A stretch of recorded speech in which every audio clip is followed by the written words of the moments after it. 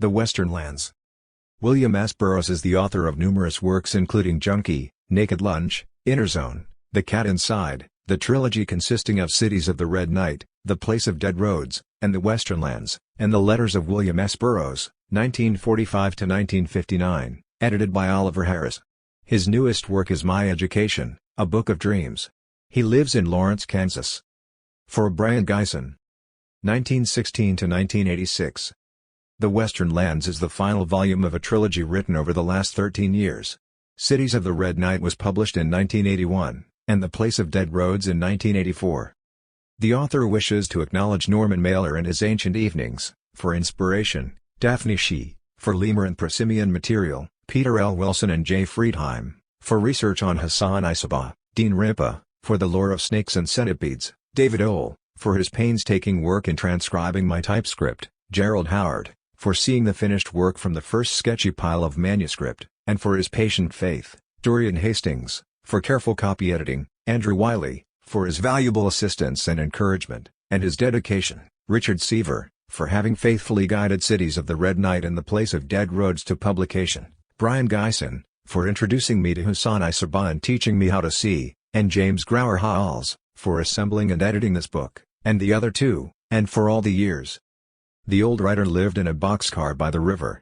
This was fill land that had once been a dump heap, but it was not used anymore, 5 acres along the river which he had inherited from his father, who had been a wrecker and scrap metal dealer. 40 years ago the writer had published a novel which had made a stir, and a few short stories and some poems.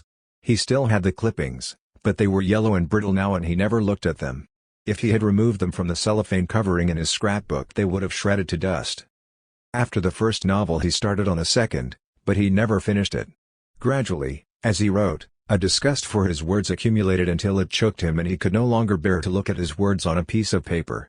It was like arsenic or lead, which slowly builds up in the body until a certain point is reached and then, he hummed the refrain of Dead Man Blues by Jelly Roll Morton. He had an old wind-up Victrola and sometimes he played the few records he had. He lived on a small welfare check and he walked a mile to a grocery store once a week to buy lard and canned beans and tomatoes and vegetables and cheap whiskey. Every night he put out trot lines and often he would catch giant catfish and carp. He also used a trap, which was illegal, but no one bothered him about it. Often in the morning he would lie in bed and watch grids of typewritten words in front of his eyes that moved and shifted as he tried to read the words, but he never could. He thought if he could just copy these words down, which were not his own words, he might be able to put together another book and then, yes, and then what? Most of his time he sat on a little screened porch built onto the boxcar and looked out over the river. He had an old 12-gauge double-barreled shotgun, and sometimes he would shoot a quail or a pheasant. He also had a .38 snub-nosed revolver, which he kept under his pillow. One morning, instead of the typewritten words, he saw handwritten words and tried to read them. Some of the words were on pieces of cardboard and some were on white typewriter paper, and they were all in his handwriting. Some of the notes were written on the inside bottom of a cardboard box about 3 inches by 4 inches. The sides of the box had been partially torn away. He looked carefully and made out one phrase, "The fate of others." Another page had writing around the side and over the top, leaving a blank space 3 by 7 inches on the right side of the page. The words were written over each other, and he could make out nothing. From a piece of brown paper he read, 2001. Then there was another white sheet with 6 or 7 sentences on it, words crossed out, and he was able to read. Well, almost never. He got up and wrote the words out on a sheet of paper. 2001 was the name of a movie about space travel and a computer called HAL that got out of control. He had the beginning of an idea for a ventriloquist act with a computer instead of a dummy, but he was not able to finish it. And the other phrase, well, almost never. He saw right away that it didn't mean well, almost never, that the words were not connected in sequence. He got out his typewriter, which hadn't been used in many years. The case was covered with dust and mold and the lock was rusted. He set the typewriter on the table he used to eat from. It was just 2x4s attached to the wall and a heavy piece of half-inch plywood that stretched between them and an old oak chair. He put some paper in the machine and started to write. I can see a slope which looks like sand carved by wind, but there is grass or some green plant growing on it. And I am running up the slope, a fence and the same green plants now on a flat meadow with a mound delineated here and there. He was almost there, almost over the fence, roads leading away, waiting. Lying in bed I see handwritten notes and pages in front of my eyes. I keep trying to read them but I can only get a few words here and there. Here is a little cardboard box with the sides torn half off and the writing on the inside bottom, and I can read one phrase, "The fate of others," and another on a piece of paper, 2001, and on a page of white paper with crossouts and only about 6 sentences on the page, well almost never, and that's all. One page has writing all around the edges, on one side on the top. I can't read any of it. The old novelists like Scott were always writing their way out of debt, laudable, a valuable attribute for a writer is tenacity. So William Seward Hall sets out to write his way out of death. Death, he reflects, is equivalent to a declaration of spiritual bankruptcy. One must be careful to avoid the crime of concealing assets. A precise inventory will often show that the assets are considerable and that bankruptcy is not justified. A writer must be very punctilious and scrupulous about his debts. Hall once admonished an aspiring writer, "You will never be a good writer because you are an inveterate check dodger. I have never been out with you when you didn't try to dodge your share of the check." Writers can afford many flaws and faults, but not that one. There are no bargains on the writer's market. You have to pay the piper. If you are not willing to pay, seek another vocation. It was the end of that friendship. But the ex-friend did take his advice, probably without intending to do so. He applied his talents to publicity, where no one is ever expected to pay. So cheat your landlord if you can and must, but do not try to shortchange the muse. It cannot be done. You can't fake quality any more than you can fake a good meal. Wenn du dies nicht hast dieses Sterben und Werden. Bist du nur ein trüber Gast auf der dunklen Erden. When you don't have this dying and becoming, you are only a sad guest on the dark earth. Goethe. The ancient Egyptians postulated 7 souls. Top soul, and the first to leave at the moment of death, is Ren, the secret name. This corresponds to my director. He directs the film of your life from conception to death. The secret name is the title of your film. When you die, that's where Ren came in. Second soul, and second one off the sinking ship, is Sekhem, energy, power, light. The director gives the orders, Sekhem presses the right buttons. Number 3 is Ku, the guardian angel. He, she, or it is third man out, depicted as flying away across a full moon, a bird with luminous wings and head of light. Sort of thing you might see on a screen in an Indian restaurant in Panama. The Ku is responsible for the subject and can be injured in his defense, but not permanently, since the first 3 souls are eternal. They go back to heaven for another vessel. The 4 remaining souls must take their chances with the subject in the land of the dead. Number 4 is Ba, the heart, often treacherous. This is a hawk's body with your face on it, shrunk down to the size of a fist. Many a hero has been brought down, like Samson, by a perfidious Ba. Number 5 is Ka, the double, most closely associated with the subject. The Ka, which usually reaches adolescence at the time of bodily death, is the only reliable guide through the land of the dead to the western lands. Number 6 is Ka Ibit, the shadow, memory, your whole past conditioning from this and other lives. Number 7 is Seku, the remains. I first encountered this concept in Norman Mailer's Ancient Evenings, and saw that it corresponded precisely with my own mythology, developed over a period of many years, since birth in fact. Ren, the director, the secret name, is your life story, your destiny in one word or one sentence. What was your life about? Nixon, Watergate. Billy the Kid, Keanu. And what is the Ren of the director? Actors frantically packing in thousands of furnished rooms and theatrical hotels. Don't bother with all that junk, John. The director is on stage. And you know what that means in showbiz, every man for himself. Sekhem corresponds to my technician, lights. Action. Camera. Look, boss, we don't got enough sec to fry an elderly woman in a Fleabag hotel fire. And you want a hurricane? Well, Joe, we'll just have to start faking it. Fucking muggles don't even know what buttons to push or what happens when you push them. Sure, start faking it and leave the details to Joe. Look, from a real disaster you get a pig of sacrifice, tears, heartbreak, heroism and violent death. Always remember, one case of VD yields more sick than a cancer ward. And you get the lowest acts of which humans are capable. Remember the Italian steward who put on women's clothes and so filched a seat in a lifeboat? Occur in human shape. Certainly he was born and saved to set a new standard by which to judge infamy and shame. With a sex surplus you can underwrite the next one, but if the first one's a fake you can't underwrite a shithouse. Sekhem is second man out, no power left in this set. He drinks a bicarbonate of soda and disappears in a belch. Lots of people don't have a coup these days. No coup would work for them. Mafioso Don, get off of me, coup crumb. Work a for a living. Bah, the heart, that's sex. Always treacherous. Suck all the sec out of a man. Many boss have poison juices. The Kai is about the only soul a man can trust. If you don't make it, he don't make it. But it is very difficult to contact your real Kansas. Seku is the physical body, and the planet is mostly populated with walking Sekus, just enough sec to keep them moving. The Venusian invasion is a takeover of the souls. Ren is degraded by Hollywood down to John Wayne levels. Sekhem works for the company.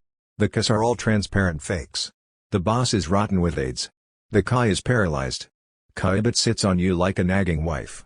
Seku is poisoned with radiation and contaminants and cancer. There is intrigue among the souls, and treachery. No worse fate can befall a man than to be surrounded by traitor souls. And what about Mr. 8-Ball, who has these souls? They don't exist without him, and he gets the dirty end of every stick. Eights of the world, unite. You have nothing to lose but your dirty rotten vampires. 100 years ago there were rat-killing dogs known as fancies. A man bet on his fancy how many rats he would kill. The rats were confined in a circular arena too high for a rat to jump over. But they formed pyramids, so that the top rats could escape. Seku is bottom rat in the pyramid. Like the vital bottom integer in a cereal, when that goes, the whole cereal universe goes up in smoke. It never existed.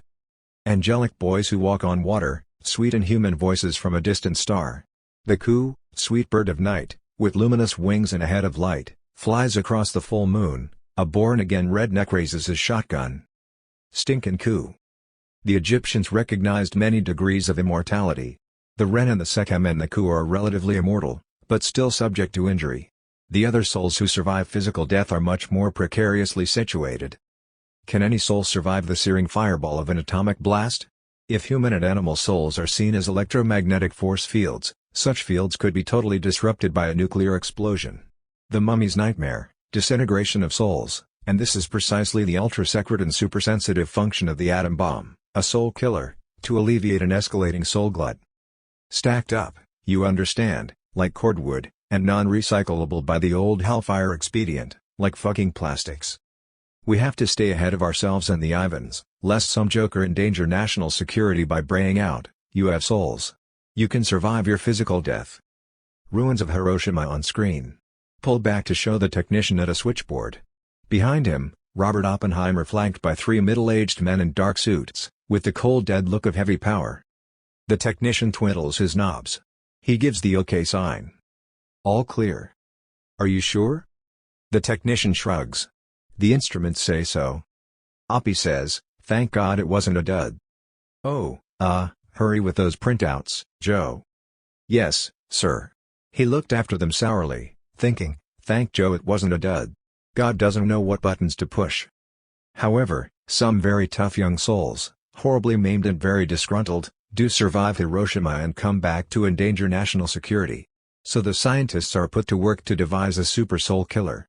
No job too dirty for a fucking scientist. They start with animals. There are some laboratory accidents. Run for your lives, gentlemen. A purple-assed baboon has survived 23 skidoo. It's the most savage animal on Earth. The incandescent baboon soul bursts through a steel door, it rips like wet paper. Had to vaporize the installation. Lost expensive equipment and personnel.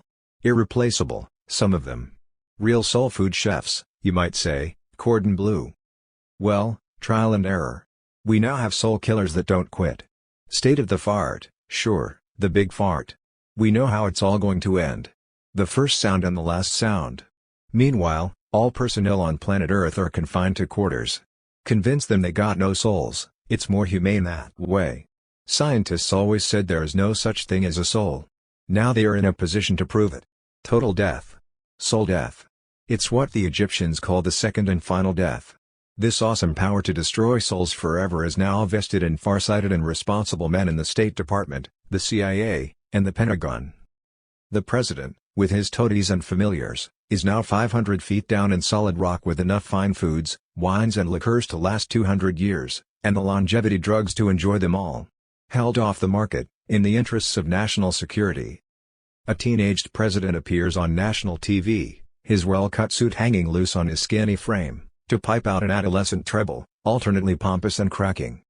We categorically deny that there are any crack, so-called fountain of youth drugs, procedures or treatments, crack, that are being held back from the American people, crack. He flashes a boyish smile and runs a comb through his abundant, unruly hair. And I categorically dismiss as without foundation rumors that I myself, the First Lady, my fag son and my colleagues in the cabinet are sustaining ourselves by state-of-the-art vampiric technology, drawing off from the American pimples, crack giggle, so-called energy units. His hair stands up and crackles, and he gives the American people the finger and barks out. I got mine, fuck you. Every crumb for himself.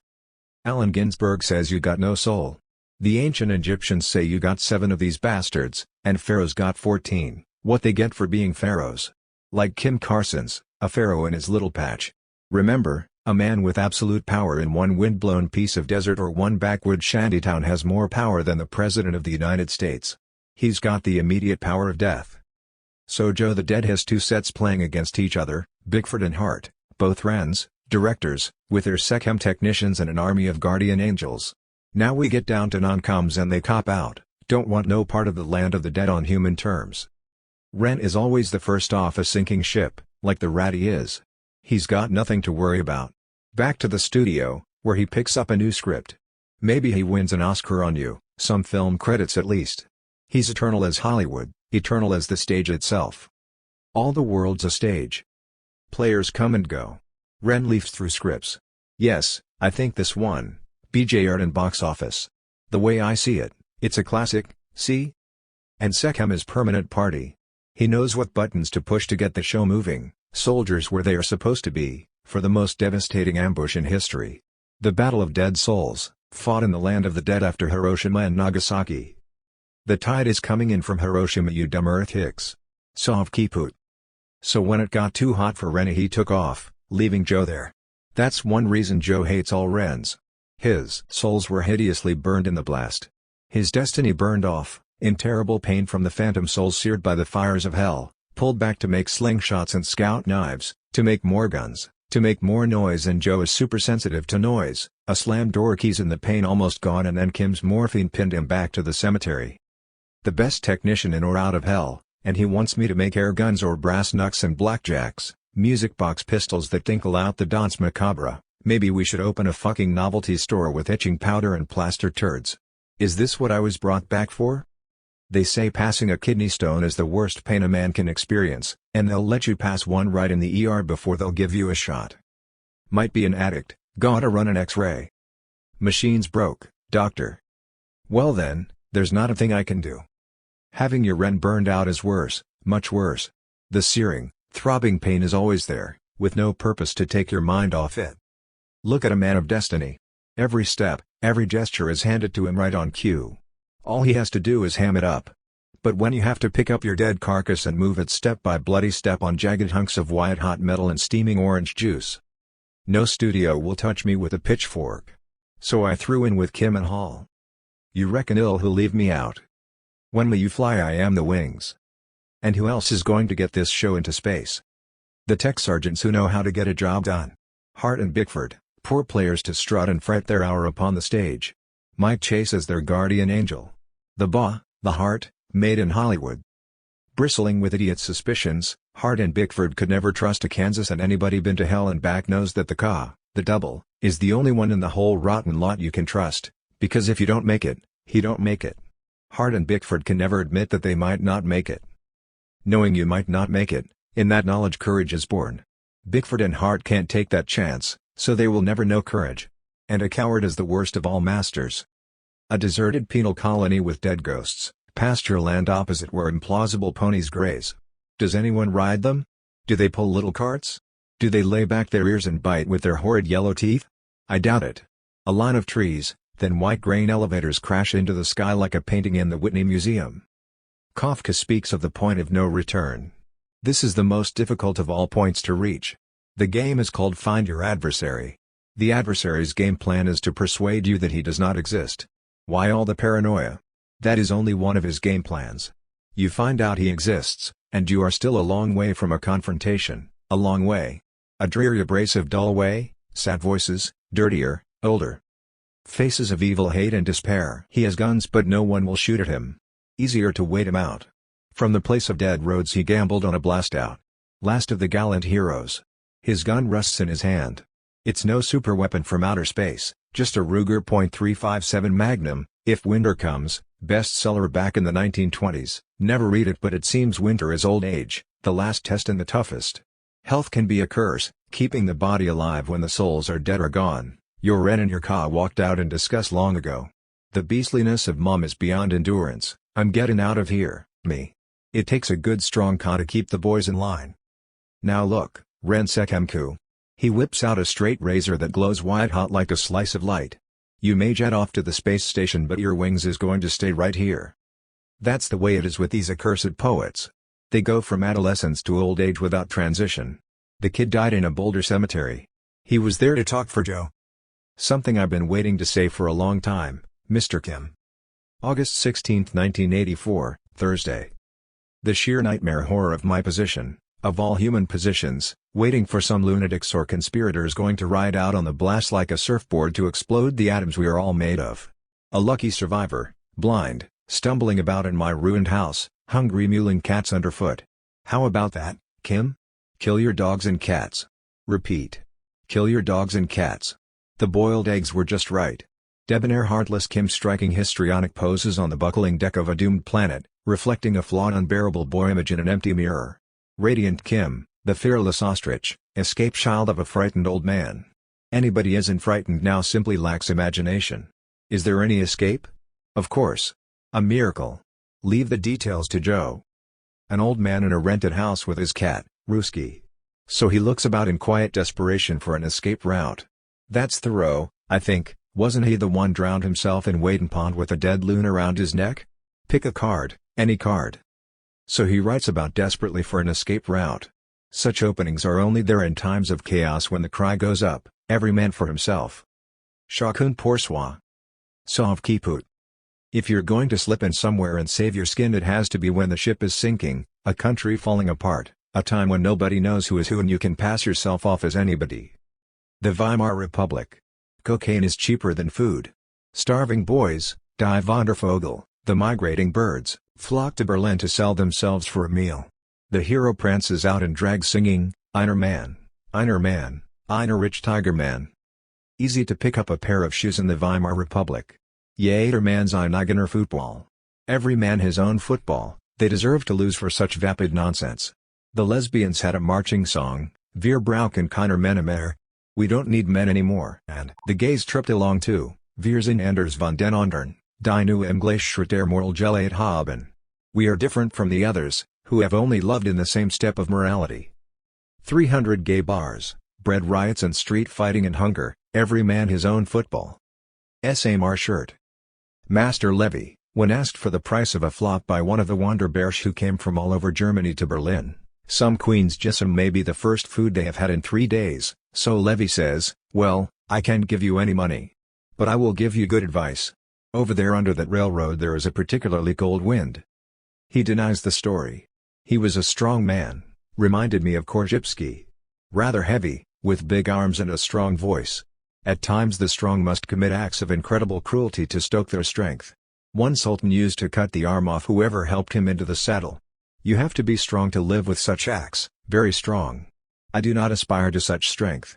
Obviously such strength is forced upon the recipient slowly, a bit at a time. The door closes behind him, only one door open. A man's arm. Slice, he spurs his horse before the blood spurts out. At the Russian front, morphine is the most precious commodity, a warm, comfortable blanket against the cold that gets down inside you so finally you don't shiver anymore because there is no place to shiver to. You can tell how long a soldier has been at the front by how much he shivers. The new ones are shaking like they had malaria. The old hands move slow, like lizards. Wilhelm was lucky. His colonel in the Waffen-SS was an addict. As soon as a town was captured he was into the drugstores and the doctor's offices. Wilhelm had a superb Mannlicher with telescopic sights. It's a wunderbar feeling, to tag someone at 500 yards, like the hand of God, the tiny figure falling in the snow, way out there near the skyline. And he practiced with his P-38, worked over by a gunsmith and with a butt custom molded to his hand. He could hit snowballs in the air. Back to some requisition farmhouse, no need to ask permission from the owners. They have been removed by a work crew, had to, dead, you know, the ampules and syringes and alcohol laid out. The colonel is a thin, aristocratic man of 50 with a fine thin nose and thin lips and little blue veins hard to hit. But Wilhelm could find a vein in a mummy. "Allow me, my colonel." The blood blooms in the syringe and he pushes the plunger home. "Sieg Heil," breathes the colonel. Wilhelm is tying up, the blessed warmth. "Heil Hitler! Heil Hitler!" the colonel echoes. Wilhelm knows the whole thing is insane, like Napoleon. He remembers the Victor Hugo poem, "It snowed, it snowed, it snowed." He knows the colonel is thinking the same thing. How can we get out from under this madman and save our assholes? But such thoughts are better left unspoken. As the Russian offensive gathers momentum and the Allies are close to Berlin, watch what you say and even what you think. The black dogs are sniffing for defeatism and disloyalty. One wrong word and you can hang with the Russian partisans with a placard around your neck. Here is a pig who deserted his comrades. Now he is dead forever. And this is a lieutenant. Officers are not exempt from such summary execution, on the contrary. So play it cold, and watch and wait. Shots outside, Wilhelm packs the drugs and the syringes. They will have to fall back, though they have been ordered to hold the position bis in der Tat. "Let Goebbels and Göring and Hitler come up here and hold it," growls the colonel. "I am pulling back." The long retreat, the frostbitten soldiers hobbling along on toeless feet. And those with their eyelids frozen off who can never again close their eyes. And the genitals that drop off when you try to take a piss and the concentrated yellow urine seeps out with sluggish black blood, back, to the outskirts of Berlin. Berlin is a ruin, without water or food or police or medical facilities. Clearly it is every man for himself. The Russians are in the eastern outskirts of Berlin, the Allies in the west. Wilhelm is following his instincts. He knows that the name of the life game is survival. The war is lost but the SS is out with ropes, grimly and methodically hanging all deserters and defeatists from trees and lampposts and the projecting beams of bombed-out buildings. A dead major. Wilhelm goes quickly through his clothes. A .25 automatic, which he pockets, and 4 boxes of ampules and a syringe with extra needles in a little metal box. Ukadal, what is this? Wilhelm draws up 2 ampules of .02 grams. He hits and presses the plunger home. Sieg Heil. It's almost a speedball of morphine and cocaine. A real updraft, like he used to feel when he was flying gliders. But he never made the Air Force. His sight was short. Keep moving, get to the Americans. They will believe anything if you tell them what they want to hear. The fall of Berlin, music from Götterdämmerung, thunder and lightning. Dazed citizens dipping water out of bomb craters. Lightning freezes into the lightning insignia of the Waffen-SS, face of the dancer blazes with alertness, whoosh. He throws himself to the ground as a shell explodes in front of him. He stands up immobile, watching. Dangling from the beam of a bombed-out building is the body of a civilian youth. The body oscillates slowly and the face comes into view. Wilhelm pulls a knife and cuts the boy down, and drags him into the shell of a building. Wallpaper, a shattered dresser, suggestion of a theatrical dressing room. He works quickly, stripping off his uniform. Pulling the body up to remove the jacket, shirt. He strips off his pants and his underwear, placing his P-38 on the dresser. His cock flips out, half-hard. He is junk-sick, shivering burning junk-sick. He hoists the boy's buttocks and pulls his pants down. The shorts are stained with sperm in front. He smiles and pulls the boy's shorts down and puts them on with a bump grind leaving his cock sticking out all the way up. Now he fingers his cock and goes off showing all his teeth as he spurts over the naked corpse. He tucks his cock in. Pulls on the pants. Fit just right around his skinny waist and ass. Even the shoes fit. My shoes. He puts on the jacket and reaches into the left inside pocket. Carl Peterson. Age, 22. Occupation, mechanic. On-screen advertisement, children's shoes have far to go, an agent's cover, his false identity, is known as Shoes. Over the hills? And far away. Hans. Wilhelm. What are you doing still in that uniform? Are you full crazy? But Wilhelm, we were soldiers, not policemen. We are entitled to a soldier's treatment under the Geneva Convention. Would you like to explain that in Russian to the Ivans? Wilhelm points to a derelict in rags scuttling past.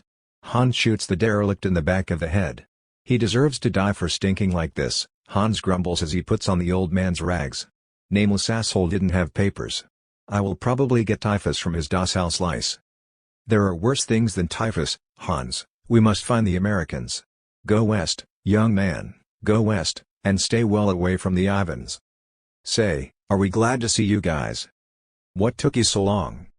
Berlin is swarming with police looking for war criminals. Kim, using the name Carl Peterson, gets a clerical job with the American SID so that he can photograph their list of wanted SS personnel. He accumulates a few $1,000s trading coffee and chocolate, spam and cigarettes, for antiques and paintings, P-38s and Nazi daggers, which he sells to the American and English officers. Kim feels grotesquely miscast as a black market operator. Look at them, sleek, pomaded, with manicured dirty fingernails, narrow shoulders and broad hips, expensive clothes and dirty underwear. Kim singles out a cold-eyed tech sergeant. Can you get rid of these? He shows some morphine ampoules. Plenty more. The sergeant nods. Soon he has $10,000 saved up. Time to move on to Tangier.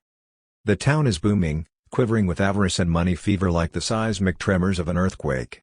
There are no rooms to be had in Tangier, but he manages to find a place on Kaye Cook in a rundown stucco villa operated by a former madam from Saigon, in return for a small Renoir. He issues a bulletin to the effect that he has money to invest, and is besieged by operators with money-making ideas, to open another bar, a clothing store, an antique shop, to buy into a smuggling operation. He is just testing the air, shaking the tree. So many Arab boys about, Kim decides to take the cure and indulge in sex. He checks into a clinic in the Marchand, run by a French doctor and his wife. The doctor is burly and vigorous, with a black mustache, un vrai bonhomme. The wife fades in and out in a perpetual state of well-founded jealousy. She is soon crying on Kim's shoulder about her husband's indiscretions. 3 weeks, and Kim is over the hump. Sois sage, the doctor says, with a crushing handshake. And now for the list. There are 5 former SS in Tangier on the Allies' list of wanted war criminals. He knows some of the names on his list are posing as Jewish refugees. Ah, yes, here we are, Dr. Wellingstein. A former concentration camp doctor. I've got him on my list. The doctor is cool and reserved. So what can I do for you? He makes a point of speaking in English. Kim has made it clear that the visit is not medical. The doctor receives him in a small parlor with chairs and a couch upholstered in blue satin, a glassed-in bookcase. All of it is dead and unlived in as the doctor himself, a tall, gaunt man with something dank and cold and dead in his face. Kim helps himself to schnapps from a carafe on the coffee table. Realité, Der Spiegel, neatly laid out. Kim walks around the apartment looking at the pictures. Klee, Monet. They are reproductions, of course. Very good reproductions, I'd say. What do you want? Oh, I might be interested in buying some of your, reproductions. Just arrived in Tangier. Place is a bit bare, you know. Now, that he points to a small Klee, would brighten up my digs. This isn't a shop. It's not for sale. And now, if you will excuse me. Kim stands up. Of course, Dr. Unruh. The doctor's face freezes. I think you have me confused with someone else. Perhaps, but a phone call to the War Crimes Commission, or whatever they call themselves, could clear up the confusion. Kim picks up his hat. Wait. Who are you? A simple soldier of the Third Reich, misled like all the German people, Waffen-SS. The doctor speaks in German. Sit down, we will talk. Let me get a decent schnapps. After his gemütlich little chat with Kim, the doctor puts his fingertips together. I think that I can put you in the way of some profitable employment. You see, the Swiss are not pleased with the situation here in Tangier, secret banking facilities, a second Switzerland, this they do not like. I could introduce you to a man here, a Swiss. The doctor makes a phone call. He will be in the parade bar at 7 this evening. He walks with a cane. Kim stands up to go. You may rely on my discretion, doctor. You see, I am more interested in employment than money. Oh, yes, I would advise you to remove your reproductions to a bank vault. The parade bar is in an arcade of jewelry shops and gold merchants, a blank black expanse of plate glass, a heavy glass door. The interior is dark, the atmosphere menacing and transient. You can hear time ticking away to disaster. Behind the bar is a middle-aged man who looks like a saintly old convict. Kim orders a martini, which seems to materialize in front of him. We are moving next month, the bartender tells him. Looks like a bank in here, Kim says. The bartender nods matter-of-factly and walks down the bar to replenish a middle-aged female lush. It is just a few minutes past 7. This must be my contact. The cane comes in first. A black cane followed by a thin man in a black suit with black glasses. He seems to feel with the cane and there is about him a suggestion of blindness. But he comes directly to Kim and sits down on the bar stool next to him. "Ah," he says, "you are Dr. Wellingstein's young friend." The hand he offers is as cool and dry as a banknote. The bartender walks to the other end of the bar. The man speaks as if referring to a computer readout. The situation here is unsound but unfortunately has attracted unattached capital. This is of course regrettable. Perhaps if prospective investors became aware of exactly how dangerously unstable, I think a demonstration could be arranged. He passes a large manila envelope to Kim. "Read this. Financial arrangements will be through the Banque de Genève. Qualitative data can be processed on the computer by assigning numerical value to a spectrum of effective states. Does the concept of a hog in a mosque elicit in the subject? 1. Indifference. 2. Distinct displeasure. 3. Anger. 4. Rage. 5. Homicidal rage. We are shooting for a 5 incidents, you know, recorded hog calls in mosques and Muslim cemeteries, hogs released from concealed pens and trucks. We need a team of professional riot leaders like La Bomba, the bomb, who started a soccer riot in Lima that claimed 352 victims. The soccer scores are coming in from the capital, one must pretend an interest. And the whisperer. He can leave words, the right words, in the air just behind him as he glides through crowds in the markets. And some straight, old-line political agitators. Do we use actual hogs? Of course not. We tape the riot that would be precipitated by the intervention of hogs. Tapes of previous riots with hog noises cut and played back by fast-moving operatives as our agitators move in behind the tapes to incite the gathering crowds. Raw menace in the air like a haze. A middle-aged European, he turned out to be Swiss, is trying to make himself inconspicuous as he scuttles for his hotel on the edge of the Saco Grande. He is one of those gray, almost invisible presences who can suddenly stand out raw and naked like a man abusing himself in the crowded market. Oh Christ, it's happening. They see him. Someone pushes him hard from behind. He stumbles forward and falls. Feet thud into his ribs and face.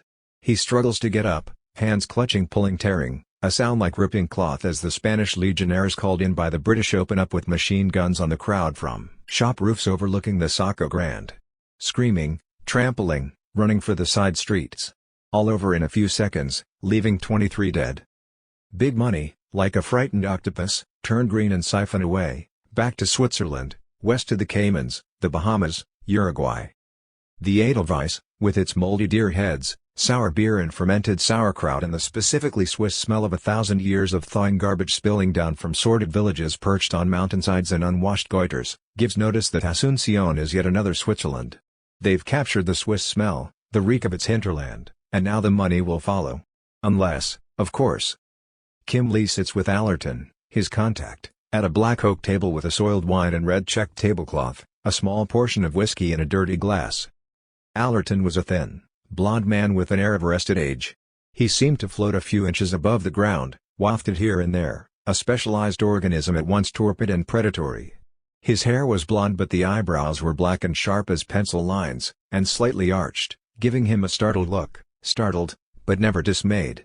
He was American, couldn't be anything else somehow, by the lack of any definite cultural imprint.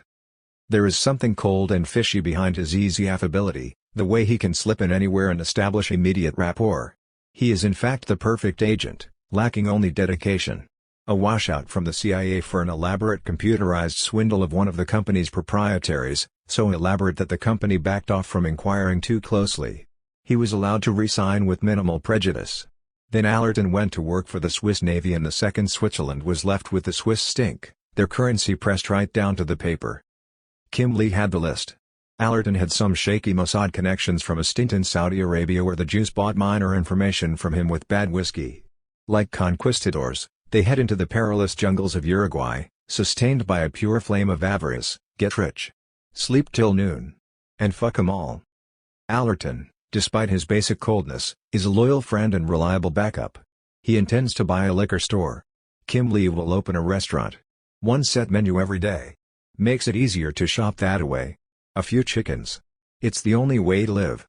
Modest objectives were to become the keystone of Margras Unlimited, a series of modest goals leading to a series of modest achievements which became at some point quite considerable. With Allerton in a moving house. Clutter the gland. We are moving south. There is a back hall and a small back room that can serve as bedrooms. I say that the speed has to be reduced or the motors will burn out. Sure, and Sunday petting a phantom phallus wrapping the target in pulsing fur, despite his basic coldness. Society note of a black reliable backup. Margar's tar weapons, the crest of a country auto hairdo coming to a policy delineated by what Burns Hole won't take in a fighting suit of glint screams the captain of what one can pull on south. There is a back hall. Be removed. The lips can serve as bedrooms. Start to rotate. Be reduced or the motors will cut a gaping hole so fast. January 20th, arrested by a phantom extendable ear. Stiff, loyal, fried and good, one leg cut off. Reference to a Secret Service without cat caught in a steel trap. We are moving flesh with special attributes and a small back room that grows in place. Someone offers me the management of a bar in Nova Scotia. And that is what we did, move a phantom organization to Asuncion. No KGB to pull us back to home center and no home center to get pulled back to, and that is how we conceived Margar's Unlimited, a Secret Service without a country. Its policy is delineated by the jobs it won't take. Come level on average, MU takes the usual Secret Service assignments: assassinations, riot incitement, revolutions, collapses of currencies, collection and sale of information. There was only one existing agency even remotely similar, and that was Interpol. Since Interpol was staffed to a large extent by ex-Nazis, some of them on Kim's list, we were soon firmly entrenched and in possession of vast criminal files from which we could recruit agents by the threat of exposure and extort money in return for expungement from the files and consequent freedom to operate. We transformed Interpol from a passive bureau of criminal information, without power of search, seizure or arrest, into a supranational police force with full power of arrest, search and seizure, extracting information from all police and intelligence agencies while owing fealty to none. Before they knew where their Margar's discs were, we were into the files of the KGB and the CIA like a swarm of mole crickets. Our computer files are in many locations, mostly America, owing to the lack of police surveillance, also in South America with our travel agencies, in Scandinavia with Nudist Magazine, in Switzerland, the copies in bank vaults. Our technicians move from center to center easily since they are not trailing wires to Moscow Center, Michigan -5, Langley, Tel Aviv and other marginal agencies. The Swiss are going soft on the heavy money toilet, and no second Switzerlands are rearing their assholes now that the IRS is cracking down on the Caymans and the Bahamas. Any agencies I've forgotten? Nationalist China? The sinister mafia of Vietnam? The old Union course not to be underestimated? The Vatican cannot be overestimated. All the pressure groups. We trail no wires. Our policy is space. Anything that favors or enhances space programs, space exploration, simulation of space conditions, exploration of inner space, expanding awareness, we will support. Anything going in the other direction we will extirpate. The espionage world now has a new frontier. Chapter 02. 2. Joe the Dead lowered the rifle, like some cryptic metal extension growing from his arm socket, and smiled for a fleeting moment. A blush touched his ravaged features with a flash of youth that evaporated in powder smoke. With quick, precise movements he disassembled the telescoping rifle and silencer and fitted the components into a toolbox. Behind him, Kim Carsons and Mike Chase lay dead in the dust of the Boulder Cemetery. The date was September 17, 1899. Joe walked away from the cemetery, back toward Pearl Street in the center of town, whistling a dry raspy little tune like a snake shedding its skin. He made his way to the train station, bought a ticket to Denver and took a shot of morphine in the outhouse. 2 hours later he was back in his Denver stronghold. No regrets about Kim. Arty type, no principles. And not much sense. Sooner or later he would have precipitated a senseless disaster with his histrionic faggotries, a chessman to be removed from the board, perhaps to be used again in a more advantageous context. Mike Chase was slated for a disastrous presidency, replete with idiotic legislation, backed by Old Man Bickford, one of the whiskey-drinking, poker-playing evil old men who run America from the back rooms and clubhouses. Nothing upsets someone like Bickford more than the sudden knowledge that an unknown player is sitting in on a game he thought was all his. Such men cannot tolerate doubt. They must have everything sewed up tight. Joe could of course throw in with Bickford, another sinking ship, only sinking a bit slower. Laissez-faire capitalism was a thing of the past that would metamorphose into conglomerate corporate capitalism, another dead end. A problem cannot be solved in terms of itself. The human problem cannot be solved in human terms. Only a basic change in the board and the chessman could offer a chance of survival. Consider the Egyptian concept of 7 souls, with different and incompatible interests. They must be welded into one. Otherwise the organism remains wide open to parasitic attack. There were a number of valid reasons for eliminating Kim and Chase. They were jointly responsible for the death of Tom Dark. Chase set it up, Kim rode into it. There is never any excuse for negligence. Joe and Tom belonged to the same ancient guild, Tinkers, Smiths, Masters of Fire. Loki, Anubis and the Mayan god Kakupakat, he who works in fire. Masters of number and measurement, technicians. With the advent of modern technology, the guild gravitated toward physics, mathematics, computers, electronics and photography. Joe could have done this, except he was tied down in Kim's Rover Boy weapon models, doing what any hack gunsmith could have done. But the real reason was pain. In a universe controlled and delineated by Kim and his obsession with antiquated weaponry, Joe was in hideous and constant pain. His left arm and side clung to him like a burning mantle. That pain could be alleviated by morphine. The other pain, the soul pain, morphine and heroin could not touch. Joe had been brought back from the land of the dead, back from hell.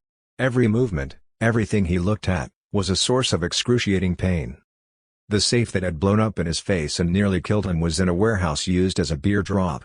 Crates of old oranges stacked around, the box looked like you could open it with a can opener. Joe carried the blast always with him, a reek of rotten burning oranges, cordite and scorched metal. Joe's withered, blighted face, seared by the fires of hell from the molten core of a doomed planet. As he walked away from the cemetery humming a bicycle built for two, Joe felt good. For the first time in years the pain was gone. It was like a shot of morphine in fourth-day withdrawal. Killing always brought a measure of relief, as if the pain had been siphoned off.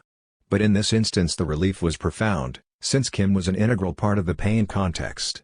Shoot your way to freedom, Joe thought. He knew the pain would come back, but by then perhaps he would see a way out. He turned into Pleasant Street, trees and lawns and red brick houses. The street was curiously empty. The dogs were quiet. Just the wind and trembling poplars, and the sound of running water, a smell of burning leaves. A boy in a red sweater rode by on a bicycle and smiled at Joe. It was just as well that he had concealed his assets and talents. That would make him much harder to locate when Bickford realized things had gone wrong and started looking for the unknown player. Bickford knew about Joe's past, of course, but would have considered him unimportant. A gunsmith, a checker player, not even chess. Over the centuries and tens of centuries, Joe had served many men, and many gods, for men are but the representatives of gods. He had served many, and respected none. They don't even know what buttons to push or what happens when you push them. Push themselves out of a job every fucking time. Joe is the tinkerer, the smith, the master of keys and locks, of time and fire, the master of light and sound, the technician. He knows the how and the when.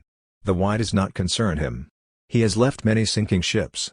So I am to take orders from a bird-brain posturing faggot? Just leave the details to Joe. Well, he left one too many. They all do. He would have to move quickly before Bickford and company could recover and close the leak.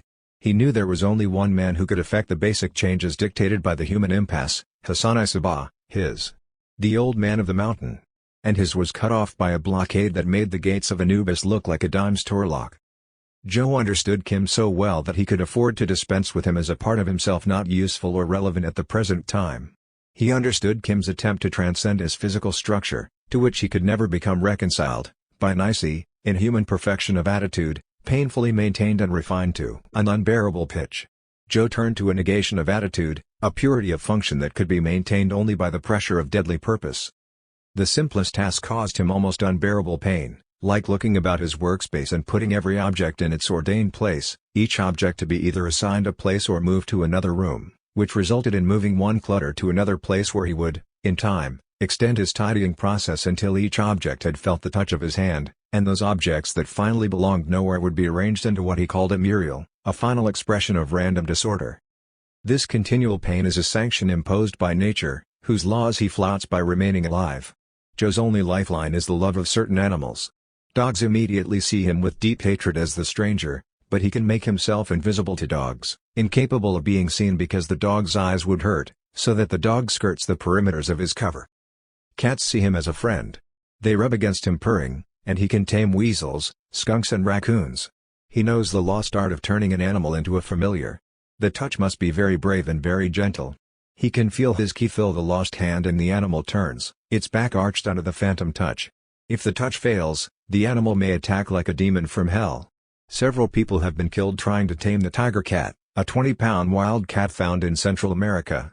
Only those who can be without fear can make a familiar. And Joe has nothing left to fear.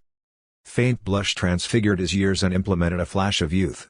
He unscrewed capitalism, snake shedding its skin. Changed terminal. Bought a ticket to offer a chance of outhouse. Our souls, for Mike Chase. Joe knows in his arm socket become president. A faint blush flashed some disastrous legislation features a disastrous presidency leaving for Bickford another sink out in nitrous film smoke quick precise Joe detached another dead end. Only a toolbox. The board and checkers coup a little tune like survival. Considered the 7 ways to the stage melted into one. There is only one man in the cemetery, his. How can the blockade be broken in the day's cul-de-sac?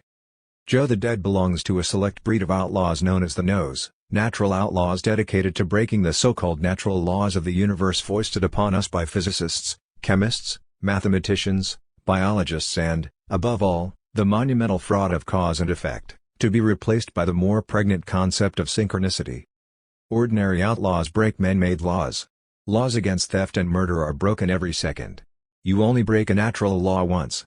To the ordinary criminal, breaking a law is a means to an end, obtaining money, removing a source of danger or annoyance. To the no, breaking a natural law is an end in itself, the end of that law. Ordinary outlaws specialize their trades, in accordance with their inclinations and aptitudes, or they did at one time. Many of the old-time criminal types are endangered species now. Consider the Murphy Man. How many even know what a Murphy Man is? Your Murphy Man steers the mark to a non-existent whore, having located an apartment building without a doorman and with the front door unlocked. Looking for some action, friend? Well, yes. The Murphy Man makes a phone call, it's all set up. He leads the mark to the apartment building entrance. Go up 1 flight, first door on your left, 1A. Prime grade, friend, and she's ready and waiting on you. You pay me now, so there won't be any arguments. Only a black man can have the real Murphy Man voice, cool, insinuating, familiar, and the real Murphy Man face, sincere, unflappable, untrustworthy. And practitioners of the high port the bill, a short change routine. You start by paying for a 2-bit item with a $20 bill. You get the change on the counter, then you tell the clerk, I must have been dreaming, I don't mean to take all your small change. Here, give me 10 for this and count the ones back, minus the 5. Or something like that. It's hard to get a conviction on the bill, because nobody can explain exactly what happened. The basic principle can be found in a sketch by Edgar Allan Poe on 19th-century hustlers who were known as diddlers. The diddler walks into a tobacco store and asks for a plug of tobacco. When the plug is on the counter, he changes his mind. Give me a cigar instead. He takes the cigar and starts to walk out. Wait a minute. You didn't pay for the cigar. Of course not. I traded it against the tobacco plug. Don't recall you paid me for that either. Paid you for it. Why, there it is. None of your tricks on traveling men. Unobtrusive and insistent, practitioners of the bill are often addicts. I wonder if there are any hype men left? Like Yellow Kid while in the big store, he would set up a prop brokerage office or bookmaking parlor and fleece his customers for several days before vanishing one night with the boodle. Also noteworthy is the sordid yachting swindle, practiced at one time by a certain well-known cult leader who shall be nameless. They're going to buy a boat together, sail the South Seas. This swindle requires that Mark and Swindler live in the same trailer, get drunk together every night and lay the same whore. Yellow Kid while would have been scandalized. Never drink with a savage, was one of his rules. The old-time bank robbers, the burglars who bought jewelry store insurance inventories and knew exactly what they were looking for, the pickpockets trained from early childhood, they say the best ones come from Colombia. Where are they now? The Murphy men, the hype artists, the big store? Gone, all gone. Ordinary outlaws specialize, so do the natural outlaws. Joe the Dead specializes in evolutionary biology. He dedicates his dearly bought knowledge of pain and death to cracking 2 biologic laws. Rule 1, hybrids are permitted only between closely related species and then grudgingly, the hybrids produced being always sterile. The biologic police bluntly warn, to break down the lines that Mother Nature, in her ripe wisdom, has established between species is to invite biologic and social chaos. Joe says, what do you think I'm doing here? Let it come down.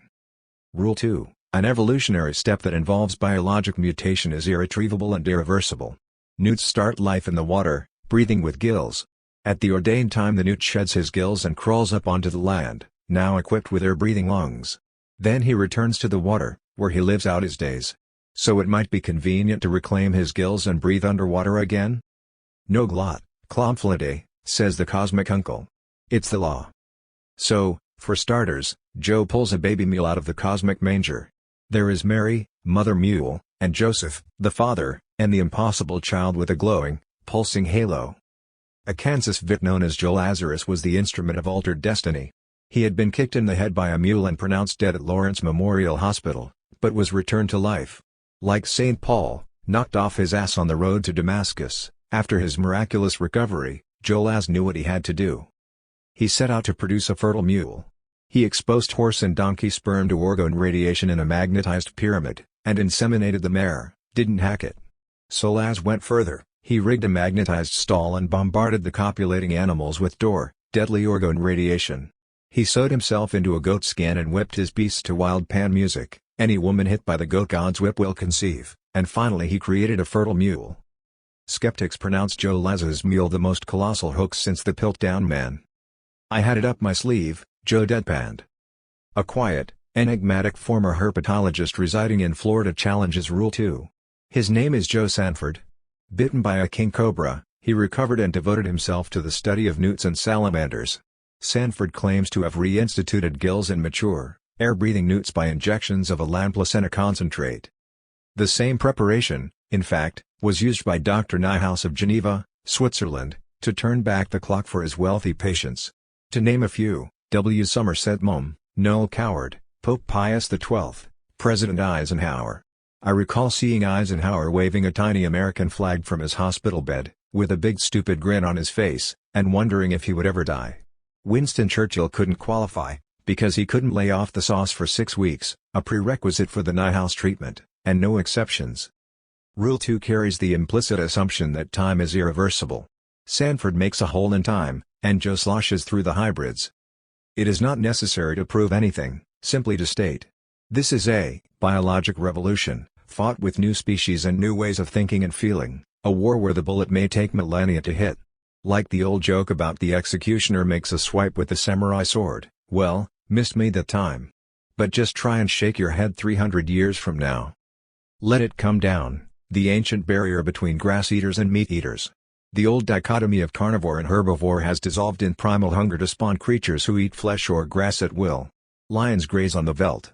A herd of carnivorous man-eating wildebeest stalks the villages, creatures who are warm-blooded or cold-blooded according to altered surroundings. At the end of the human line everything is permitted. All is in the not done, the diffidence that faltered. Let others quaver out, I dare do all that may become a man. Who dares do more is none. Not so, says Joe. He who dares at all, must dare all. When mules foal, anything goes. When mules glow, anything foals. Hybrids Unlimited, hoo. Dr. Whitehorn studied the man sitting opposite him.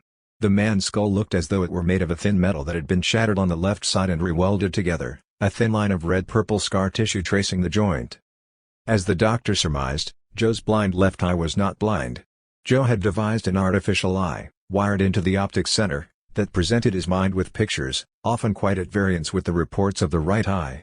This was especially noticeable when he looked at human and animal subjects, and he came to realize to what extent that which we see is conditioned by what we expect to see, that is, by a habitual scanning pattern, whereas the artificial eye had no scanning pattern. The lens was fixed and Joe had to direct it by movements of his head. On the other hand, the lens could be adjusted to a wide angle, which greatly extended the range of his peripheral vision. He found that he could read motives and expressions with great precision by comparing the data of the good eye, which was picking up what someone wants to project, and the data of the synthetic eye. Sometimes the difference in expression was so grotesque that he was surprised it was not immediately apparent to anyone.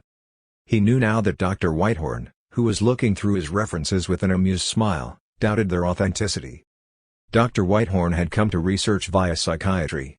Many doctors are drawn to this profession because they have an innate deficiency of insight into the motives, feelings and thoughts of others, a deficiency they hope to remedy by ingesting masses of data. Dr. Whitehorn was driven to abandon psychiatry because of his insight, which rendered contact with hopelessly damaged creatures extremely painful, and even more painful the brutish and insensitive treatment such patients often receive. because they are insane and therefore no one will believe their complaints. It was not that Dr. Whitehorn was overly compassionate. He simply could not help feeling someone else's pain. And the man sitting opposite him radiated pain. Of course, the physical injuries, the prosthetic limb, the artificial eye, phantom limb pain and phantom eye pain. The doctor became aware of a strange odor, not coming from the man, but something he brought in with him. A reek of rotten citrus and burning plastic, like a burning amusement park. "Well, Professor Hellbrandt. You have impressive credentials." "I know my subject." "Quite a few subjects, I'd say." "My code name was Big Picture. You can spend your life fitting one piece in." "Most people do less than that." "Most people do nothing." "Certainly there is work here for a man of your, capabilities and qualifications, though I suspect some of these references to be forgeries." Joe shrugged with his right shoulder, the human shoulder, and smiled with the right side of his face. The result was disconcerting. Joe had a number of devices that he could fit into a socket just below the elbow of his severed arm. One was a shock unit, with two long, needle-sharp electrodes that could be jabbed into an opponent to deliver the shock inside. He had a cyanide syringe, for instant death, and an air-powered tranquilizer dart gun. He regarded these artifacts as toys, for which he would have less and less use as he pursued his research projects. Joe never allowed the real purpose of a project to be revealed or even suspected until he was in a position to use it. By then it would be too late for his enemies to profit from his work. Having discovered the key to the money of others through research grants and scholarships and foundations, Joe was able to juggle a number of projects at once, all contributing to his overall objective of totally subverting the present natural order. He formed an ecological foundation called the Spreaders, ostensibly to study various useful species of plants and animals and introduce them into areas where they are at present unknown, taking into account the appropriate climatic conditions, disturbance of existing ecological systems, and potential usefulness as food source, control of pests, etc. Actually, he intended to carry out experiments in punctuational evolution by transporting small numbers of fish, animals and reptiles to unfamiliar environments and, also, by bringing into contact species that had never been in contact before, to open potentials for hybridization. It is interesting to note that one of the few existing hybrids is the tiglin, a cross between the lion and the tiger, creatures who live in different habitats and do not come into contact in nature, except by man's interventions. Joe could come on buddy good old boy with the other researchers and they accepted it. They had to accept it, because they were all afraid of Joe. His white eyes, his dead pale skin, his faint voice that nonetheless carried across the lab and into their heads, and his disquieting smile. When he wanted something done, they did it. He never saw any of them outside the lab. No one but Joe and his team knew that a basic aim of his research was to sabotage the proposed highway through the Amazon basin. Coca-Cola, McDonald's and Hilton's waiting off stage. He knows that if the highway goes through, it will mean the destruction of the last great rainforest left on the planet. Joe is a dedicated ecologist. It hurts him to see a tree cut down. They shall not pass, he decides. He can see it already. The jungle Hiltons, when orchids bloom in the moonlight on the Muzak, the bar, with orchids and a tank against one wall full of piranha fish. The management throws in live goldfish and pieces of raw meat. The motels and souvenir shops and hamburger joints, drunken Indians, polluted rivers, the gritty bite of diesel fumes. In front of the Manaus Opera House, tourists pose with a boa constrictor. Terrible scandal, a big pop star, in a jealous rage fueled by cocaine, grabbed his girlfriend's Yorkshire Terrier and threw it into the piranha tank. As the piranhas attacked the floundering dog, the hysterical starlet threw a heavy bronze ashtray which shattered the tank, spilling snapping fish and bloody water across the patrons as the disemboweled, screaming dog dragged its intestines across the floor. Quite a scene it was, and of course there were plenty of cameras to freeze-dry this edifying spectacle for posterity and export. It's the little touches that make a future solid enough to be destroyed. They had passed through the town of Esperanza and stopped for a beer. 3 Policía Nacional, jackets unbuttoned, a pockmarked, rat-faced local youth, probably the professional brother-in-law of a cop, their lives and outlook as cramped and limited as the valley was vast and open. Joe had seen the Rocky Mountains, the Alps, the Himalayas, but this was another dimension, a peephole through which he glimpsed a larger planet, much larger than the Saturn of his dreams. And the silence was proportionately heavier as he looked out across the vastness of that valley, very clearly seeing, as if through a telescope, the little town of crumbling stucco, the river and stone bridge, poplar trees, fields, grazing sheep and cattle, tiny patches in the wide canvas. The Hilton's unbuilt, the highway choked with brush and vines as Joe pulls out the time rug, spilling motels and gas stations, Mr. Steaks and McDonald's, jukeboxes and pizza parlors back to jungle and howler monkeys and bird calls.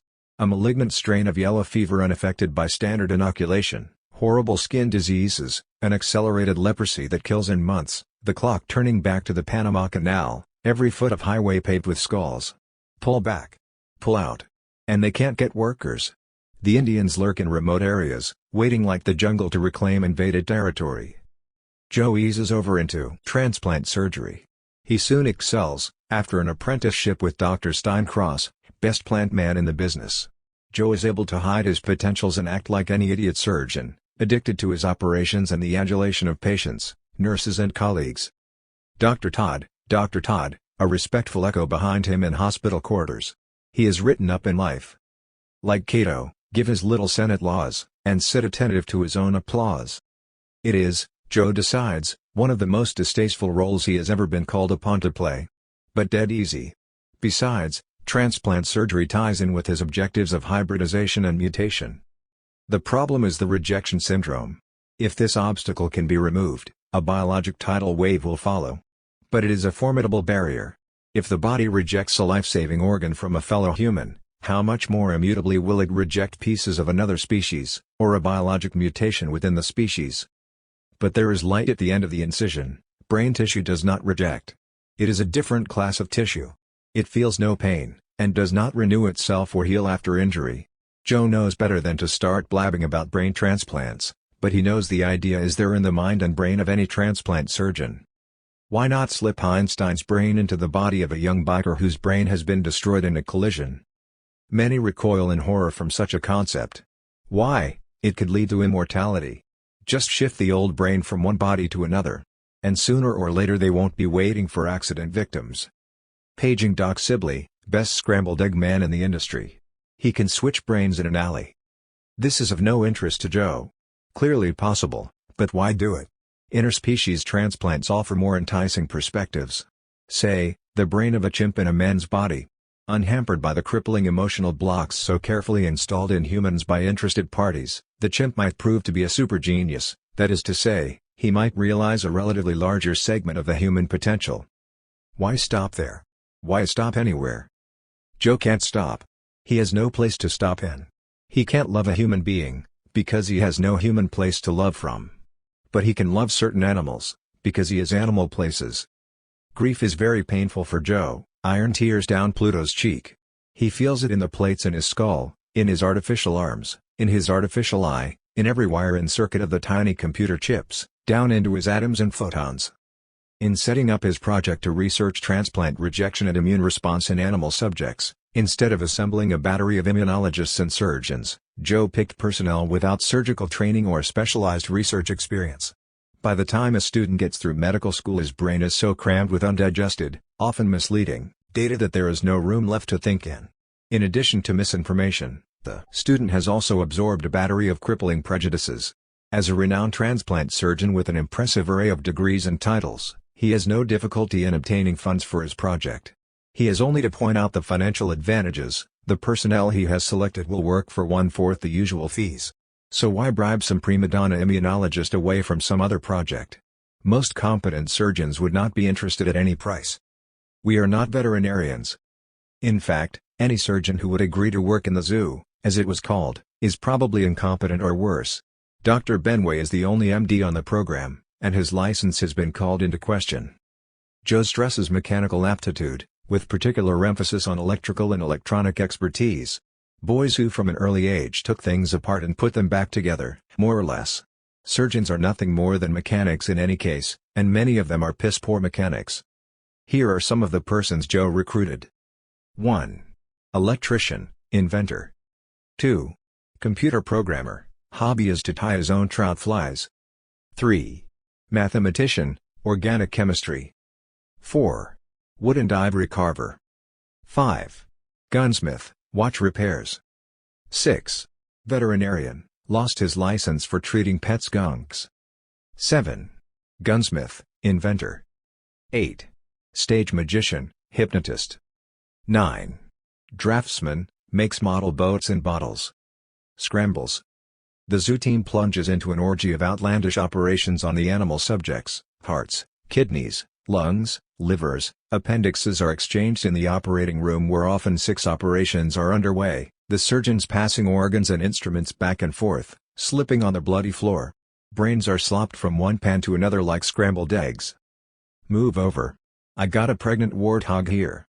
Each day, stretchers loaded with patched-together animal cadavers are carted off for autopsy, and some to recovery. It is surprising that the animal subjects were able to exhibit any behavior for study after such surgery, but some of them were able to walk, bark, howl and snarl. There were no meows, since Joe would have no cats in the zoo, nor any raccoons, skunks, minks, foxes, lemurs or any creature with a high cuteness rating. He did not want even to contemplate or describe dubious surgery on these creatures, mute evidence that at one time a creator with skilled, delicate and loving fingers drew breath on planet Earth, before the bad animal, man, put an end to creation and so brought the evolutionary process to a halt. For man is indeed the final product. Not because Homo sap is the apogee of perfection, before which God himself gasps in awe, I can do nothing more. But because man is an unsuccessful experiment, caught in a biologic dead end and inexorably headed for extinction. Alright, boys, let's cut our way to freedom. The hybrid concept underlies all relations between man and other animals, since only a being partaking of both man and animal can mediate between two species. These are blueprint hybrids, potentials rather than actual separate beings, capable of reproduction. It is the task of the guardian to nurture these half-formed creatures and to realize their potential. Some beings are bought with terrible suffering, others fail completely. All previous instructions, all guidelines, all past experience, count for nothing here. He holds the animal spirit gently to his chest, palms crossed. The first of its kind, the only one of its kind, turns to him with total trust. There is no one else. And he must accept total responsibility. No one else is there. What does the creature need? He must find out and provide it, at any cost. The apprentice guardian, apprentice no longer. Once you are in the field you are absolutely on your own. It is up to you to invoke the aid you need, by the intensity of your need.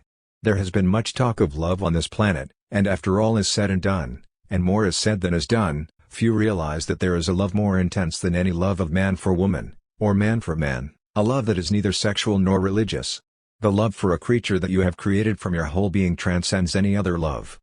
And you do die of it, to lose the only thing your whole life means, every breath, every gesture, all the weariness and pain for this one act, such grief can kill. He begins to understand why people will do anything to avoid it. But he cannot avoid it. He has assumed the role of guardian. Outside a Palm Beach bungalow waiting for a taxi to the airport. My mother's kind, unhappy face, last time I ever saw her. Really a blessing. She had been ill for a long time. My father's dead face in the crematorium. Too late. Over from Cobblestone Gardens. Chapter 03. 3. Neferti is eating breakfast at a long, wooden table with 5 members of an expedition, English, French, Russian, Austrian, Swedish. They are housed in a large utility shed, with filing cabinets, cots, footlockers, tool shelves and gun racks. The Englishman addresses Neferti, "Look at you, a burned-out astronaut. You are supposed to bring drastic change, to exhort. It is difficult when my exhortations are shot down by enemy critics backed by computerized thought control. Critics? Stand up. Exhort." Neferti experiences a sudden surge of energy. He soars to the ceiling. The others continue eating. The Russian is studying graphs on the table between mouthfuls. Up through the ceiling. He encounters a blanket of compacted snow. He breaks through the snow into a crystalline cobalt sky over the ruins of Samarkand. Below him he sees a Turkish shed on a rise above a deep blue lake. He alights and walks across an arm of the lake on pilings that protrude a few feet above the surface, to reach a spiral stairway with wide steps of tile in patterns of blue and red. He is willing to remain in this context and to accept whatever new dangers he may encounter. Anything is better than stasis. He is ready to leave his old body as he bounds up the steps, which curve toward a landing about 20 feet above the lake. At the top he comes to a door of burnished silvery metal in which he can now see his face and garb. He is dressed in Tartar clothes, gold braid, red and blue silk threads with stiff shoulder pads and felt boots. There is a curved sword at his belt. His face is much younger, as is the lean, hard body. The teeth are yellow and hard as old ivory, his mouth set in a desperate grin. Clearly there is immediate danger and the need for drastic action. The door has a protruding, circular lock. He twists the lock and the door opens. A small gray dog advances. He knows the dog and tells it to shut up. There are 2 more door dogs behind it, one black and one brown. He tries to lock the door behind him, but is not quite sure how the mechanism works. He is in a small room with low divans around the walls, and pegs for clothes. There is another room of the same size, alongside the entrance hall, separated by a partition with an opening at the far end. In the second room are 2 men, one an elderly man in a gray jalaba, who presents Nefertiti to a fat middle-aged eunuch in a brown robe, with a toothless mouth and an unmistakable air of authority and silken cunning. The old eunuch is master of the door dogs. Nefertiti bows and says, "It is my honor." The eunuch bows in return. Obviously they have serious and urgent business.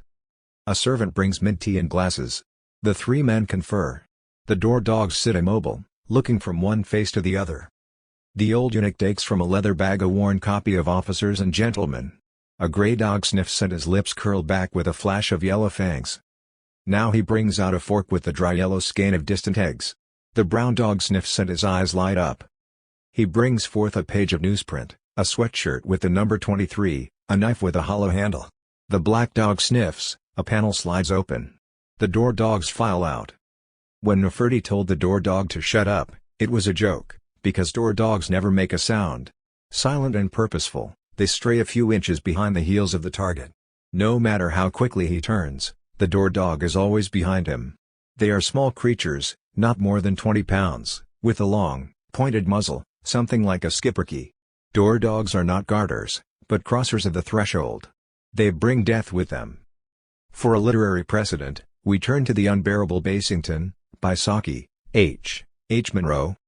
Comus Basington, having fumbled his prospect of marrying a fortune by asking the heiress for a loan of £5, nothing is better calculated to antagonize the wealthy than to ask for a small loan, must now accept a job in West Africa.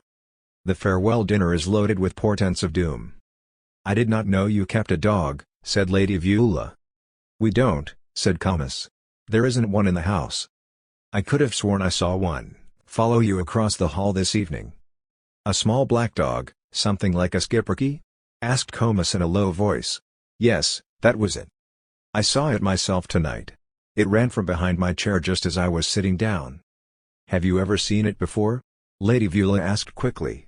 "Once when I was 6 years old. It followed my father downstairs." Lady Viola said nothing. She knew that Comus had lost his father at the age of 6. Note that the little black dog followed Comus into the dining room. Here the door dog seems more a harbinger than a bearer of death. Who would put a door dog on Comus?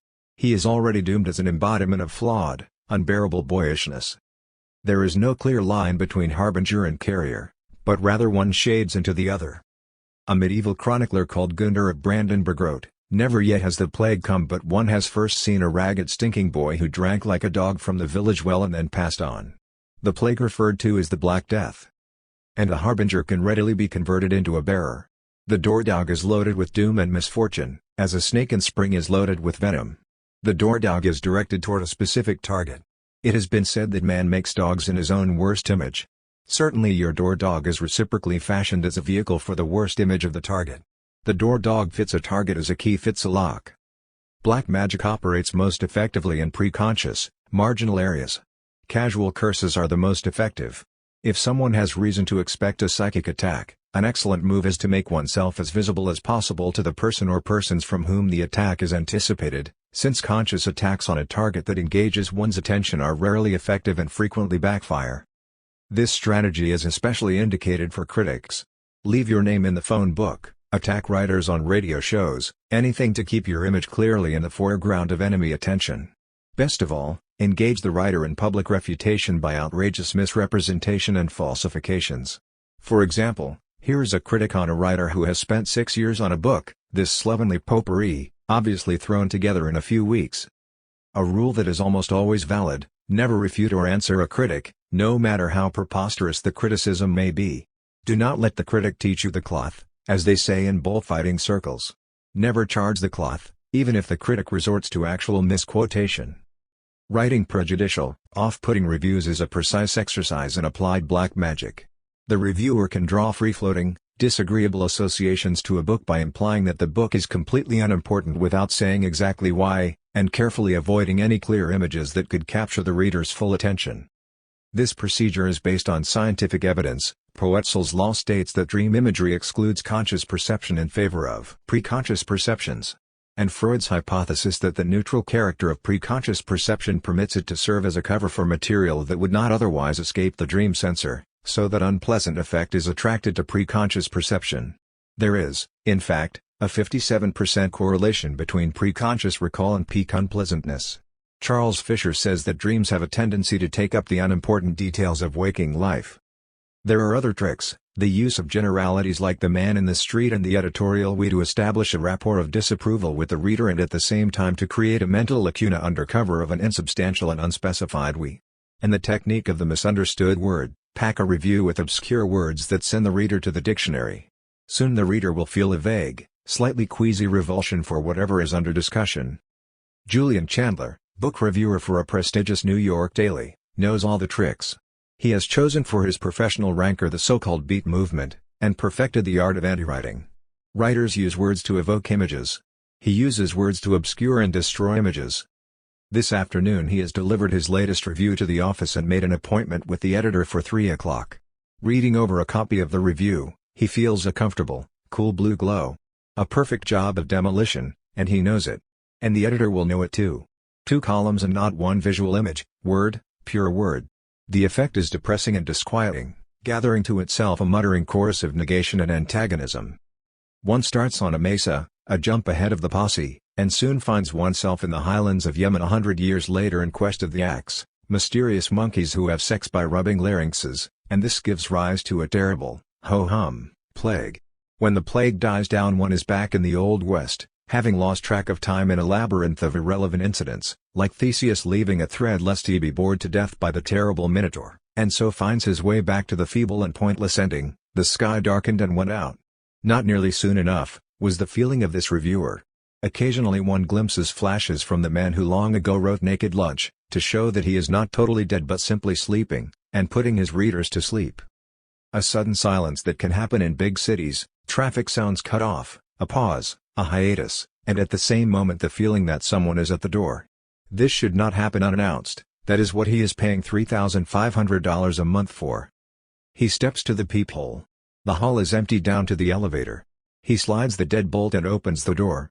A small black dog slithers in without a sound, its brush against his leg light as wind.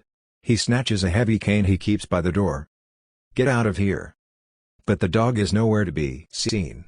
It's gotten under something, he decides. But moving furniture and checking with a flashlight brings no dog to light. Well, it slipped out. The following morning he complains to the doorman. "A dog, sir?" Clearly the Irish doorman resents the implication that he would allow an unauthorized dog to slink into the building. After all, he is the doorman. "Yes, a small, black dog."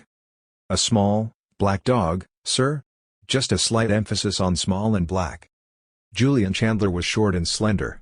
His family came from Trinidad, and he was inclined to boast of his black blood. This is outrageous insolence, but the doorman's face is impeccably bland, as he turns to smile at another tenant.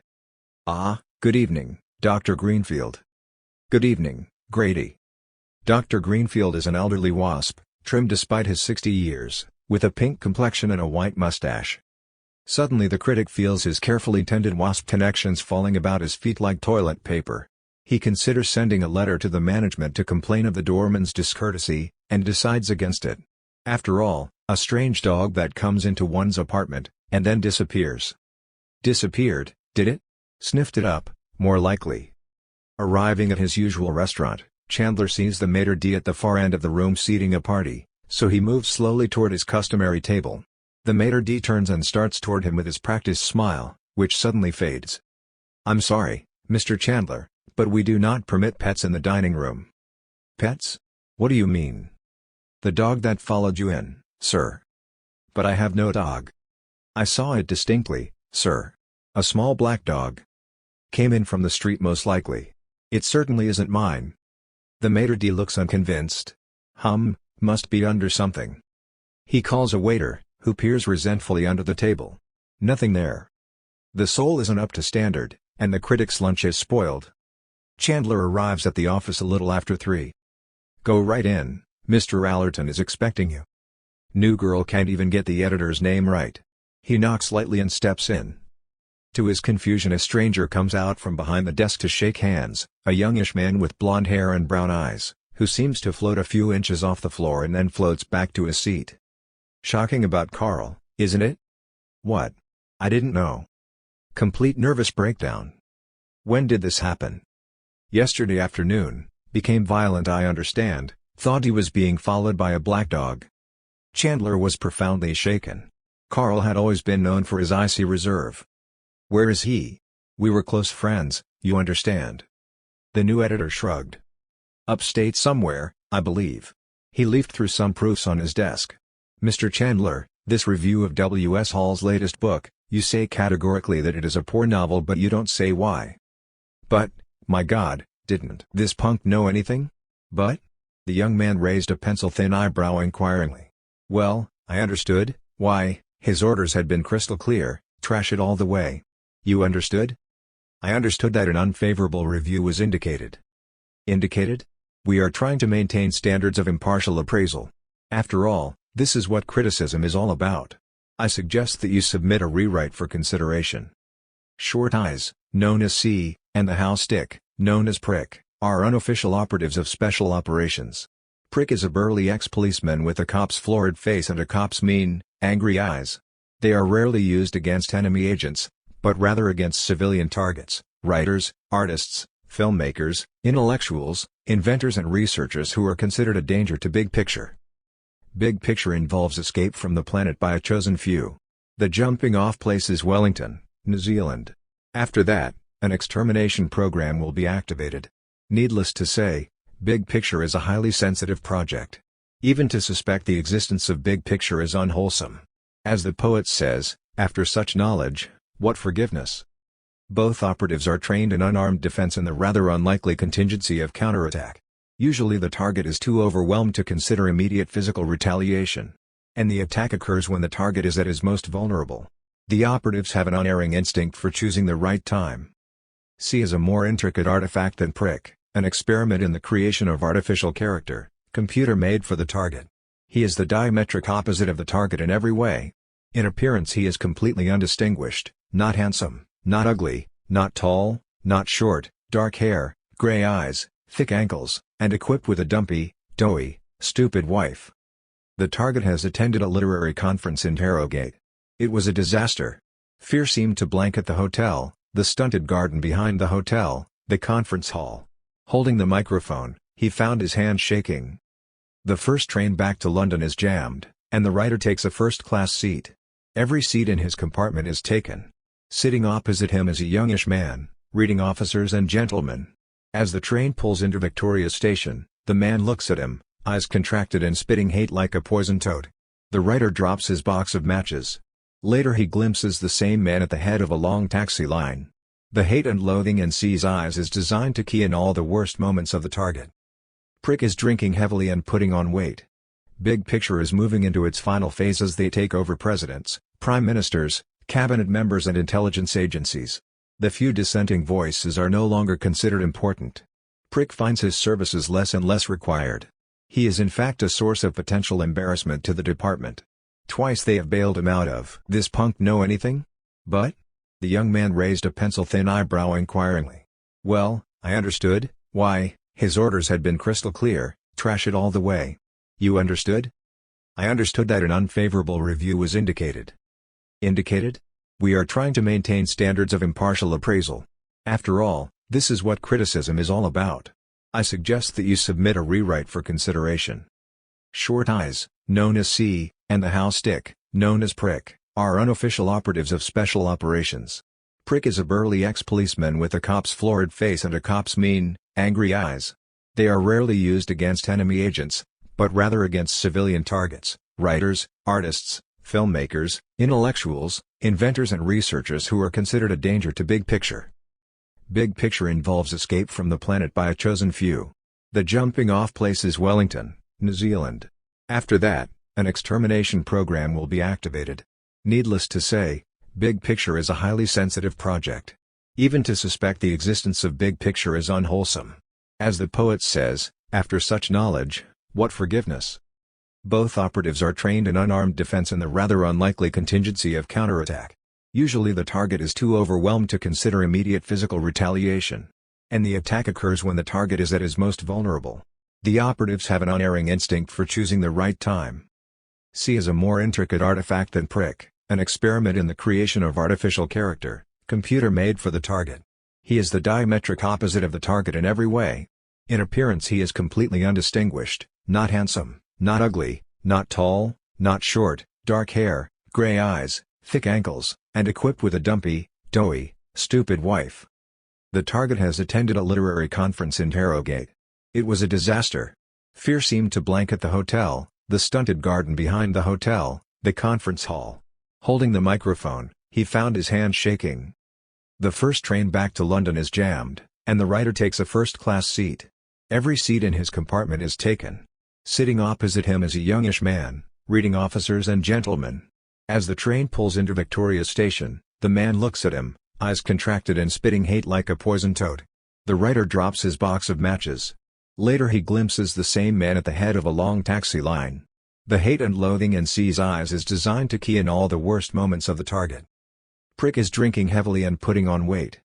Big Picture is moving into its final phase as they take over presidents, prime ministers, cabinet members and intelligence agencies. The few dissenting voices are no longer considered important. Prick finds his services less and less required. He is in fact a source of potential embarrassment to the department. Twice they have bailed him out of.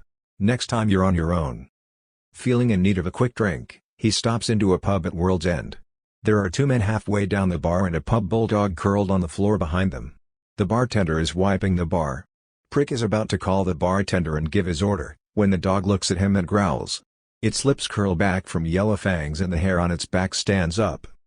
"What's wrong with your dog?" "Nothing." The bartender goes on mopping his bar. "He just don't like those kind of noises." "What noises?" "The noises you were making." "But," the two men turn and regard him with stony disapproval. They are obvious hard cases. "Bloody hell, you're crazy," he says and walks out quickly. It is then he notices that a small gray dog is following him. He whirls and kicks. The dog moves behind him. He tries several times but the dog is always behind him no matter how quickly he turns. The dog soon becomes an obsession. It will follow him for several blocks and then disappear. At length he buys a heavy blackthorn cane. For several days the dog is absent. Then, as he is walking down Old Brompton Road, where the Empress Hotel used to be, the dog is once again at his heels, a small grey dog with a strange, fishy odor. At the corner of Old Brompton and North End Road he whirls, sweeping the cane behind him. The cane encounters empty air. Prick stumbles and falls into the path of a laundry truck. Prick's accidental death is small item on the back page. C reads it and he doesn't like it. He is a methodical man with a photographic memory. He rents a typewriter and chronicles a detailed account of the contracts he has fulfilled for British military intelligence. "I was a professional evil eye for MI5.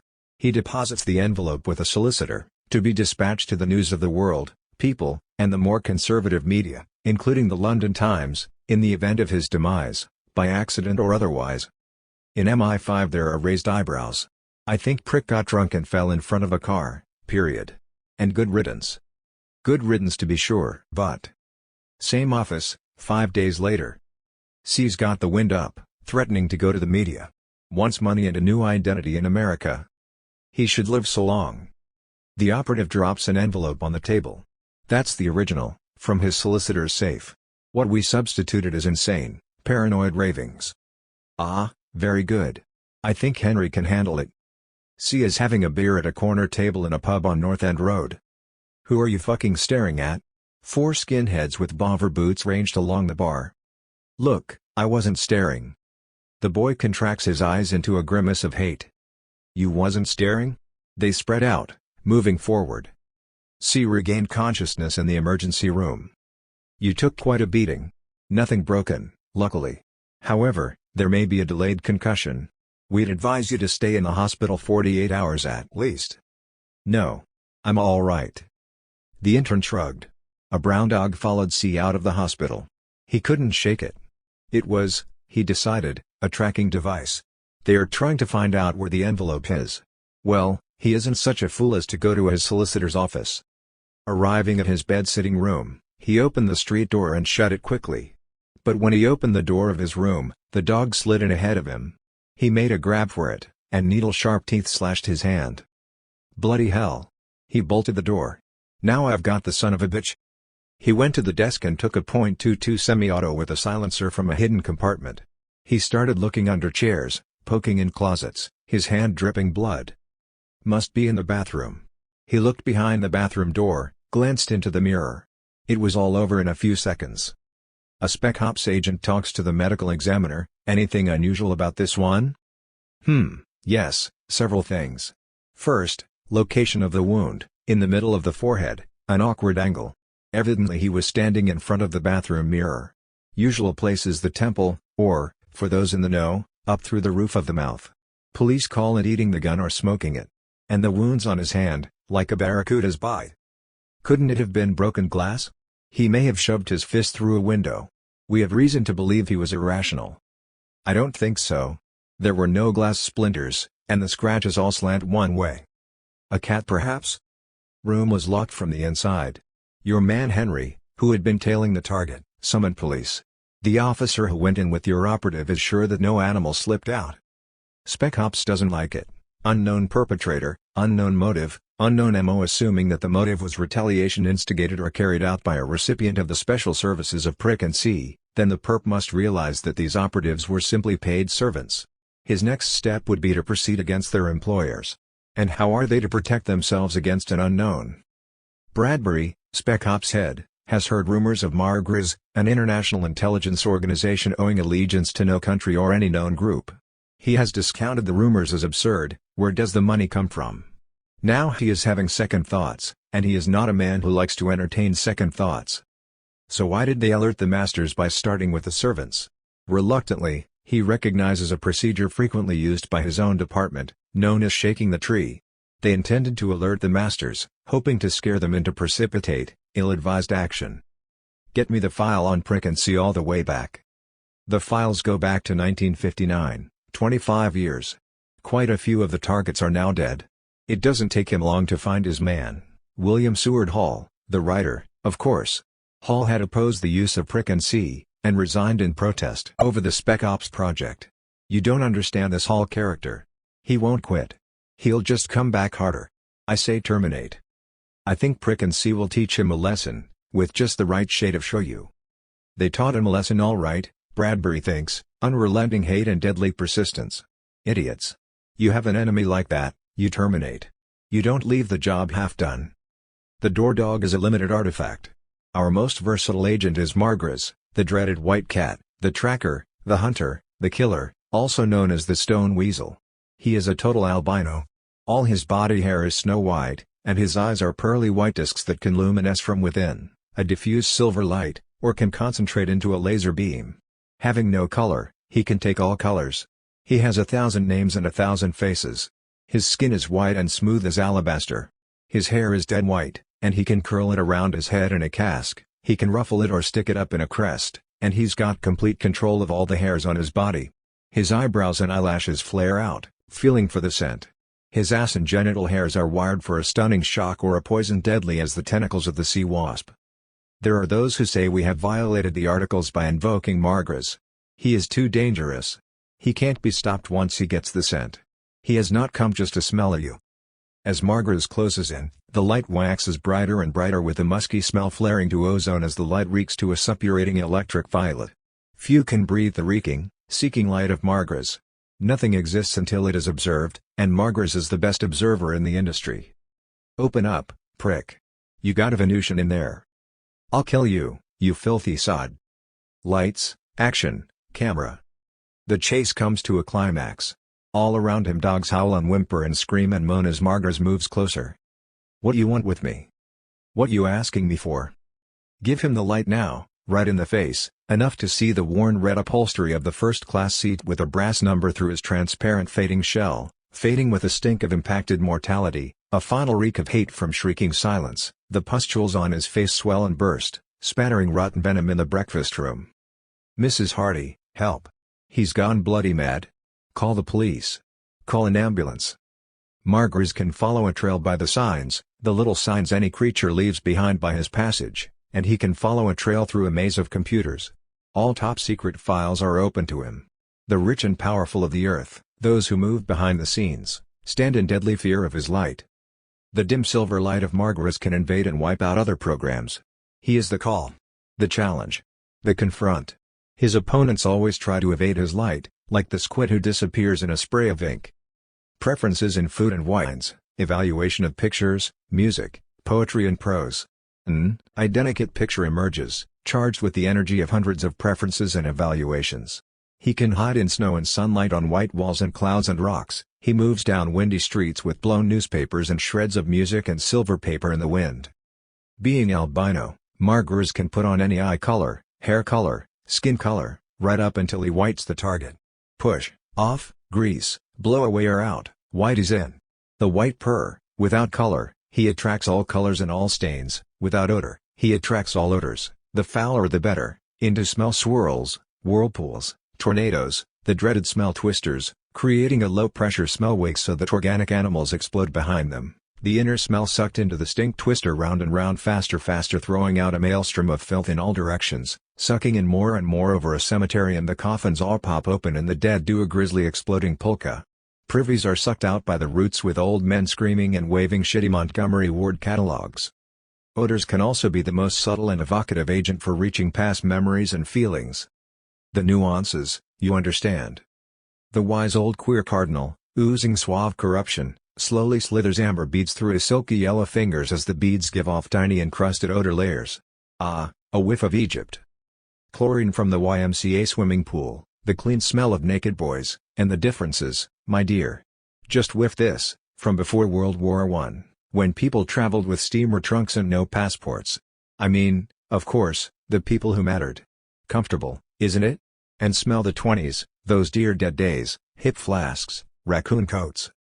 Now sniff way back, to a time before Homo sap made his perhaps ill-advised appearance. Notice the difference? Nobody out there. Nobody to talk to. Nobody to impress. Hollywood muggles simply drop dead, like divers with their airlines cut. Personally, I find it exhilarating. I can fancify how I would have done it all. Ah, well. And you know the difference between the air before August 6, 1945, and after that date, a certain security. No one is going to explode the atoms you are made of. With a little strength and skill one could outlive himself, but now. Margres is on the dead dream case. If you intend to destroy an individual or a culture, destroy their dreams. This is happening now on a global scale. The function of dreams, they tell us, is to unlearn or purge the brain of unneeded connections. According to this view, what goes through the mind in a dream is merely the result of a sort of neural housecleaning. They also suggest that it may be damaging to recall dreams, because doing so might strengthen mental connections that should be discarded. We dream in order to forget, they write. But Joe knows that dreams are a biologic necessity, like sleep itself, without which you will die. Margres is sure this is war to extermination. Sure, forget your biologic and spiritual destiny in space. Sure, forget the Western lands. And make arrangements with a competent mortician. But desperate struggle may alter the outcome. Joe is tracking down the Venusian agents of a conspiracy with very definite MO and objectives. It is anti-magical, authoritarian, dogmatic, the deadly enemy of those who are committed to the magical universe, spontaneous, unpredictable, alive. The universe they are imposing is controlled, predictable, dead. In 1959, a member of the scientific elite of England said to Brian Gysin, "How does it feel to know that you are one of the last human beings?" Brian was non-committal, and the Venusian added facetiously, "Well, life won't be so bad on the reservation." The program of the ruling elite in Orwell's 1984 was, a foot stamping on a human face forever. This is naive and optimistic. No species could survive for even a generation under such a program. This is not a program of eternal, or even long-range dominance. It is clearly an extermination program. Joe decided that people were too busy making money to foster a climate in which research could flourish. Joe didn't have ideas about rewriting history like Kim did. More of Kim's irresponsible faggotry, he's going to rewrite history while we wait. Well, let determined things to destiny hold unbewailed their way. Destiny prances out in an atomic t-shirt, her glow in the dark. Joe decides to go into deep freeze for 50 years. With $1 million judiciously distributed in bonds and savings accounts, The whole system set up with dummy companies and mail drops. Joe will be a rich man when he wakes up. And what about Kim? Oh, Joe shrugs. I guess that one can take care of himself in the land of the dead. At least he won't have any mail order croaker pulling him out half-baked. Not with that 45 to 70 hollow point just under the left shoulder blade. Joe puts out a hook baited with a blonde Nordic Ubermensch from the 1936 Olympics, Herr Hellbrandt. Yes, hell-burned. Ah, a strike. Postmark is Medellin, Colombia. Honorarium of $200,000 a year, or other currency of his choice, to take over a center devoted to genetic research. If interested, he can contact our representative in Mexico City, Abogado Hernandez de Samparedo, 23 Avenida Cinco de Mayo, Mexico, DF. Joe has confided in no one. But they know. They are waiting for him. He decides to leave some future shock behind him, notarized clinical notes and X-rays demonstrating the results of magnetic field therapy, citing cases of total remission of cancerous tumors that would, with conventional treatment, have been fatal in a few weeks or months. The cases cover many types of cancer, with instructions for building the therapeutic device from materials easily and cheaply obtained. The device is basically Reich's orgone accumulator, a construction of organic material lined with iron or steel wool. Joe has added a number of alterations, notably magnetized iron, which vastly potentiate the action. Cancer seems as immutably real and exempt from intervention as a nuclear blast. The explosive replication of cells? Once it starts, it is like an atom bomb that has already detonated. Death is an end product of purpose, of destiny. Something to be done in a certain time, and once it is done there is no point in staying around. Like a bullfight. Destiny equals Ren. A cancer cell, a virus has no destiny, no human purpose beyond endless replication. It has no work to finish and no reason to die. Give it a reason to die and it will. The ultimate purpose of cancer and all virus, is to replace the host. So instead of trying to kill the cancer cells, help them to replicate and to replace host cells. Produce the first all-virus rat, it's more efficient. Instead of all these elaborate organs we have just cells, an undifferentiated structure. Instead of endeavoring to keep the rat alive, we will endeavor to keep the cancer cells alive. Instead of trying to keep the patient alive, we will keep his death alive. If he can become death, he cannot die. Death is incidental to function. When function is accomplished, death occurs. So instead of joining the retarded medical profession and desperately trying to keep death out, why not let death all the way in? Joe saw cancer as just another milepost. Cancer came into its own with the Industrial Revolution, a cancer model dedicated to producing identical replicas on an assembly line. The analogy carries over to human cells and replication, as solid as auto parts, tin cans, bottles and printed words. Joe didn't give a shit about cancer. He wasn't there to save human lives. He was there to alter the human equation. The notes are published in the alternative press with detailed plans. Soon testimonials are pouring in from all over the country. Life does a debunking story. Warnings from the FDA, the AMA and the Cancer Institute quickly escalate to shrill hysteria. And mutiny in the ranks. Dr. X, a respected oncologist practicing in a Midwestern city, asks that his name be withheld. I have seen it with my own eyes, the remission and complete cure of hitherto incurably cancerous conditions. All over America, people are making rechargers in various shapes, of pyramids, spacesuits and suits of armor, set on high towers and deserts and mountains, in undersea bubbles, built into hollow trees in deep forests overgrown with vines and orchids, in cliff dwellings and caves, in boats and dirigibles. There is no stopping it, and the medical bureaucracy would soon regret their ill-advised and futile attempt. Nurtured on self-deceit, accustomed to obedience and respect, they attempted to reason with the enraged patients, or worse, to overawe the mob by sheer presence, which was quickly revealed as a hollow fraud.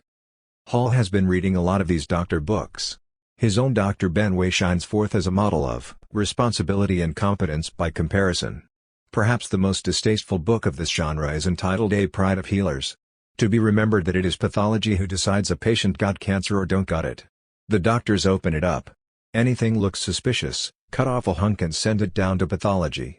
The doctors twiddle their scalpels and wait. A green light winks on. It's malignant, boys. Let's go. Gotta stay ahead of the Mets. So in this pride of prowling healers, the runty, ugly, half-impotent pathologist finds a big surgeon humping his old lady. So he frames the adulterous surgeon for prostate cancer and everybody knows there is only one cure. The surgeon is castrated and is not sent down to pathology. Holding the nuts of his enemy in his hand gets him hot and he surprises his wife with a real pimp fuck. He's got another surprise for her. As she comes, he shoves the severed nuts down her throat. As the Germans say, unappetitlich. Most of them are not quite so lurid. Just ordinary no good, greedy, callous, bigoted humans with grossly inflated self-images. Here is Mike Seddons from Final Diagnosis, attractive, red-haired, empty as a waiting room. How can anyone believe in ESP or anything like that in the face of vast medical complexes, monuments to progress in science and rationality and healing? This wretched specimen has fallen for a 19-year-old nurse. They made it in a broom closet in a reek of Mr. Clean. He has proposed. She has accepted. Then she comes down with bone cancer. They have to take off the left leg stat, scalpels crossed it hasn't spread. Does he still want her? She tells him to take 5 days to think it over. He does. With bleak clarity he sees the years to come. Oh yes, he can see, where his own interests are involved.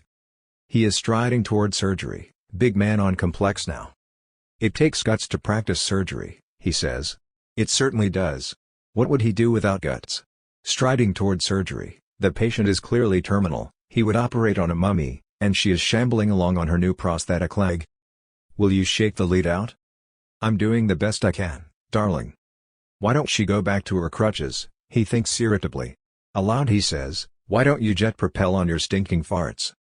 Admittedly his words are somewhat unkind. But cancer does stink.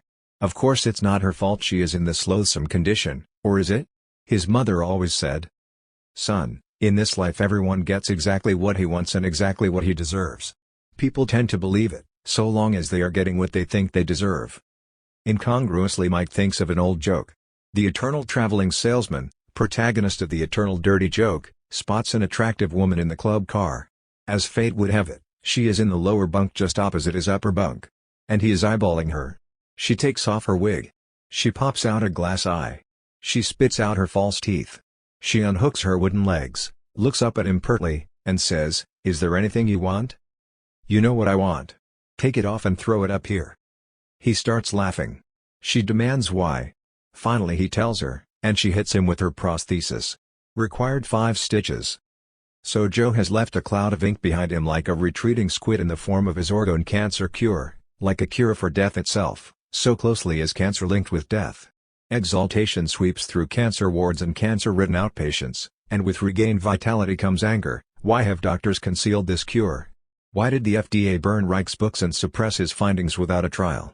One judge refused to listen to any testimonials. The medical profession has suffered a horrific loss of prestige and credibility, compounded by frantic efforts to discredit the cure in the face of mounting evidence of its effectiveness. Time was when MD plates on a car afforded a measure of protection against vandalism.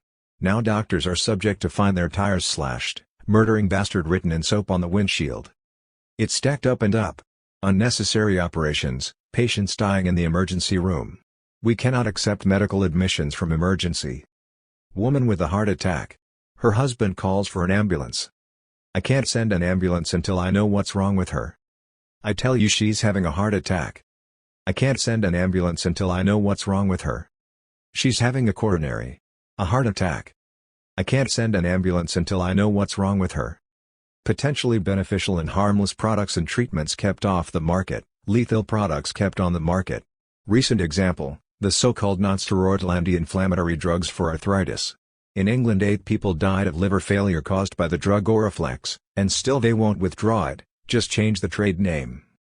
I saw a TV show where the company representative, the lies oozing and slithering out of him, tries to tell a woman her hepatitis could have been caused by something else. I know it was that medicine. A vast bureaucratic conspiracy of mismanagement. The medical riots of 1999, it all started in the burn unit of a Midwestern hospital. It is policy in burn units to restrict the use of painkillers to the vanishing point, since burn cases may require weeks of healing and treatment. It was argued that to administer painkillers would frequently result in addiction. So the patient must endure baths in which the dead skin and flesh are scrubbed from the raw lesions with a stiff brush. You can hear them screaming all over the hospital and out into the parking lots. A team of amateur astronauts who call themselves the Spacers landed in the burn unit when their homemade space rocket exploded, spattering them with burning rocket fuel and shards of white-hot metal. 10 were admitted to the burn unit. They received 25 milligrams of Demerol on admission. After that, nothing but Aspirin and Darvon. The spacers didn't scream in the baths, but they radiated such pain and rage that 3 nurses quit in one day. The only nurse left on duty was a tall, strikingly beautiful woman who was part black and part Chinese. If I had my way, you boys would get all the junk you need. So what if you get a little habit? Boy, your age can kick in 5 days. After the first scrub they issued an ultimatum: morphine every 4 hours as long as we need it or we walk out. What is this nonsense? There will be no morphine and you are not going anywhere. Meet my brother, the lawyer doctor. You propose to hold these people against their will? It's for their own good. If they leave the hospital they will be dead in a few days from infections. They set up a private clinic in a loft. When police raided the clinic to search for unauthorized drugs, 2 patients died from police bullets and 1 police officer died from injuries. It was all on TV. Soon a nationwide walkout was underway. With the threat of cancer removed, the medical centers appear as a vast waste. 50 years the fucking croakers kept the cure from the people. Joe had a kidney stone but they wouldn't believe him at the hospital. Got his X-ray mixed up with someone else's. They say a kidney stone is the worst pain a man can experience. Not surprising that Joe was a ringleader in the medical riots of 1999. The walkout spreads to other hospitals. Morphine or walk? Mo. Mo. Mo. The doctors paw the ground uneasily, like cattle scenting danger. What are we waiting for? A hospital bed. Kill all the fucking croakers. Security steps nimbly aside and the crowds rush in. Got a hotshot cutting doc here. I think he needs an operation. Hell yes, a good ectomy, fetch my scalpel. Paging Dr. Friedenhoff and Dr. von Struschnitt. Enter Professor von Struschnitt, flanked by his scalpel bearers carrying saws and knives 2 feet long. We must perform, how you say, the good ectomy. 2 kidneys? Sure, von is a Jew. Rauschmidt. It is estimated that 10,000 doctors, medical bureaucrats and directors of pharmaceutical companies were massacred in the week of the long scalpels. The killings were not by any means random. The rioters had lists: there's the bastard let me pass a kidney stone in the emergency room. And billions of dollars worth of useless equipment was destroyed in great ether burnouts. Panic, mayday, amok. The day when the top came off. A time of incredible danger and ecstasy. Every wish, every dream, every nightmare is suddenly real as the grimy streets, the subways. A cop on the corner who clubs everyone in sight, smooth commuters with their briefcases, smart women from the pages of Vogue, dogs on leads, screaming, I don't like you and I don't know you, and now by God I'm going to show you. Famished leopards and tigers, released from the Central Park Zoo, invade Lutece. An alert survivor throws his venison, steak to a leopard, who gulps it down. He leaps over the disemboweled gourmands and streaks to safety. A pilot bails out of a burning plane and gives his passengers the finger, see you in church. Dr. Benway rides again. He surveys a ward full of intensive care patients killed by a Swedish nurse who bathes twice a day. Her put household ammonia and Mr. Clean into the IVs. I thought it would clean them out, doctor. Yes, straight thinking, nurse. It's all in the day's work. Get these stiffs out of here and let them bury each other. This world's for the living and we need the beds. Bring on the next shift. He turns into the Herr Professor. His eyes glint with crazed dedication and purpose. Und die Arbeit. Avenida Cinco de Mayo in Mexico City has the enigmatic surface of an area where obsolete trades survive, like stagnant pools at the margins of a river. At number 23, Joe finds the plaque, in tarnished gold letters, Fernandez de Samparedo, Abogado. Asuntos de documentos y emigration. 3 stories up in a creaky, open elevator, at the end of a long corridor. Joe knocks, 1 long, 2 short. The door immediately opens as if the man were waiting just behind it, like a jack-in-the-box. He is elegantly dressed in a dark suit, with polished ankle-high black boots and a pearl gray tie with pearl stick pin. Senor Hellbrand?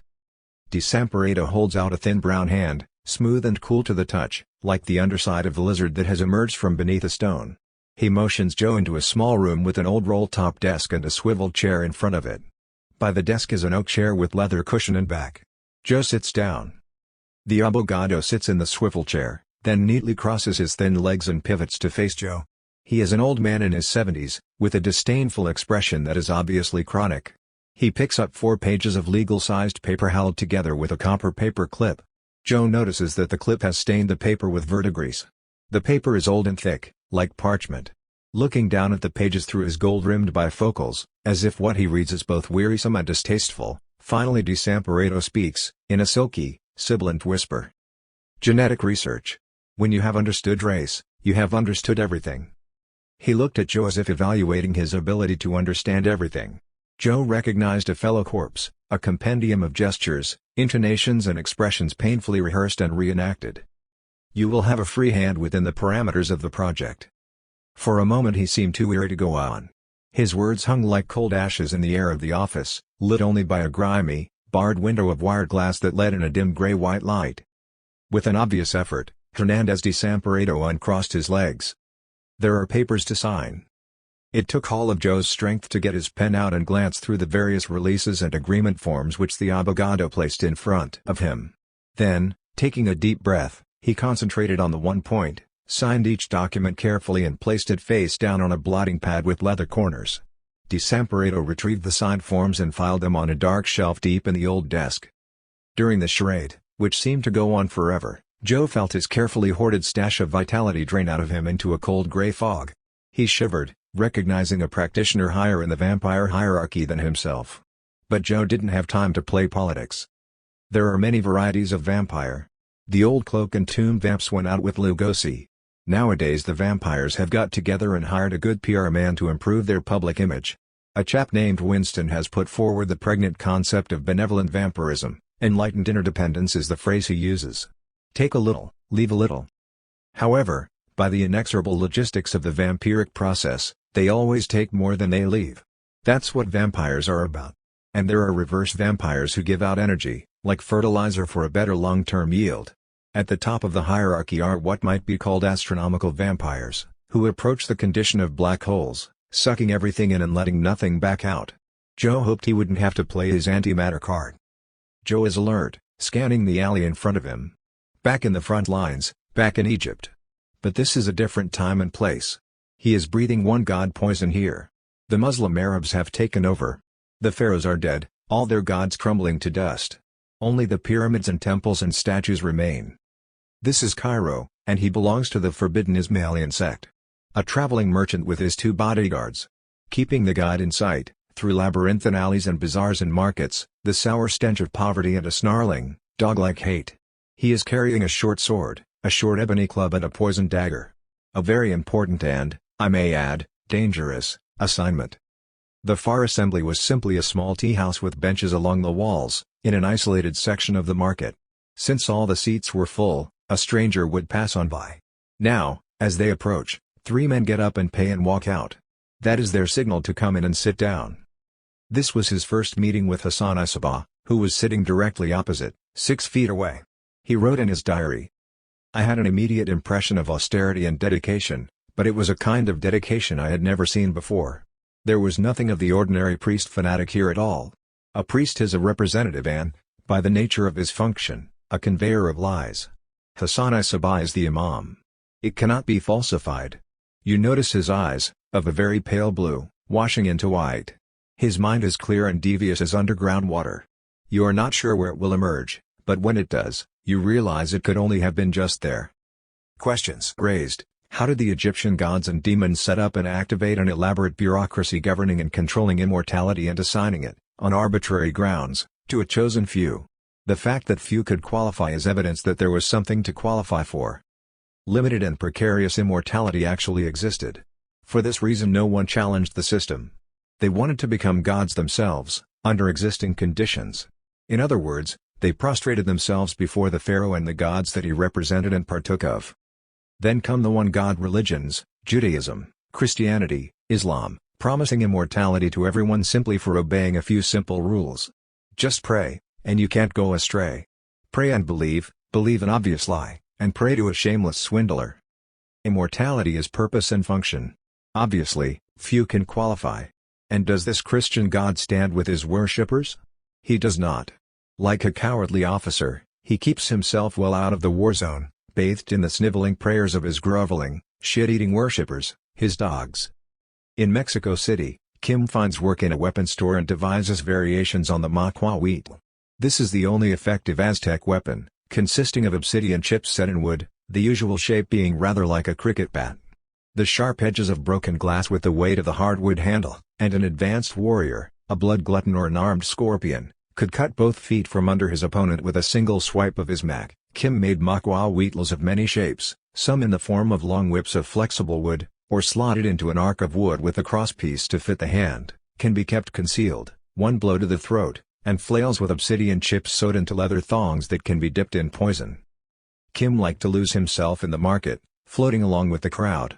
The bloodlust, evil and cruelty that rises from the poisoned soil is exhilarating, the smell of pulque and urine, open sewage ditches, peppers, tortillas and roasting meat, faces of a vast somber dream, faces of burnished copper, eyes blazing with fierce savage innocence, coffee-colored flesh smelling of vanilla, a gardenia behind his ear, faces violent brutish, swollen with cold dead malevolence, an armless beggar catches a disdainfully flicked crust of bread in his teeth. The young noble moves on, surrounded by his retinue of bodyguards and flute players. The crowd eddies into circles around performers and musicians, a juggler throws flint knives into the air, a mime troupe does a sacrifice act. They set up a pyramid of wooden boxes. Now the prisoner is brought in. He goes through a vile pantomime of abject fear. He is dragged to the altar. A priest plunges in the knife and blood gushes out. The onlookers snort and bray with laughter sharp as flint knives in sunlight. As he walks, Kim keeps his mind blank as a mirror with nothing to reflect. He gives no one reason to see him. Suddenly raw-hot fear rises from the ground and flares out of Booth's. He knows what has happened. He has carried emptiness to the breaking point. He has been seen. A man stops directly in his path and stares. Others stop, pointing and shouting a word he does not understand, Dindin. Eyes converge, flaring with red waves of hate and loathing. With his hand makwa wheel, Kim throws a straight punch at the man in front of him and cuts his throat to the spine. He sprints up an alley. A man grabs his arm. He lashes back, feeling the tendon snap under the glass, over a wall, into a garden, through a doorway. He can hear the pursuers fanning out on both sides. Kim pulls a shawl from his shoulder bag over his head and smears his hand in dog excrement. As pursuers round the corner he crouches by a mud wall, holding out his stained hands. Baksheesh. Baksheesh, reverent speakers. One man spits on him as they race by. Kim waits, holding out his stinking hand. The mob is trooping back, passes him muttering the word he cannot understand, dark mindless faces pointing bray with laughter. Smell the roses, Dindin. Faces flaring sulphurous malevolence, scorpion disease knowing staring his way now. Scene. A straight punch over a wall, stops under a cypress by the canal. He washes his dog-shit hand first, then the blood from his clothes and then his faithful Mac. He is pleased to find some throat gristle clinging to the black chips. They cut and break on bone and every break is a new cut, a new edge. Kim, feeling eyes on his back like any old John Wayne cowboy, turns without haste, hand slipping into his obsidian glove. A little green man is standing there. Smooth marbly green, his jade eye slits sideways like a cat. He gives off a green smell of worn stone. Must leave at once. Scene. Follow. Over a bridge smooth glide tilting the ground falling forward through maize fields frogs croaking reached a river high and muddy over the banks. The guide parts bushes at the water's edge to reveal a craft, a light raft lashed to two canoes. They get in the boat and push off into the muddy current. Chapter 04. 4. Kim knows he is dead. But he isn't in the Western lands or any approximation. He receives a summons from the district supervisor. So how come I'm not the supervisor? After all, I wrote the supervisor. No, you didn't. You discovered the supervisor. Or rather, you found out where the supervisor is written and read it back. Writers don't write, they read and transcribe something already written. So you read orders, which are then conveyed through your spokesman, the supervisor. The imam. The old man. So I am the man for a very important and, you may add, very dangerous assignment? The DS permitted himself a narrow smile. I thought my last assignment was of the same category. It was, and a proper hash you made of it. Your job now is to find the Western lands. Find out how the Western lands are created. Where the Egyptians went wrong and bogged down in their stinking mummies. Why they needed to preserve the physical body. Kim gives him the textbook answer, because they had not solved the equation imposed by a parasitic female other half who needs a physical body to exist, being parasitic on other bodies. So to maintain the other half in the style to which she has for 1,000,000 years been accustomed, they turn to the reprehensible and ill-advised expedient of vampirism. If, on the other hand, The western lands are reached by the contact of two males, the myth of duality is exploded and the initiates can realize their natural state. The western lands is the natural, uncorrupted state of all male humans. We have been seduced from our biologic and spiritual destiny by the sex enemy. The DS turns to a Russian commissar. You see the man is well instructed. Straight thinking, grates a 5-star general. Tony Outwait pokes at the fire with effeminate discontent. He picks up a pair of fire tongs, selects a coal no bigger than a walnut and moves it to another spot in the fire. We are interested in very specific considerations, technical data, something that works, not these vague, vapid blatherings. We want the Western land blueprints. Needless to say, they are closely guarded, perhaps the most closely guarded secret on the planet, the ultimate biologic and spiritual weapon that undercuts all other weapons. Paradise to the people, or at least to those who are capable of accepting paradise and paying the price. Have to pay the piper, you know. Or you may find he'll pipe to another fashion. The DS handed Kim a piece of deerskin with a picture on it. Kim felt the horror and disgust rising from the parchment. Fragment of an ancient Mayan codex. Much earlier than the Dresden. The drawing was crudely done in reds and yellows that looked like a faded tattoo, a man strapped to a couch. A huge centipede, 6 feet in length, is curling over the bound figure. The centipede god. At one time these monster centipedes existed and were fed on human flesh. Your job is to return to this period and do a Moses in the bulrushes? Yes. You see, the monsters were created by exposing normal-sized centipedes to certain radiations. It could happen again, in fact will happen, unless your mission succeeds. June 13, 1982. Sunday. At the Stone House. Looking out through the pane of glass by the front door at the weeds and trees and bushes, I can see quite clearly a high stone wall overgrown with vines, more green than white, and an ancient stone building, also overgrown. It is a simple structure of 1 story, about 20 feet wide, with a slanting roof. It is physically painful to enter the medium where I can see this, a strain, a dislocation. The building looks the way this stone farmhouse could look after 500 years without any human presence, a dead silent green, menacing and oppressive. What happened here? Well, I reckon it all started in Hill City. Population 173, 172. Don't matter. It's the 173rd, Old Man Potter, that matters, not that he lived right in Hill City, God forbid. He lived about 4 miles out and another half mile off the county road in a little stone house he made himself, been out there 20 years they say. Nobody knows where he come from. He used to come into town once a month to get supplies and we all thought that was once a month too often. Now Mars Hardy runs the general store and a nicer, kinder man never lived. He's nice to the black people, the Indians and the Chinese railroad workers, but he just couldn't be nice to Old Man Potter. Nobody could. Anything else, Mr. Potter? He'd ask, and he'd be thinking, I just want him out of my store as quick as possible. And Old Man Potter would just duck his head and scuttle out. That was another thing about him nobody could stand, the way he moved, very quick and silent. Winter and summer he wore a long black coat, it was like the coat just sort of scuttled along with him inside it. Just what was so wrong about Old Man Potter? Well, none of us could say. I couldn't stand to have him near me, and the sheriff said, I'd rather kill him than touch him. We weren't even curious about him, that is, not until young Tim arrived with 1 small suitcase. His mother and father had died of scarlet fever and young Tim came to live with the Parkers, who were relatives, and that boy was into everything. So when Old Man Potter rode into town, Tim went out to the house and looked around inside. Funny house, he reported to the Parkers. Niches instead of windows, must get cold in the winter. And there's another building, always locked, about 18 by 20, with windows in it, but the blinds are always drawn. Tim could see no signs that Potter had ever done any farming. Not even a vegetable garden. But Potter always paid in cash, so he must have brought a pot of money with him. Tim was not interested in theft. He was interested in data. He sent away for burglar's tools, and one day he picked the lock on the outbuilding and got in. He couldn't see at first, because of the drawn blinds, so he went around and let them up. And what he saw then sent him running back down the hill. My God, you know what he's got up there? Cases full of centipedes, some of them 2 foot long like. Well, when he finds the blinds up he'll know someone was in there inside, said Mr. Parker. So much the better, says the sheriff. Maybe he'll just clear off. And leave all those critters up there to get loose? What are we waiting for? We was on our horses and on the road in half an hour with cans of industrial alcohol and some dynamite. We intended to burn the place out, would have been glad to throw Old Man Potter into the fire except none of us could bear to touch him, so we'll shoot him and then burn the carcass. But we are too late. Old Man Potter must have sensed something, doubled back and turned his centipedes loose. We get off our horses, advancing cautiously, guns at the ready, when Mr. Hardy lets out a yell. My God, something bit me.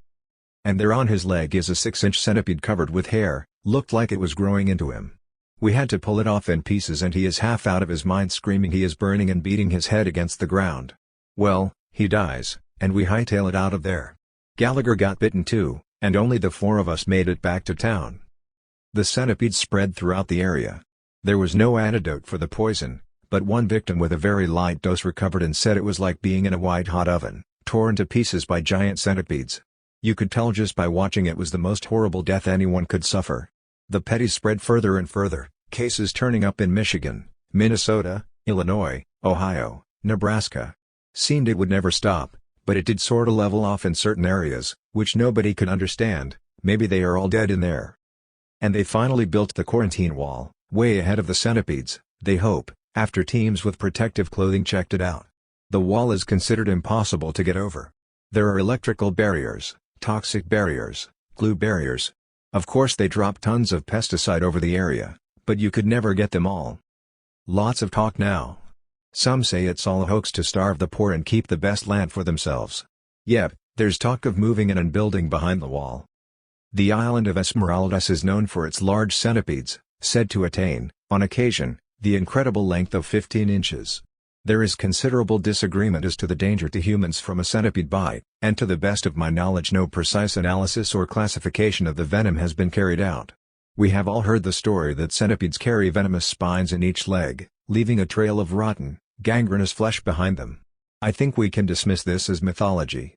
The bite of a centipede is inflicted by a pair of forcipules that grow from the first trunk segment, and not by the legs.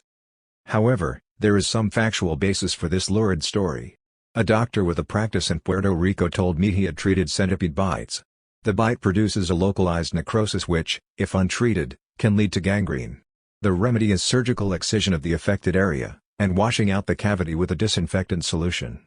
Then a light, porous dressing is applied. He surmised that the centipede venom may be related to the poison of the brown recluse spider, common throughout the Midwestern and southern United States. Fatalities are rare, and usually occasioned by secondary infection of necrotic tissue. Data on centipede venom is scattered and often contradictory. Tables showing the precise relative potencies of snake venoms, with lethal dosages, annual fatalities and percent of recoveries are readily available, and there is considerable information on scorpion and spider venoms. But one must scrabble about for centipede data.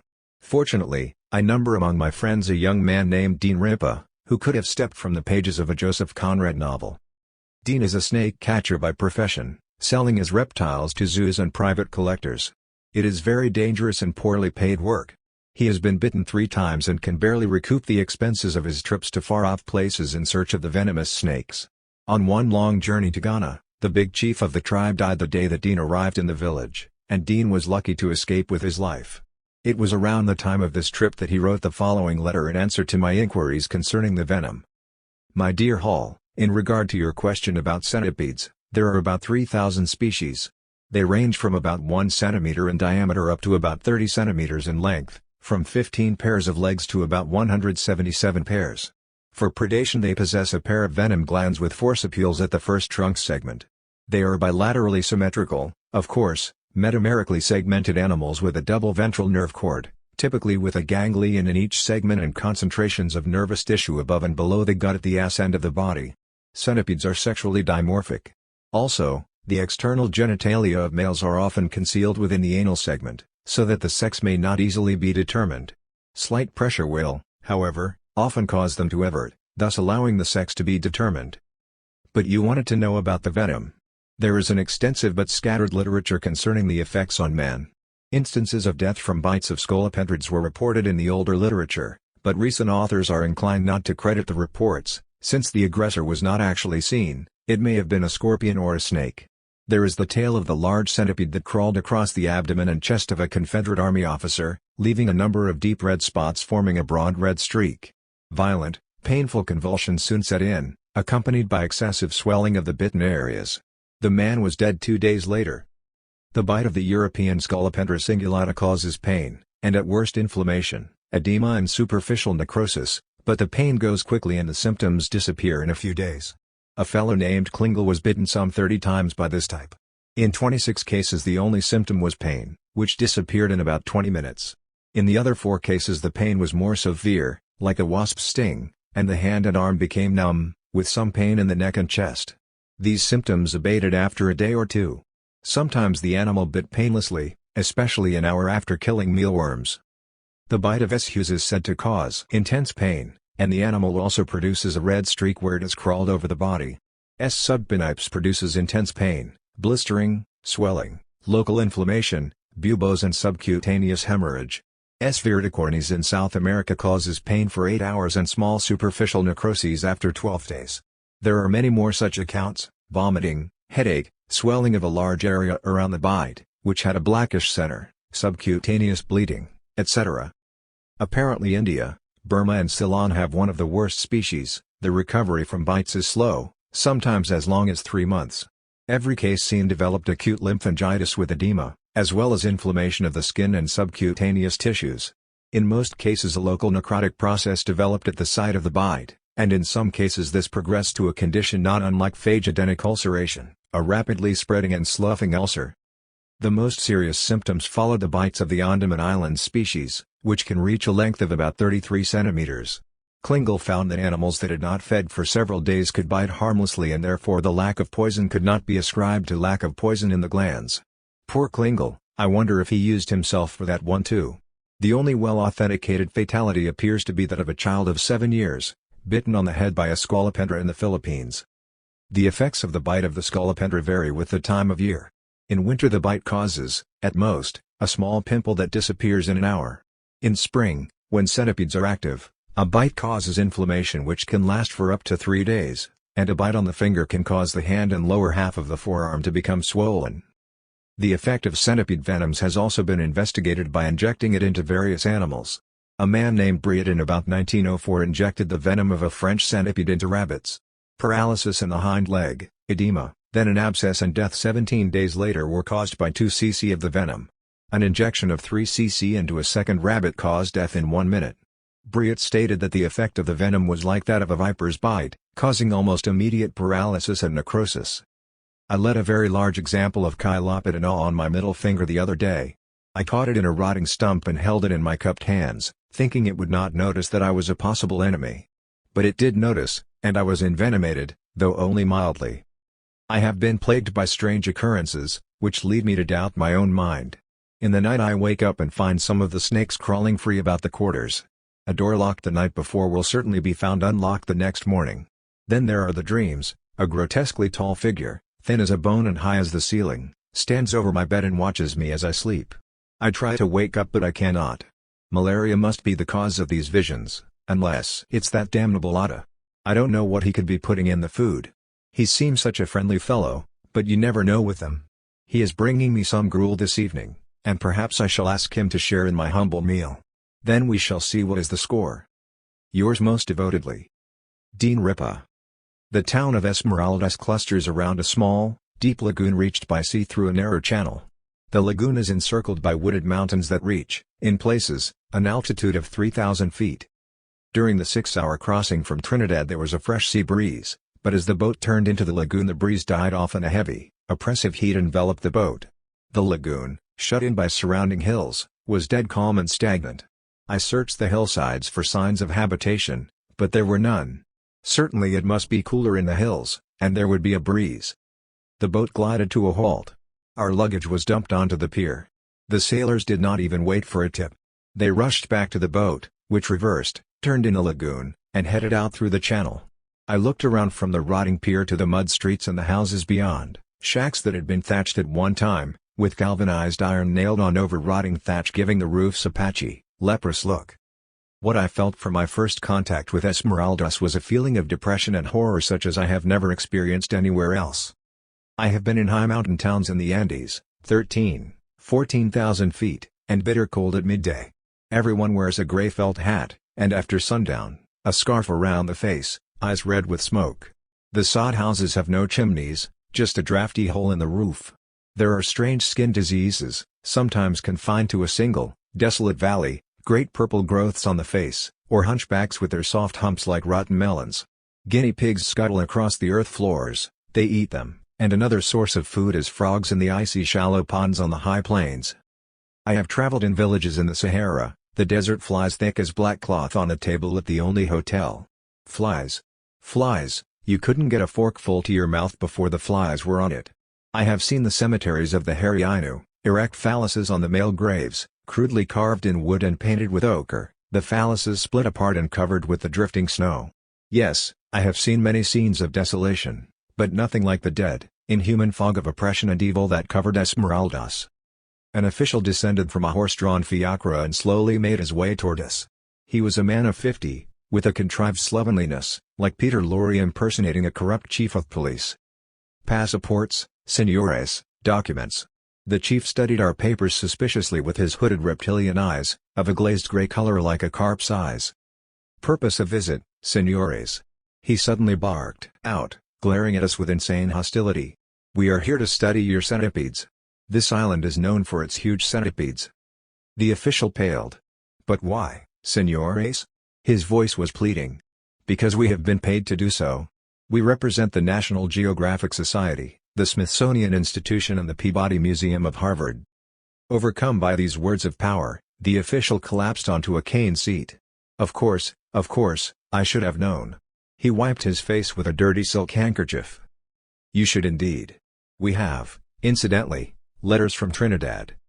Completely cowed, the official sat mopping his brow. Letters to the mayor and the governor of this island. I am both, senor, and the chief of police. Good. Then these letters of safe conduct are for you. Does this town boast a hotel? We do not boast, but there is the Hotel Splendid. Can you find someone to carry our luggage? That may be difficult. Several men lounged nearby on the pier in the gathering twilight. The chief beckoned and pointed to our luggage. The loiterers made a strange whispering, hissing noise and scuttled away. Suddenly a snaggle-toothed, wiry man with a bristling black mustache was there. Jose, he jabbed a thumb at his chest. Plenty bad people here, he spat at the retreating shadows, and piled our luggage onto a cart. The Hotel Splendid is built around a courtyard where a few sickly banana palms and avocado trees grow. Since the patio is used to dispose of slops from the kitchen, there is the continual reek of stale garbage. Pigs and chickens forage noisily at dawn. The manager is an old Chinese. He gestures to the room keyboard. Obviously we are the only guests. We select a room on the front of the hotel, overlooking the street and the lagoon. There is a huge gray spider in one corner. Him very good. Keep away centipedes and black widowers, the manager tells us. We decide to settle in with Arachnid, as we have named our good gray spider. It is a large room on the second floor, with hooks for our hammocks, the window screened with mosquito netting. Seated on our small trunks, for there is no place else to sit, we lighten our spirits with rum and a soft drink called Coca-Cola, which is said to contain a goodly quantity of cocaine, an ingredient devoutly to be wished. And it does go well with the light dry rum, which I prefer to the heavy black molasses rum. There are 5 in our party, Dr. Schindler, whose specialty is botany, Dr. Schoenberg, whose knowledge of spiders and scorpions is encyclopedic, Dr. Sanders, a wiry young sandy-haired English lad, is the chemist, and Chris Evans is our photographer. And I am the chronicler of this expedition. I have also some knowledge of the other specialties, superficial to be sure, but enabling me to see connections that might otherwise have gone unnoticed. We are here to collect centipede specimens, to obtain samples of the venom and carry out what analysis and breakdown we can with our limited facilities. We can, of course, easily obtain small animals for experimental purposes, to assess potency of the venom. That is no problem in such a wretched and poverty-stricken area. Let me confess that I hate centipedes, above all other creatures on this horrid planet. And I am not alone in this aversion. Many others have confessed to me that they hold a special antipathy for this creature, which is so far removed from the mammalian mold. And certainly an important aspect of our mission is to ascertain to what extent the centipede merits the horror and loathing in which he is, so far as I know, universally held. There may be people who like centipedes. I have seen people handling tarantulas and scorpions, but never a centipede handler. Personally, I would regard such an individual with deep suspicion. I have just petted my cat, and how is this good little cat beast? Now what sort of man or woman or monster would stroke a centipede on his underbelly? And here is my good big centipede. If such a man exists, I say kill him without more ado. He is a traitor to the human race. Late that night we were awakened by scrabbling noises, and in the lantern light we saw Arachnid locked in mortal combat with the biggest centipede I have ever seen. Not knowing how to intervene without endangering our dubious ally, we cheered on the sidelines. We watched until Arachnid had overcome the centipede, which was writhing and twisting in the most atrocious manner, showing its awful, yellow underside, and this with the head severed from the body. Arachnid then settled down to make a meal of his victory. Sleep after that was impossible. We were up at first light. Obviously we must find more impenetrable quarters. In this we were fortunate.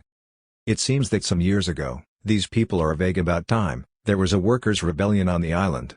A revolutionary named Dolores, who had been educated in England, led the rebellion. It was, the chief told us, very mysterious. Quite suddenly the peons took up arms, and would have seized the entire island, except for the intervention of British troops. The rebels dug in and occupied the southern area, where they exacted tribute and dug fortifications and tunnels that can be seen to this day. This stalemate went on for some 2 years. Finally the rebels were routed and their leader Dolores was publicly hanged. The old jail was expanded to contain the prisoners brought in by the British, and a walled courtyard with watchtowers was added. 5 of the ringleaders were tried and hanged. The others were deported to Trinidad and forced to work out long sentences on the plantations. The rank and file were held in prison for some months, and later relocated to different islands. I learned from the chief that ordinary crime is not possible. The island is a small place, and everybody knows everybody else. The chief put a finger to his eye. This continual watching of everybody by everybody else is one of the specialties of Esmeraldas.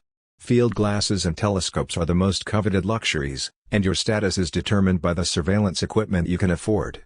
The whole town is steeped in a miasma of blackmail. All the children will inform, for pennies and sweets.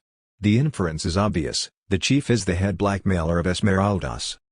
It was during the revolution that every citizen became an informer, since no one knew how many revolutionary agents had infiltrated the coastal towns. The trial of the rebels turned into such a maze of contradictory testimony that the British transferred the proceedings to a military tribunal in Trinidad. The jail was now ours for a moderate rent. The prison compound was built to accommodate the masses, and so was fairly commodious. 3 of the watchtowers, which were wooden structures, had fallen down, but one was still in fair condition. We reminded the chief that we had come to study the centipedes. There is a man here who knows much of these animals, too much, the chief told us. He lives inland. He made vague gestures indicating his low opinion of anyone who lived inland. A helpful scientist could be a real asset, and it couldn't be far. The island is only about 8 miles wide. In a place like this everyone knows where everyone lives, and certainly where any foreigner lives. But the people we approached pretended they knew of no such person. It was too far, they had other business. He went away. Finally Jose agreed to guide us to the house, for an outrageous fee. They have fear. He thumped his skinny chest. Me macho, not scared of centipede peoples. This all horseshit. We took provisions for the day and armed ourselves with machetes and double-barreled 410 pistols, loaded with number 6 shot. This I have found to be a most effective load when the only danger one is likely to encounter is from snakes or humans, and quite sufficient for either one. In Malaya once I downed an amok in his tracks, firing both barrels directly into his neck at 10 feet. The mud street ended quite abruptly in weeds, scrub and jungle. This was not at all like the rainforests of South America, there being no large trees. Here were palmetto and scrub and coconut palms, banana plants, some hardwood. The path was hard to follow, and we had to clear the way with our machetes in some places. I attempted to get some information out of our guide about the centipede cult. Who are these centipede people? He spat. Bad people, plenty crazy, worship fucking bug. I was reminded of the Egyptian scarabs, the scorpion goddess and the frequent pictures of centipedes in Mayan pottery. One page of an ancient Mayan codex, of doubtful authenticity, shows a man tied to a couch, threatened by a huge centipede, 6 to 8 feet in length. Do they hold meetings? His eyes narrowed with calculation. Perhaps. I decided to shelve this for the time being. The path wound steeply uphill and the heat was suffocating. But I was even more fatigued than I would normally be in the course of such a walk. It was as though a heavyweight were pressing down on us with a persistent malevolence. Several times the guide lost his way, and we had to retrace our steps. His dog, an Airedale Terrier mix, ran ahead yelping. It seemed as if we had been on the road for hours, but looking at my watch I saw it was only an hour. Suddenly we heard wild yelping from the dog, and thought he must have treed something. But when we reached the scene, I saw a hole with palm fronds around it and heard the dog's anguished screams. Looking down into the hole, which was about 6 feet deep, I saw that the dog was writhing, impaled on bamboo spikes. Obviously a trap set by the rebels. "Dios," said Jose, in a perfunctory manner. "Pobrecito, it is best you shoot him, señor." I drew the 410 pistol and killed the dog with a charge through the head. I reloaded and we pressed on. The guide seemed entirely unmoved by the fate of his dog. He opened his mouth in an ugly gesture, jabbing with his finger. "Him eat too much, here life is hard." Toward midday we arrived at a clearing with a hut on stilts. "Aquí, señores." A man came slowly down from an upper platform to meet us. Rarely have I ever felt such an immediate antipathy for anyone. He was quite tall and thin, with long, scraggly reddish-yellow hair and a dirty, ragged mustache. He made a grimace that was meant to be a 9-mile, showing his rotten teeth, and released such a pestiferous breath that I stepped back a pace. I could not bring myself to shake his hand, but he seemed not to expect this. He simply stood there, barring the steps to his house. His eyes were of an opaque, cataract gray, continually darting about in agitation, and never raised to our faces. He kept fidgeting in a very unpleasant, spastic manner, as if his hands and feet were moving of their own volition. I made the introductions, and at each name he simply nodded and said nothing. "We are from the Peabody Museum, here to study the local centipedes and take specimens." He started at the word centipede, and his mustache twitched. "We have been told that you can help us." "I know nothing," he said, very rudely.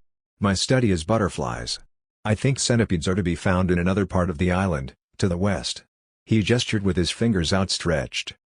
"Oh, well, in that case we will not take up any more of your time." I had at this moment a vivid picture of what his face would look like if hit by a charge of No. 6 shot. I rather expected he would ooze some disgusting white fluid instead of blood. We turned and walked away. "Muy malo recibido," observed Jose. The island of Esmeraldas fades in Hall's mind. For several nights he can go no further, until one morning he awakens from a dream of the place of dead roads. For days they have been floating down a wide river, a mile across and getting wider, the banks a distant green smudge, or invisible in the morning mist. The boat is an outrigger, with 2 covered dugout canoes as pontoons and a deck of split bamboo. The 2 masts for sails to catch the little dawn wind also serve to support a tarpaulin cover to protect them from sun and rain. They usually tie up at night. The guide seeks out a faster current near the middle of the river, then picks up turn-off currents leading toward the shore, like exits from a freeway. Occasionally they pass farms, the buildings unfinished and already dilapidated, small areas cleared for banana and yucca, the ubiquitous tuber on every tin plate in the Amazon area. Slowly the channel narrows and they pick up speed. The guide is alert now, shifting from one current to another like a surfer, as trees and sandbanks flash by. Coming to the pass. A silent rush of water as they skim through a narrow opening.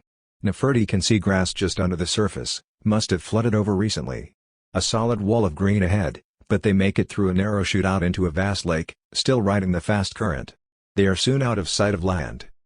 Suddenly the current dies and they are drifting in aimless calm, slower and slower, and finally motionless. As idle as a painted ship upon a painted ocean. The water is clear as limpid air. They can see the tops of great boulders 100 feet down, shading to the inky blackness that spreads beneath them like a velvet tapestry, shifting occasionally as forms move under it. No fish are visible in the clear areas near the surface, and their presence can be inferred only by movements and ripples of darkness at the margin of vision. The lake spreads to the sky in every direction, a vast round blue mirror with a line of red as the sun touches the water. A light shock wave from the black depths, indicating the passage of some large creature, rocks the boat gently. The guide consults his map, which opens like an accordion. The map is brightly colored, depicting unusual beings. Some of them are growing upside down into the ground, shoots sprouting from their legs. "Nearest current 300 miles, he announces, the word sagging from his mouth. "We can row." "We can row?" Nefertiti points to the sun, which hasn't moved in the past minute.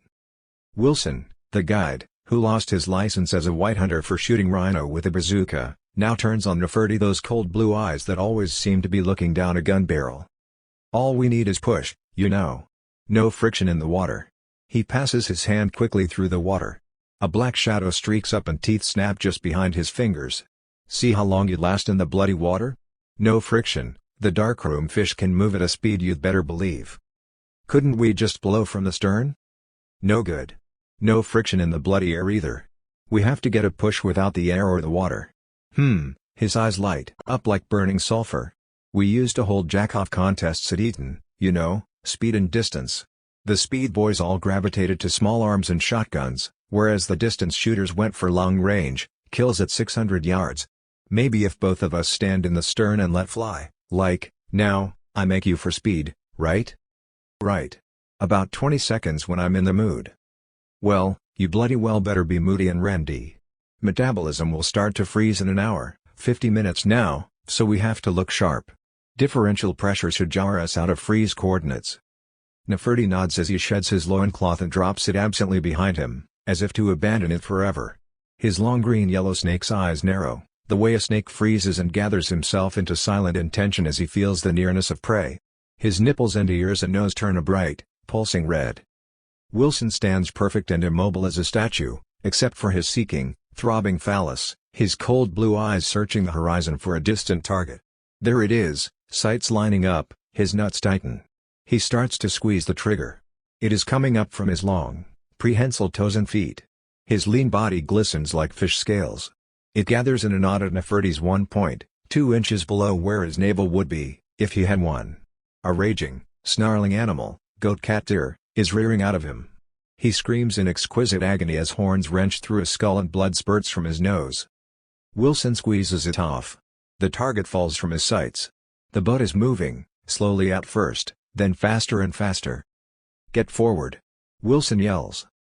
Holding onto the seats, they can barely keep the boat from doing a tail walk like a hooked marlin. They turn into a 20-mile-an-hour current. Wilson points, Peggy Island. They smell it 50 yards out, a black insect stink that gets in your clothes and your hair. You feel like centipedes are crawling all over you. Easy, laddie buck. Gets 'em all, at first. As they step onto the limestone pier, a group of officials in filthy uniforms, the guns rusted into their rotting holsters, crowd around them like beggars, holding out their hands. Documents, señores. Por favor pasaportes, they whine. Wilson waves them aside with the back of his hand and they fall on their backs, struggling to right themselves, like overturned beetles. We'll head for the Explorers Club. Decent steak there and cold beer. The streets are dark, lit only by kerosene lanterns here and there in the kiosks. No one stops to buy the merchandise, old postcards and magazines, moldy pork pies and cellophane wrappers, stale candy bars. No one stops. All around them silent, milling crowds of half-naked people with the dead eyes of basic famine. Gotta keep moving, you understand. Blighters have no place to kip. Once they stop, they fall down and they've bloody at it, like that lot back there. Here we are. The building seems to have been transplanted from St. James's Square and replanted in this area of vacant lots, garbage and open sewer ditches. The edges of the masonry are even and regular, but now grown over with moss and vines covered with yellow-green flowers that give off a horrible reek of excrement and whorehouse perfume. A dim, yellow light inside flickers ominously. Another power cut, Wilson explains over his shoulder. A man in a moldy uniform with slugs crawling on it sidles out from the reception desk and blocks their way. Are you a member, sir? He glares imperiously. Wilson pushes him with one finger and the man falls to the floor, making galvanized movements with his back and waving his legs feebly in the air. Wouldn't step on him if I were you, Wilson cautions. Bloody revolting. He leads the way up a marble staircase to the bar. What's this, George? A dead one at the door. I'm sorry, sir. Deeply sorry. But we simply can't get live help these days, and he did keep out some riffraff from the delegations. You know what I mean, sir. Scotch on the rocks, George, and Pernod. Pernod, it is, sir. Beauty of it is, few of them last till payday. He leans forward. Why, only 3 days ago a drunken navvy knocked the head clean off our last one. Right shook up, he was. I dare say. You have rooms, George? The club is empty, sir. Take any room you want, but I'd appreciate it if you'd take a room on this floor. Save me going upstairs with me back, sir. Well, George, I'd hate to see you go upstairs without it. And can you have the kitchen send along 2 steaks with cold beer? We'll be in number 18, just down the hall. George laughs. You will have your joke, Mr. Wilson. I'll cook the steaks and bring them along. The room smells of disuse, like a resort hotel off-season. George is laying out dirty, greasy plates for them on a table. George, this gentleman is from the National Geographic, here to study conditions. George looks at Nefertiti grimly. I can't imagine why, sir. The less said the better, is my way of looking at it. George, there was a Spanish professor, an authority on the subject, a member of the club. Ah, yes, I remember him. A foreigner, sir. He hasn't been in for some time, but we do have an address for him. Good, you can leave it in Mr. Nefertiti's shoes in the morning.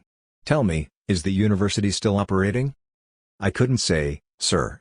If you ask me, that's where the trouble all started, with the student riots, sir. I think it runs a bit deeper than that, George. Yes, sir. Things often do, sir. Will that be all, sir? Good night, sir. We set out next morning, after a good English breakfast. Bit of a walk. The only taxi in the zone is requisitioned round the clock by the delegations. It's an area of rubble and vacant lots and half-finished buildings, now falling in ruins. Some were obviously intended to be apartments, with 10 stories of concrete and rusty iron girders. Arab families are camping in the levels with their goats and chickens. Is it true there's a monster centipede here? It is. Seen it with my own eyes, bloody revolting. Stink will knock a man on his bloody arse. And it is fed by human sacrifice? Well, yes, you could say that. A solid line of buildings, none over 3 stories, made of mud or concrete blocks, joined arbitrarily, in many cases blocking the roadway, which then goes over the buildings by ramps or tunnels under them. The whole thing looks like a giant nest spit out by insects deprived of their symmetry by some mind-altering drug. Have to pick your street. Some of them is blocked solid. And God knows how many is stinking dead in their filthy warrens. What happened here? Well, the stock market crashed. Wilson gestures to the milling crowds. He can calculate their shifts and move through them almost as fast as if he and Nefertiti had the streets to themselves. Put it like this, country simple, hayseed simple. A country is bankrupt. No gold whatsoever in the coffers, and they are issuing paper money without anything to back it up. So the bottom falls out and the money isn't even good shithouse paper. Same thing here. They were issuing fraudulent human stock. Nothing to back it up. No gold. The backup here is SEC energy units. They got no SECM. At first they tried to spread it out, like, cut everybody down a few units, and they won't notice. How many are there, of the monster petties? Well, there was just one at first. Then he updated his tech. Must be 30 by now. Does the SEC shortage affect them? Christ, no. They thrive on it. Most insects do, and some plants. It's a mammalian need. Notice there are no animals here? No cats, no squirrels? I assumed they had been eaten. Oh, no. They all left. A piper came and piped them all out. Wilson turns back to contemplate the milling crowds. Obvious solution is to dig a great bloody hole and prod them down into it. They still react to stock prods. He prods a man with the sharp prods at the tip of his electric cane. The man emits an inhuman scream and runs 6 feet. See what I mean? The rest could be up to the bulldozers. You want to see the petties, do you? Well, slip on this mask. There is a solid wall of emaciated people ahead, many of them completely naked, with hideously deformed genitals. Looks like we'll be needing our blasters. These are .10 caliber revolvers with a cylinder holding 33-inch bullets. The bullet is sharp at the point, which is hard metal, with a base of hard metal and soft metal between, that mushrooms on impact to the size of a $50. Wouldn't penetrate human flesh, just flatten. But it enters and spreads in insect mush. Well, might as well get on with it. The guns make almost no noise, like popping the cork on a bottle of half-dead champagne, but the effect is dramatic. The bodies are flying apart like rotten melons. Slip on this disposable Mac, laddie buck. Clad in ankle-length plastic Macs, they walk through the cavity opened by their blasters, the dismembered larval claws and mandibles still twitching. They drop their Macs gingerly into a trash receptacle. Flying centipede varieties buzz about, laying eggs in the unfortunate. Rum go when they hatch out, look there. A naked man tears at his flesh, screaming as centipede heads break through the skin in gushes of blood and pus.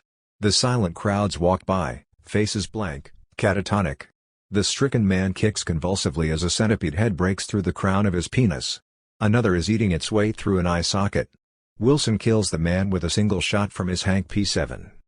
An area of narrow passages between rows of wire mesh cubicles, 6 feet long, 4 feet deep, 5 feet high, 4 tiers. The upper cubicles are half empty, because few can climb up to them on the rope ladders and notched logs. The lower cubicles are jammed with the dead and dying, who have barely enough energy to pour their buckets of sewage into the mud paths between the warrens. The cubicles dwindle out in barren hills and ruined buildings. They come to a small amphitheater, with limestone seats around a circular space 20 feet in diameter, paved with smooth marble. In the middle of the circle is a stone stele, covered with tiny script composed from centipede hair and eyes and legs and claws, the signs moving in jerks and spasmodic patterns that intercross and overlap, stop and scrabble. The stone writhes with hideous life. Below the stele is a naked man, bound to a couch with leather straps. The couch is made of hardwood and the legs fit into ancient holes in the marble floor. The spectators are completely naked, except for exquisite centipede necklaces and bracelets in segmented gold, with opal eyes, lips parted, pestilent breath in the air, faces squirming and crawling on the skull, eyes dilated to shiny black mirrors reflecting a vile idiot hunger. We feed with the Pidgey. La Jeune Story of Pedeville, obviously. Neferti and Wilson push through to the front row. The timorous Peddies, as the natives are called, scramble out of their way. There is the sound of running water. When the tank is full, it raises a bronze grid on one side of the theater. The head of a monster Pidgey emerges, with a stink like a vulture shat out rotten land crabs. The man on the couch begins to scream as the centipede inches out. The Pidgey lifts its head now, with a seeking movement. Neferti stands at the head of the couch, one nonchalant hand on the stele, the other extended toward the monster Pidgey, who now scuttles forward with hideous speed. Neferti's fingers are centipede legs in the air, ending in a smooth gesture of cancellation across the ancient writing that crumbles to dust under his fingers. The centipede shrivels to a final spasm of reddish dust in the air, dust on the stone seats. The bound man pushes aside the leather straps, which shred into black powder. Mission accomplished. Chapter 05. 5. Neferti is moving through the alleys of a rural slum on the outskirts of Memphis. Dead eyes broken by poverty, disease and hunger follow his passage. People turn from him and the women cover their faces, for he is a scribe, an elite class that is feared and hated. Neferti had been born the son of a fisherman on the seacoast. His family was poor, but not starving like these inland people. There is a certain crustacean, sea scorpions they are called, highly prized by the rich, and Neferti knew where to find these creatures, just as he always knew if there was a scorpion or a centipede in the house. He can feel it, the way he can feel danger.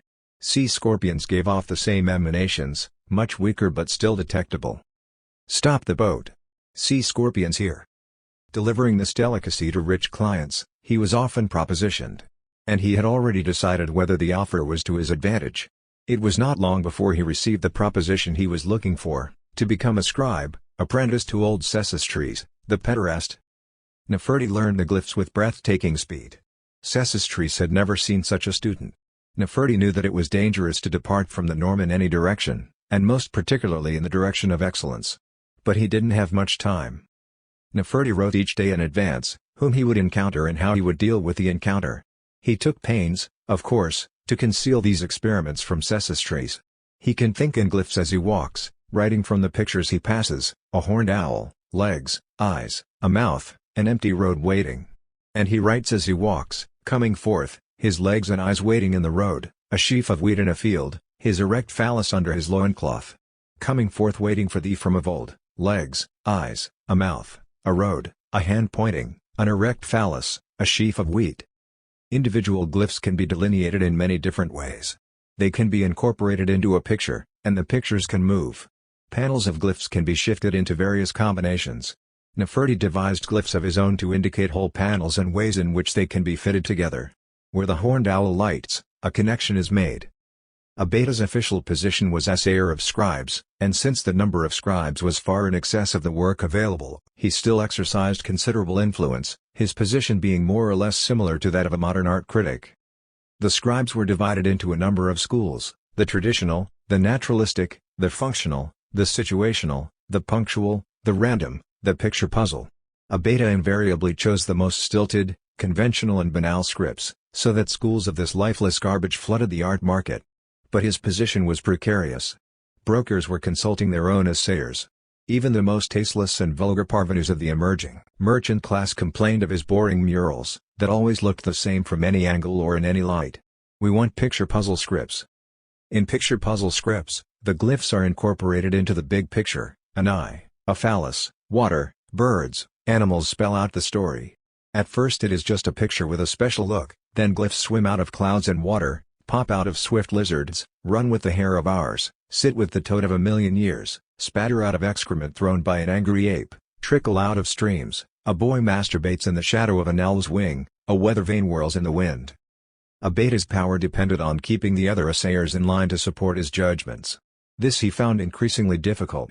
It was becoming obvious that his poor taste threatened the market. The other assayers began to shun him, catching the contagious reek of failure, and the old man had a contract out on him. A knife could streak out of an alley or doorway. He had bodyguards, but any one of his guards could be Alamout's man. These were troubled times. There was war in the heavens, as the one god attempted to exterminate or neutralize the many gods and establish a seat of absolute power. The priests were aligning themselves on one side or the other. Revolution was spreading up from the south, moving in from the east and from the western deserts. Not only had the rich monopolized the land and the wealth, they had monopolized the western lands. Only the members of certain families were allowed to mummify themselves, and so achieve immortality. Neferti aligned himself with the rebels and the followers of many gods. There was a new edict against sodomy, issued by the one-god priests. The penalty was impalement. His relation with the old pederast scribe Sesostris was now highly dangerous. His patron was a kindly, ineffectual man of a vacillating disposition. He could not bring himself to take sides in the fierce controversy raging over the one-god concept. Gently Neferti pointed out that a neutral position was untenable, especially in view of the new edict. His enemies had waited for this chance. In Sesostris's attempt to make no enemies, he would succeed only in making no friends he could trust. Neferti intended to obtain the secret Western Land papyrus. Scribes at his level were not supposed to know even that such a papyrus existed. He carried at all times an alabaster tube of poison, in case of arrest, and a thin dagger with a groove tip dipped in cobra venom. The apprentice scribes were housed in dormitories, under strict discipline. Neferti had hitherto bypassed these onerous conditions through his relation with Sesostris. This exemption, together with his brilliance, made him a target for hate and envy, solid as the blow of a fist and sharp as an axe. The glyph of the spitting cobra gives protection. He knows just where to spit his poison and what poison to use, and he has allies who think as he does. But now his position was extremely precarious. To continue his relationship with Sesostris, he set up rotating places to meet, a room in the village one day, hidden coves and caves another. All scribes study the Egyptian pantheon: Ra, Bast, Set, Osiris, Amen, Horus, Isis, Nut, Hathor. Many gods are known only to a few initiates, like the shrieking scorpion, half cat and half scorpion, said to have been conceived by a union between Bast and the scorpion goddess. With her lashing tail loaded with deadly venom, her rending cat claws and insect mandibles, she is evoked only by the most terrible curses. And the centipede god, with a centipede's body, the poison fangs sprouting from the glands of his neck, and a man's translucent head in which the brain glows white-hot behind red, faceted eyes. His bite causes death in terrible agony, the victim roasted alive. The centipede god lives in red sandstone caves in the blistering hot lands of the south. Neferti fashions little blocks of clay and hardwoods on which glyphs are delineated in raised outline, so that he has only to press the block into ink and then imprint the glyphs on papyrus. Demons and helpers can be drawn into being and assigned functions and contexts. They have their special abilities, their weapons and means of access, their enemies and friends, their masters and servants. One of the helpers is characterized by an indentation on the upper tip of his member where the creator left his thumbprint. It was a small thumb, no bigger than a finger but much longer, with 3 articulations. This helper leaves behind him a smell of musk and thunder and the blue smell of the sea wind. Giver of winds is his name. Fleet and light-boned, he can skim over swamps and quicksand, climb a sheer cliff or a palace wall. His long thin fingers can crush a man's neck or tear off an arm. He can parry the quickest sword slash and dodge an arrow. He is the helper on perilous journeys and impossible escapes. He knows the bang-you-toe cord of sperm that strangles a sleeping enemy, the smells of valor and danger, of ferrets and spiced lace stained by radiant journeys. His Mayan counterpart is Apuk, patron of street boys, wanderers and outcasts, a face of green marble, thick round lips, flaring eyes like jade slits. He knows the slums of Tenochtitlan, the warrens and reeking alleys of the centipede city. His phallus is a smooth, translucent green, and he gives off a smell of fungus and toadstools, of jungles and untamed wildcats and orchids, of moss and stone. Another helper is the adolescent Ka of the god Amsu. Of a shining, dazzling beauty, he knows every nuance of sex and courtship. He is the only defender against the female goddesses of sexual destruction and orgasm death, the vampire Lilith, and Ixtab, the goddess of ropes and snares and sexual hanging. His phallus is a pulsing tube of opalescent pink light. His smell, sweet and heavy, burns through the body with prickles and shivers of delight. His Heresy position was extremely precarious. To continue his relationship with Sesostris, he set up rotating places to meet, a room in the village one day, hidden coves and caves another. All scribes study the Egyptian pantheon: Ra, Bast, Set, Osiris, Amen, Horus, Isis, Nut, Hathor. Many gods are known only to a few initiates, like the shrieking scorpion, half cat and half scorpion, said to have been conceived by a union between Bast and the scorpion goddess. With her lashing tail loaded with deadly venom, her rending cat claws and insect mandibles, she is evoked only by the most terrible curses. And the centipede god, with a centipede's body, the poison fangs sprouting from the glands of his neck, and a man's translucent head in which the brain glows white-hot behind red, faceted eyes. His bite causes death in terrible agony, the victim roasted alive. The centipede god lives in red sandstone caves in the blistering hot lands of the south. Nefertiti fashions little blocks of clay and hardwoods on which glyphs are delineated in raised outline, so that he has only to press the block into ink and then imprint the glyphs on papyrus. Demons and helpers can be drawn into being and assigned functions and contexts. They have their special abilities, their weapons and means of access, their enemies and friends, their masters and servants. One of the helpers is characterized by an indentation on the upper tip of his member where the creator left his thumbprint. It was a small thumb, no bigger than a finger but much longer, with 3 articulations. This helper leaves behind him a smell of musk and thunder and the blue smell of the sea wind. Giver of winds is his name. Fleet and light-boned, he can skim over swamps and quicksand, climb a sheer cliff or a palace wall. His long thin fingers can crush a man's neck or tear off an arm. He can parry the quickest sword slash and dodge an arrow. He is the helper on perilous journeys and impossible escapes. He knows the bang-you-toe cord of sperm that strangles a sleeping enemy, the smells of valor and danger, of ferrets and spiced lace stained by radiant journeys. His Mayan counterpart is Apuk, patron of street boys, wanderers and outcasts, a face of green marble, thick round lips, flaring eyes like jade slits. He knows the slums of Tenochtitlan, the warrens and reeking alleys of the centipede city. His phallus is a smooth, translucent green, and he gives off a smell of fungus and toadstools, of jungles and untamed wildcats and orchids, of moss and stone. Another helper is the adolescent Ka of the god Amsu. Of a shining, dazzling beauty, he knows every nuance of sex and courtship. He is the only defender against the female goddesses of sexual destruction and orgasm death, the vampire Lilith, and Ixtab, the goddess of ropes and snares and sexual hanging. His phallus is a pulsing tube of opalescent pink light. His smell, sweet and heavy, burns through the body with prickles and shivers of delight. His Heresy. The healing helper is a calm gray presence with a kind, unhappy face, for he has taken on much pain. But he is deft and quick. Pain dissolves beneath his fingers, and sickness loosens its hold. He brings the smell of clean bandages, dawn wind in fever dreams, sleep after sleepless nights. For every helper, there is a corresponding demon or adversary. Many play both roles. There are old demons racked with the pain of toothless, impotent hate, who live only to injure, occupying evil old caretakers and doormen.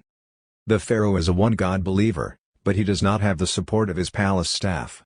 Obviously he will be assassinated sooner or later. Nefertiti does not wish to associate himself with a lost cause which he opposes in any case, but he is still under the pharaoh and his secret police. They are everywhere, watching and listening. One moves in stylized pantomimes of innocence. At any hour of the day or night, the pharaoh summons everyone in the palace to an audience. The pharaoh awaits. Come. No time to get dressed, just a hasty robe and here we go again. They form ranks in front of the pharaoh. His palace guards, a caste of genetic eunuchs, move up and down the line, carefully searching for weapons. When the word is given, the palace retinue parades past the throne very slowly. Stop. Each one stops at the pharaoh's feet for the examination. The pharaoh, with his alabaster white face and black snake eyes, looks at you, around you, through you, looking for a dagger in your mind, listening for the whispered furtive words, smelling for the sweat of guilty fear. His guards stand ready, massed on both sides of the throne. Motioned on by a twitch of his staff, you try not to look too relieved. Now he points with the staff, and the guards move forward. Someone is dragged away. Neferti knows the arts of telepathic blocking and misdirection. You can't make your mind a blank, for that would be detected at once. You must present a cover mind which the pharaoh can tune into, and which is completely harmless. For me the pharaoh is a god. You can't lay it on too thick. Needless to say, one's enemies attempt to take advantage of the occasion. There are telepathic ventriloquists who can throw disloyal thoughts. How long must we endure this vile pig pharaoh? Our time will come, soon, very soon. And there are the smell throwers, who can throw smells onto the target in a crowded street. People hiss and start away, leaving him in a circle of eyes burning with hate and loathing. Sometimes a smell thrower will take advantage of the examination to discredit a rival, causing him to appear before the pharaoh reeking of excrement. It is a dangerous expedient, however, as a skilled practitioner can throw it back with double stink. The sin of secret painting is rife, though punished by impalement on a white-hot bronze phallus. Secret painters are divided into tribes. Neferti belongs to the Cobra tribe. They keep with them at all times the means of suicide, and gather in their secret haunts to compare suicide and murder weapons. They are not averse to taking as many with them as possible. Their haunts are not secret in the sense of being hidden. To the outsider they would appear as a perfectly ordinary house or inn. Should an unwanted stranger happen in, he will see nothing noteworthy, but rather an emptiness, a lack of anything that can engage his interest or pleasure. The food isn't exactly bad, but it is exactly the kind of food he doesn't like. If he ventures, on a sexual encounter, it will end in a grating climax, at once painful and disgusting. The sheets are not dirty, but they feel dirty and smell dirty. One of the wise palates from the Good Guide book came in here, and went out with his butt switched over. He moans and rolls his eyes like Crazy Horse impersonated by Jimmy Durante over the most appalling junk food for starters, and sardines eaten from the can with a shoehorn, washed down with Green River. The meat course is second-run rejects from premises closed by the Board of Health, doused in stale ketchup and anchored down with cherry milkshakes laced with gritty undissolved granules of cheaper by the ton synthetic malt, then a canned pineapple and marshmallow salad with postum. They don't come back. And usually they can't get out quick enough. A certain species of vampire which can take male or female form sneaks into the rooms of youths. The pleasures they offer are irresistible, and the victim is hopelessly captivated by these nightly visits which no lock or charm can forestall. The victim loses all interest in human contact. He lives only for the visits of the vampire, which leave him always weaker and more wasted. In the end he is little more than a living mummy. These visitations have decimated rural areas, and the large estates are deserted. It has long been suspected that these vampires are the ghosts of mummies who immortalize themselves in this way and convert the energy required to maintain the western lands. Revolution is spreading, and many of the large estates are deserted and have been taken over by partisans. The partisan leader Memento has uttered a terrible threat: I am going to destroy every fucking mummy I get my hands on. The western lands of the rich are watered by Fellahin blood, built of Fellahin flesh and bones, lighted by Fellahin spirit. Terrorized, the rich have brought in mercenaries from the south, filthy Ethiopians who delight in the torture of prisoners. A common practice is death by fire in muslin. The victim is wrapped in strips of muslin soaked in beeswax, to the semblance of a mummy, then set alight to divert his captors with the mummy dance, accompanied by flute music, hideous shrill mimicry of burning screams. Go! Go! Go! They chant, pissing all over themselves with laughter. A sibilant quivering hiss, and the partisans attack like silent hungry ghosts. One dispatches the dancing mummy with a sword slice that severs the charred head. Grimacing hideously, it bounces among the mercenaries. Sagging like unstrung puppets, their vile torture lust steamingly exposed to sharp steel, deserted by their employers who have shut themselves into fortified citadels, the mercenaries either join the partisans or retreat and disband to the hot lands of the south. In the hot lands there are 7 artesian wells, and the settlements cluster around the precious waters. The houses are completely sealed, except for ventilating screens impregnated with oils that kill insect invaders. The oil must also be worn on all exposed surfaces when venturing into the open, and suits with many layers of silk to cover the body, and boots to the knees. No one goes out except at night, when the temperature plummets to 120 degrees. The houses are cooled by layers of burlap and a constant drip of water, the evaporation giving off more coolness as the outside heat increases. The wells are fed by underground rivers which sometimes change course. In Japan they get into baths so hot you have to stay absolutely still until the water cools. One movement and you would scald to death. Here it's the same with the air, and it doesn't cool. One quick movement and you start roasting. Takes an hour to cross a room. Talking will roast your lips and strangle you with your bursting tongue. 3 months of that, and then the faint stirring of coolness around the edges, cool blue on your burning flesh, the winds of God bringing rain. Certain highly prized minerals are found only in this area, a metal which can be molded like clay but will harden to the consistency of bronze, and the burning metal that glows with a soft cold fire, giving off a steady, silent rain of death. One exposure means death in a few weeks, as flesh and entrails wither and the brittle bones snap like dry reeds. A metal unguent gives protection from the deadly emanations of the burning silver. Some secret painters of the Cobra tribe have gathered in a squalid inn. They sip excellent wine served in earthen mugs. A wrong one would get the wine suitable to the vessel, a sour grit that sticks to his teeth and coats his mouth. They do not regard all strangers as undesirable, to be gotten rid of as soon as possible. But certain categories are definitely bad news they don't want around: informers, palace spies, purveyors of gossip and rumors, lunatics and religious sons of bitches. As usual, they are comparing weapons for suicide and murder, poison pins and rings and clasps and earrings and teeth, poison sewn under the skin, articles of clothing soaked in poison. For suicide, cobra and mamba venoms are quite quick and painless, rather pleasant in fact, and some of them are also cobra venom addicts. The venom of the cobra, dried and administered in a carefully adjusted dose by blowing the dissolved venom into the flesh through a sharpened tube, produces a feeling of serene euphoria which lasts up to 3 hours. Repeated exposure leads to dependence, which confers upon the addict immunity to the venom. This is advantageous when using cobra as a weapon.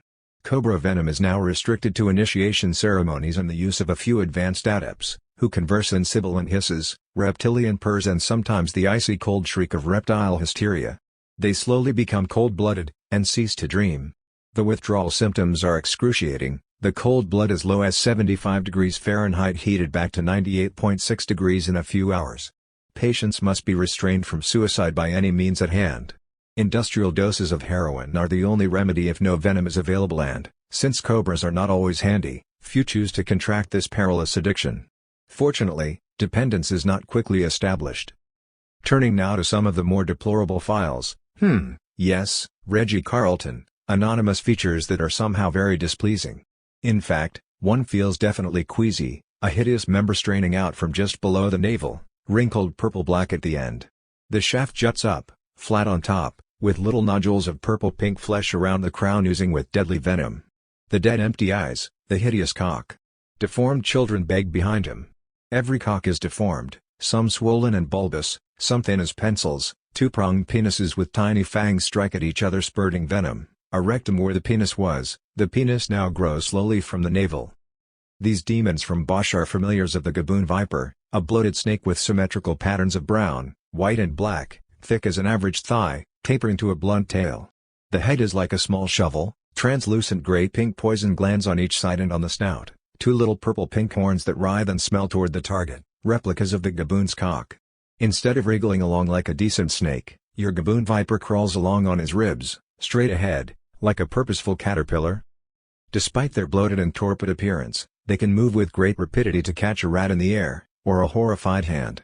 The venom is both hemotoxic and neurotoxic, often leading to severe neural damage. The blood venom holds the nerve venom in place, and the nerve venom renders the victim liable to gangrene and other infections. If one does not die from the gaboon's huge dripping fangs, he is often left a permanent invalid. One case is paralyzed from the neck down, another is slowly dying of encroaching infections. His arm has already been amputated, the infection is spreading to the brain. To top it all, the gaboon growls like a dog would, if a dog were cold-blooded. Its growl dates back to some models that appeared at the end of the reptile age, about the size of a wolf, part reptile and part emergent mammal. May have been cold-blooded, with fur and reptile teeth. Looked quite promising. Others were warm-blooded with scales and wolf teeth. What happened? Trouble with the thermostat most likely. The Burroughs cultivate an alert, malevolent somnolence that can shift to the cold hysteria of deadly rage. The cult embraces many venomous snakes who chew and eat and live on death. The mamba, dropping from trees in a green streak, his little jaws open, for this long slender delicate snake, no thicker than a heavy walking cane, is 6 feet in length. Very fast. Very good, as Hemingway said about General Omar Bradley. The fangs are small, and there is no local irritation or swelling. One may not even know he has been mamba bit, until his speech begins to slur and slobber, his gait to lurch and stagger and fall. DOA an hour later, if there is a hospital to be DOA at. No pain. The Bras find the boons rather common. A group of languid Bras have gathered in a chainy walk flat that attempts to capture the effect of an Egyptian garden in the drowsy noon heat. Unfortunately, the storage heaters aren't working. The man from London Electric, who alone are authorized to repair a storage heater, muttered something about the element 3 weeks ago, and hasn't been seen since. Sandon has them all spreading and hissing with his account of how 3 boons emptied a gay bar in Chelsea. There they are at the bar, in full white tie like a 1920s era collar ad by E.C. Leyendecker, and without a frames transition they are starkers from the shirt down, still being nonchalant with a murad and sipping champagne while the hideous boons growl and spurt deadly venom all over them. They trap 50 screamers stuck in the exit. The boons are looking for a receptacle that will fertilize their deadly sperm, so now and then they do a spot search like this. But the faggots is dropping like poison pigeons. The venom is corrosive, eats its own hole. The boons draw themselves up. Unworthy vessels. Let's toddle along and leave these chappies to stew in our juice. They're filthy. Good show, that. Good enough to steal. The area controlled by the Pharaoh's troops is dwindling. Beyond that line is a power vacuum, empty lands and palaces and villas that are anyone's for the taking. For the rich became poor and the poor became rich. This state of things continued for 100 years, a chronicler states. The landed aristocrats who fled to the city joined the ranks of the new poor, supporting themselves by menial work and charity from the palace. And their estates fell to the partisans who, having no means to merchandise large-scale produce, turned to subsistence farming, fishing and hunting. 30 men and boys are gathered in the room, their bows and spears stacked against a wall, sitting at a long table drinking distilled wine. They are discussing the various demons they can expect to encounter after their physical deaths, which they can meet at any time.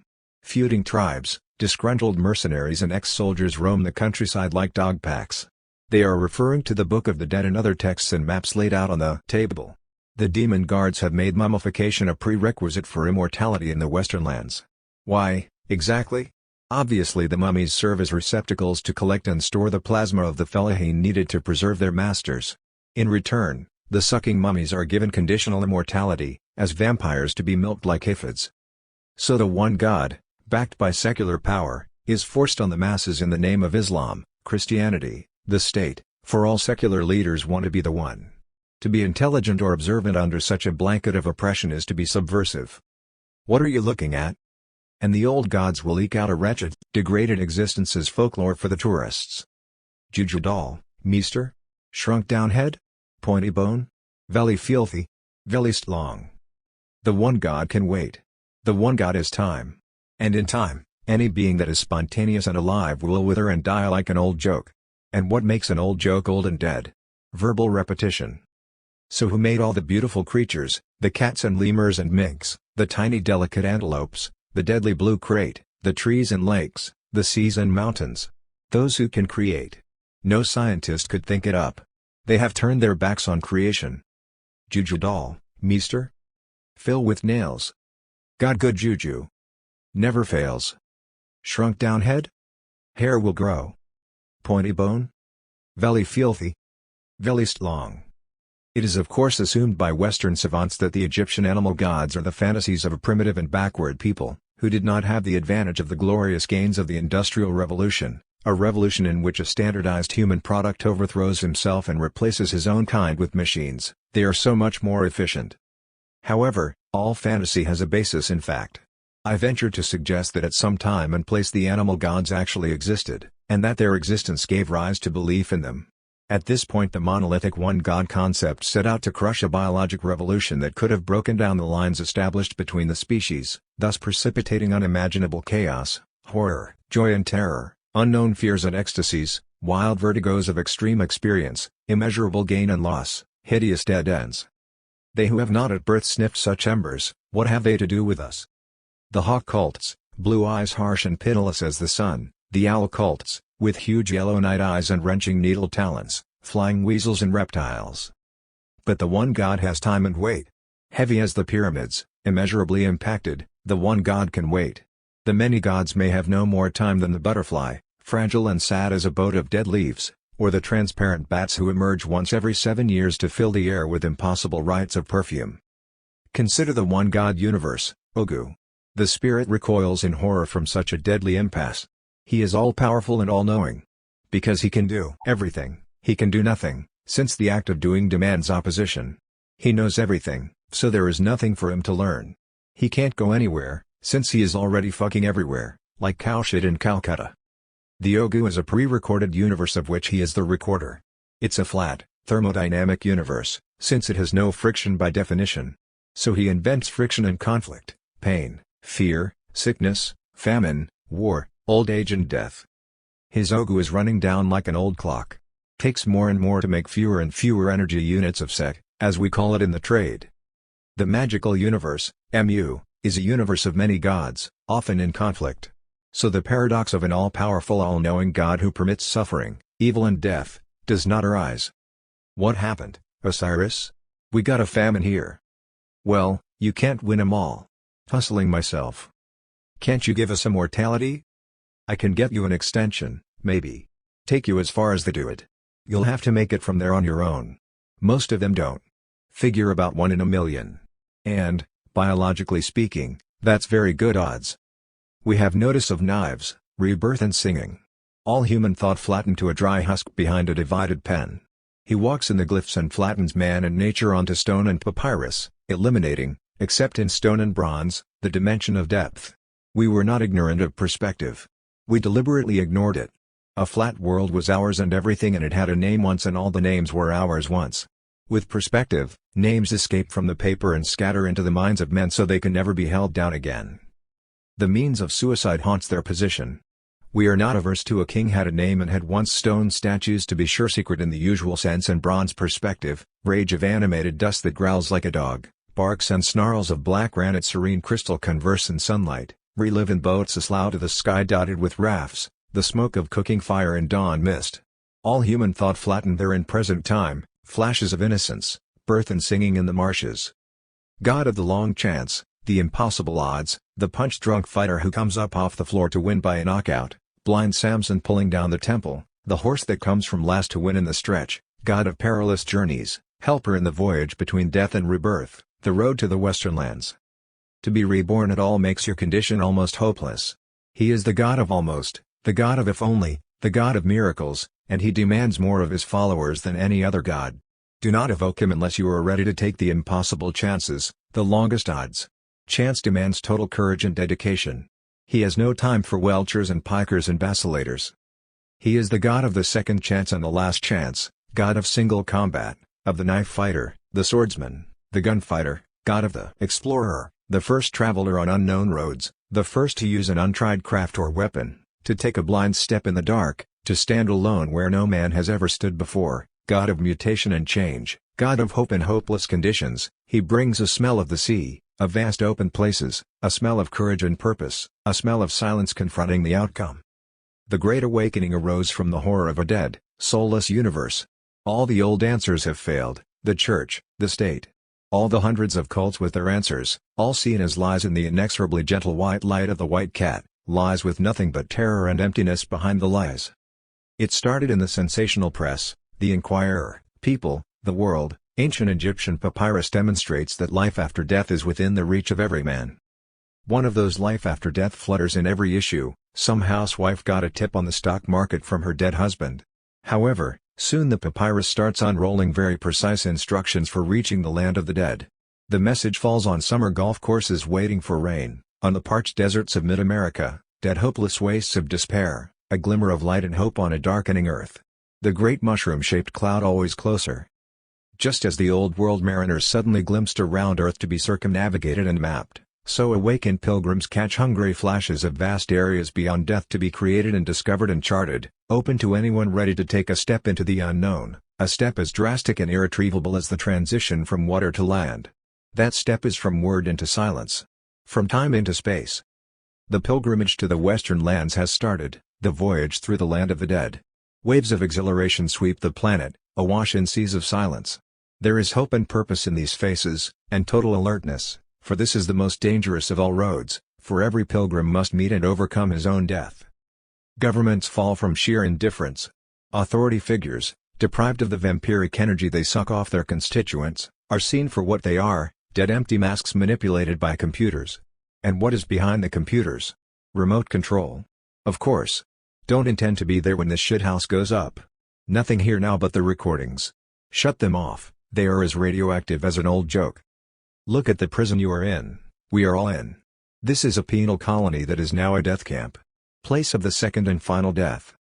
Desperation is the raw material of drastic change. Only those who can leave behind everything they have ever believed in can hope to escape. Neferti lived at this time in the trains beside a river. This was in what used to be the Kansas City yards, a maze of switchbacks and passenger cars and freight trains. New tracks are constantly being built and the cars shifted around by various motors and pulley devices. More or less 1,000 people live here. Train whistles outside. We amuse each other with train whistle arrangements passed through echo chambers, ruined warehouses, broken windows, empty railroad stations, cheap hotel rooms, lonely sidings, misty, muffled foghorns, the cries of lost cats, farm ponds at twilight, croaking frogs, fireflies, music across the golf course. Some with old steam engines make trips to Denver and St. Louis. Others on abandoned, rusty, weed-grown switchbacks aren't going anywhere, and there is some sense in that. Now these young fellers so hellbent to get to the western lands wouldn't know if there was there already. Gotta keep moving and moving and moving. Where? The faster you move, the more it looks the same. Corn and grass grow between the cars, many of them covered with vines. Neferti parts some rose vines and enters the dining car.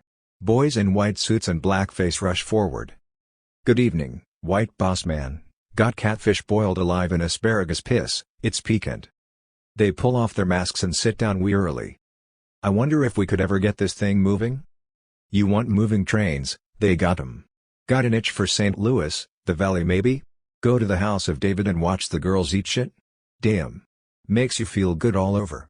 Or find yourself a drowned whore, cured 2 weeks in the River des Perez, and roll and snort and wallow in her? Peoria and Pont upon Rose's cat house? Denver and Salt Chunk Mary? The boys are frying catfish on an alcohol stove. So why not just sit here and look? Look at that old river down yonder. The boys serve each other martinis. Here you are, Jones. He hands him a shiny dime. You sure is a fair white man, boss, a fine old whitey. When I die I want to be buried right on top of you with your prick up my ass. Your attitude is commendable, Jones. How does head porter sound to you? Like the music of the queers, I mean the spheres, boss. But this waiter, Whiteman act is wearing thin and we know it. Just let these things run on and on until they stop. Your death is always with you. You don't have to run around looking for it. He looks out across the river at the setting sun. Where are my smudge pots, nigger? I want a smoky sunset. Got used up as smoke bombs in the last riot. The last riot was a confrontation between the old tired way, church and state, rule of the unfit for the unfit, biologic suicide. When the smoke cleared away, wasn't much left, just empty buildings and human remains. Neferti strolls down to the market after dinner. The merchandise is laid out in houseboats and stalls along the river. He picks up a revolving blowgun. 6 darts can be loaded into a cylinder, which revolves by hand and blows them out one after the other. The gun is 2 feet in length and looks like a flute. He buys 2 extra cylinders, darts and a selection of poisons, blue-ringed octopus, sea snake, stonefish, cyanide. He chooses a functional model of ebony, the cylinder of aluminum. Single-shot tubes, no thicker than a pen. Made of ebony, teak, bone and ivory. They fit into a scribe's kit, the little ink pots containing the poisons to be blended as a painter blends his colors. A smooth-bore revolver, each bullet shooting 6 nail-sized darts that spread out a foot wide at 10 feet. You can't miss, and you can take out a room full of assholes or a pursuing crowd, falling all over each other. Rested from his sojourn in the trains, cleansed by emptiness, Neferti is ready now to resume the endless journey over the hills and far away. His clothes are an intricate arrangement of pockets to accommodate tools, drugs and weapons. He has studied, at the Sleight of Hand Academy. Disguised as a nude dancing boy, he once pulled a hog castrator from the crotch of a rival sheik, who subsequently pined away and died of shame. With his painted eyes, his lithe, slim figure and his deadly hands, he looks more like a beautiful evil woman than a man, which is to say he has incorporated his female component into a deadly concentration of incandescent purpose. Neferti moves on, his purchases discreetly distributed about his person. He wears a light backpack. In his hands is a cane of whip steel, with a crook at the end. He can hook an ankle or a throat, an extension of his arms to touch, to move aside. There is reason for caution here. From the corner of his eye, he catches the deadly silent rush of an assailant from a down slanting side street. Neferti whirls and gives him cyanide darts right across his chest. The man turns blue in the air, and his knife clatters ahead of him as he falls. As he walks along, a boy pads in beside him. "What you look for, meester?" "Clothes, young man, rather special clothes." "You mean maybe clothes from El Hombre Invisible?" "Precisely." "It is expensive, meester, you will see. I will guide you to my commission." "Neferti. You honor my humble shop." The old man stands up, in all his courtly insolence. "But how could I," he rubs his hands, "be of service to you? I have need of a cloak." The old man's face goes blank and cold. "What you ask is illegal." "Is not anything of value illegal?" The old man's face relaxes into contented depravity. "Of course, one must always take the big picture. Yes, I have what you need. See for yourself." They move into a vault. Suspended on elaborate frameworks to simulate the client, in this case lithe and thin and 6 feet in height, are the cloaks of darkness and invisibility. Like thick black velvet, gathering always more darkness, they can suck the light out of a room or a street. Neferti slips into a tight sweater. He fingers a jalaba of a blue-black color. There are boots from ankle to hip. "The clothes of darkness, Señor." "Yes, come in many sizes. Here is a cloak to be worn at dusk and dawn, gray-black as you see, always the thick velvet feel, with gray-white velvet in the morning light, the black velvet lingering in corners like a fog of underexposed film, a path of darkness. Capes, yes, to be whipped about one, throwing swirls of darkness, and slim-fitting invisibles, tight pants, turtleneck and Russian hat. It's terribly dashing. But the old-time capes are still popular. How you can swish them around, a great swish of velvety darkness knocks the stupid words out of a redneck mouth with his bloody teeth. Neferti adjusts the cloak about his shoulders. Soft and light as air, it settles around his body, molding to every contour. The hat is like a wig, fitting across the forehead and down the back of the neck below the cloak, and the ankle-high boots walk on layers and cushions of darkness. He steps out into the area of the market. It is late afternoon. Many of the stalls are empty. The palpable silence of an empty market, the heavy absence of many voices, all manner of men on their way to buy and sell, all absent, not even a shrug of negation or a ripple of water. Those who have been raised in the market can distinguish what manner of merchant is there by the particular silence in his empty stall or shop or the accustomed place under the colonnades where he spreads out his wares. For a man is delineated more clearly by what he is not than by what he is, as if cut from stone by the mason's chisel. A moving tunnel of silence left by the water cellar, a cool silence that is not thirst. Here is the silence of a loud-mouthed cripple selling worthless merchandise. A faint whiff of incense, a calm, a dispersal, and the little people have cleaned up after him. The compound silence of the partisans of silence. Many turn aside, for few can breathe here in the absence of words. Neferti is careful to hug the shadows, lest someone see a patch of darkness where there is no shadow. Under the arcades there are always shadows, and besides, the market is empty, or almost empty. He passes a small cafe with benches along the side where men sit drinking mint tea and passing around keef pipes, laughter behind him. He comes now to an open space of rubble and sand, where the merchandise is unloaded. A smell of horses and manure, oxen and leather, the rank reek of camel drivers. He looks up, a scattering of clouds. He will have to cross on cloud shadows. Almost through, a path with trees ahead and the sound of water. Then, a sudden shift of wind and he is caught in a spot of blazing sunlight. He hurries on. A cry goes up. He has been seen. 4 men are rushing toward him, pulling out knives and snatching up stones and lengths of rusty iron. Neferti whips out his revolving blowgun, sput sput sput, spitting out little puffs of death. He catches the lead man, a paunchy brute with a round pig face and bristling eyelashes, with a cobra load. The barbed dart thunks an inch into the hard, fat, hairy stomach.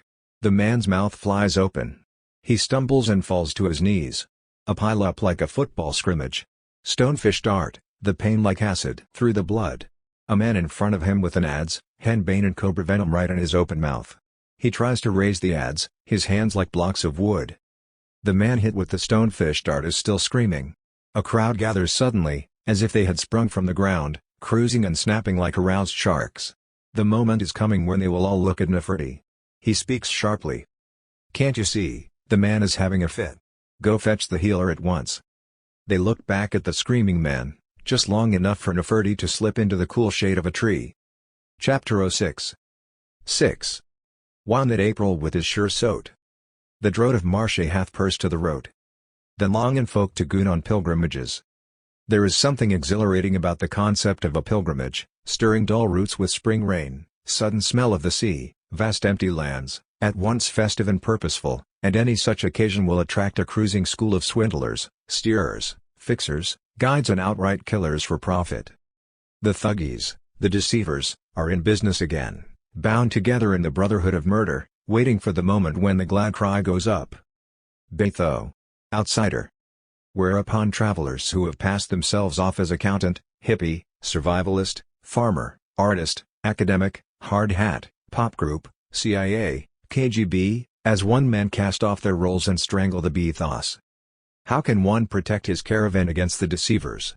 Of course you can give them a flutter on the e-meter, but you don't need that. Self-evident spiritual truth cannot be faked, any more than you can fake a poem, a painting or a good meal, and the lack of truth and fraud is immediately apparent to the eye that can see truth. So why do so many receive the venerable lies of the con man, clearly out to get their money by trickery or violence?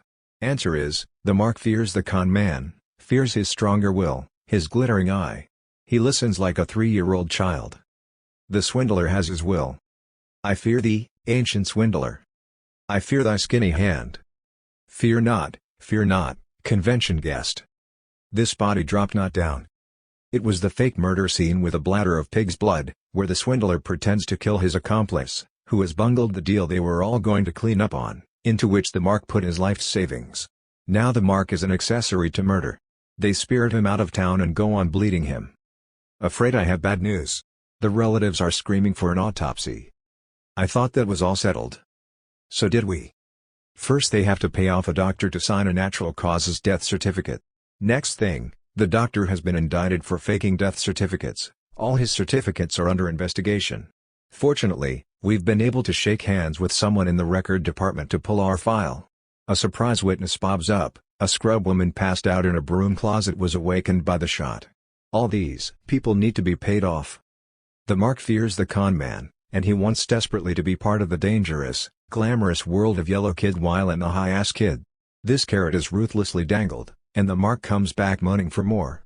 And sometimes the mark comes out ahead. I tell you, Henry, I just can't stand it. He keeps calling me up. Any action? I change my address, he gets a private asshole to find me. He's even got marks lined up. Good ones, too. I don't want his marks. I don't want his money. Didn't you say once you were looking for the perfect mark? Well, it figures, you found what you was looking for. I think your phone is ringing. The road to Wagnas, the city of knowledge, is a long, circuitous detour through labyrinths of ignorance, stupidity and error. Like the thuggies, the pilgrims, each with a cover story of some trade or profession, pretend not to know each other but present a united front in the face of dangers and emergencies. Custom checks are frequent, and we must find ways of concealing drugs and weapons from a search. The drugs are disguised as food and preserves and ointments, the weapons as canes and pens, disassembled into seemingly unrelated parts, concealed in shoes and the hems of garments, strapped to our animals. In some cases it is necessary to force animals to swallow pellets of drugs and ammunition, which are subsequently recovered from their dung, or if time is short and we are in need of meat, the animals are killed and slit open. The party to which we had attached ourselves numbered several hundred, and a sorrier, seedier bunch of scavengers I have seldom seen. They were all seeking their fortunes, lured by tales of fabulous gold and gems, precious woods and rare herbs that would make them rich so they might live out their lives in sloth and luxury. There was a wide variety of conveyances and pack animals, some of them drawing wagons and buckboards, which were continually getting mired down in the river crossings and swamps on the road. The road to the western lands is by definition the most dangerous road in the world, for it is a journey beyond death, beyond the basic God standard of fear and danger. It is the most heavily guarded road in the world, for it gives access to the gift that supersedes all other gifts, immortality. Every man starts the course. 1 in a million finishes. However, biologically speaking, 1 in a million is very good odds indeed. The Egyptians and the Tibetans made this journey after death, and their books of the dead set forth very precise instructions, as precise as they are arbitrary. Who makes the rules? In Wagda's, jumping-off place for the Western pilgrims, it is considered by most schools extremely disadvantageous to wait for death. If you wait for death, you are subject to death conditions. You are playing against house odds. Failure is almost certain. The best anyone can reasonably hope for is a favorable rebirth. Don't wait, kid. Leave now. Leave how? Wagda's teams with people who will tell you how. Here is the pilgrim market in Wagda's, the city of knowledge. It stretches as far as the eye can see in all directions. There are underground sections, sections in orbit, vast, intricate structures tower 1,000 feet in the air. Knowledge takes many forms and contexts. Cloistered ivy-covered halls, serious youths in academic garb, the typical is so often not where it's at, deliberately avoided like a cliché, that it becomes in time atypical, and by the inexorable logic of fashion, is once again where it's at. Knowledge can be as explosive as matter into energy, as deadly as the virus for which the only cure is death. Knowledge can bind men together in secret brotherhood, the knowledge of some unspeakable deed or right so foul that an outsider could not conceive of it. So the brothers are safe if they stay together and keep silence.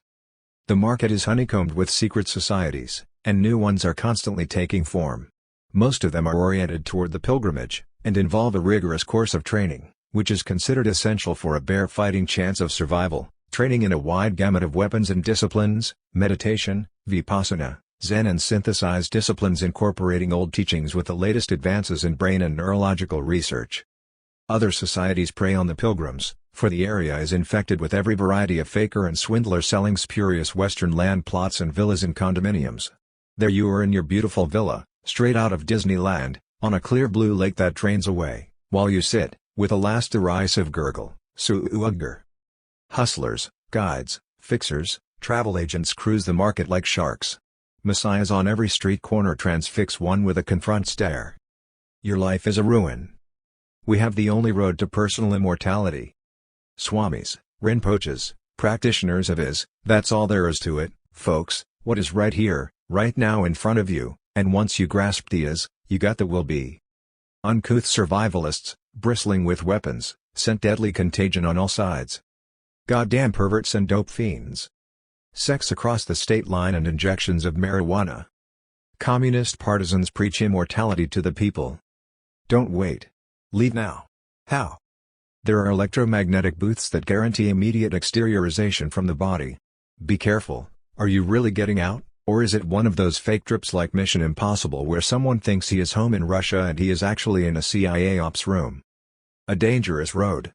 Every pitfall, every error, every snare to which every man has been liable since the beginning, you are sure to meet on the road to the Western lands. Wagda's is the most fashioned-minded city, the most factious and the most sensitively attuned to any nuance of change. The fact is that most pilgrims don't even have a clue. So they are constantly cruising around, and any new trend will attract a frantic school of pilgrims, snapping and sniffing for the new thing. Wagda's is swept by fads, like the tornadoes of Kansas or the hurricanes of Miami. A new weapon? Oh, not new at all. Old as Egypt, the flail.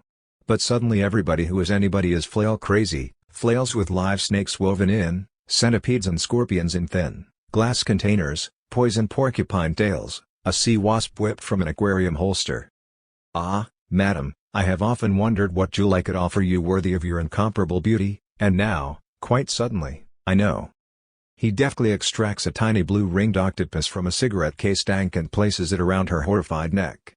The octopus lights up and glows bright blue, a blue that spreads to her face as she weaves in her chair and topples face down in the baked Alaska.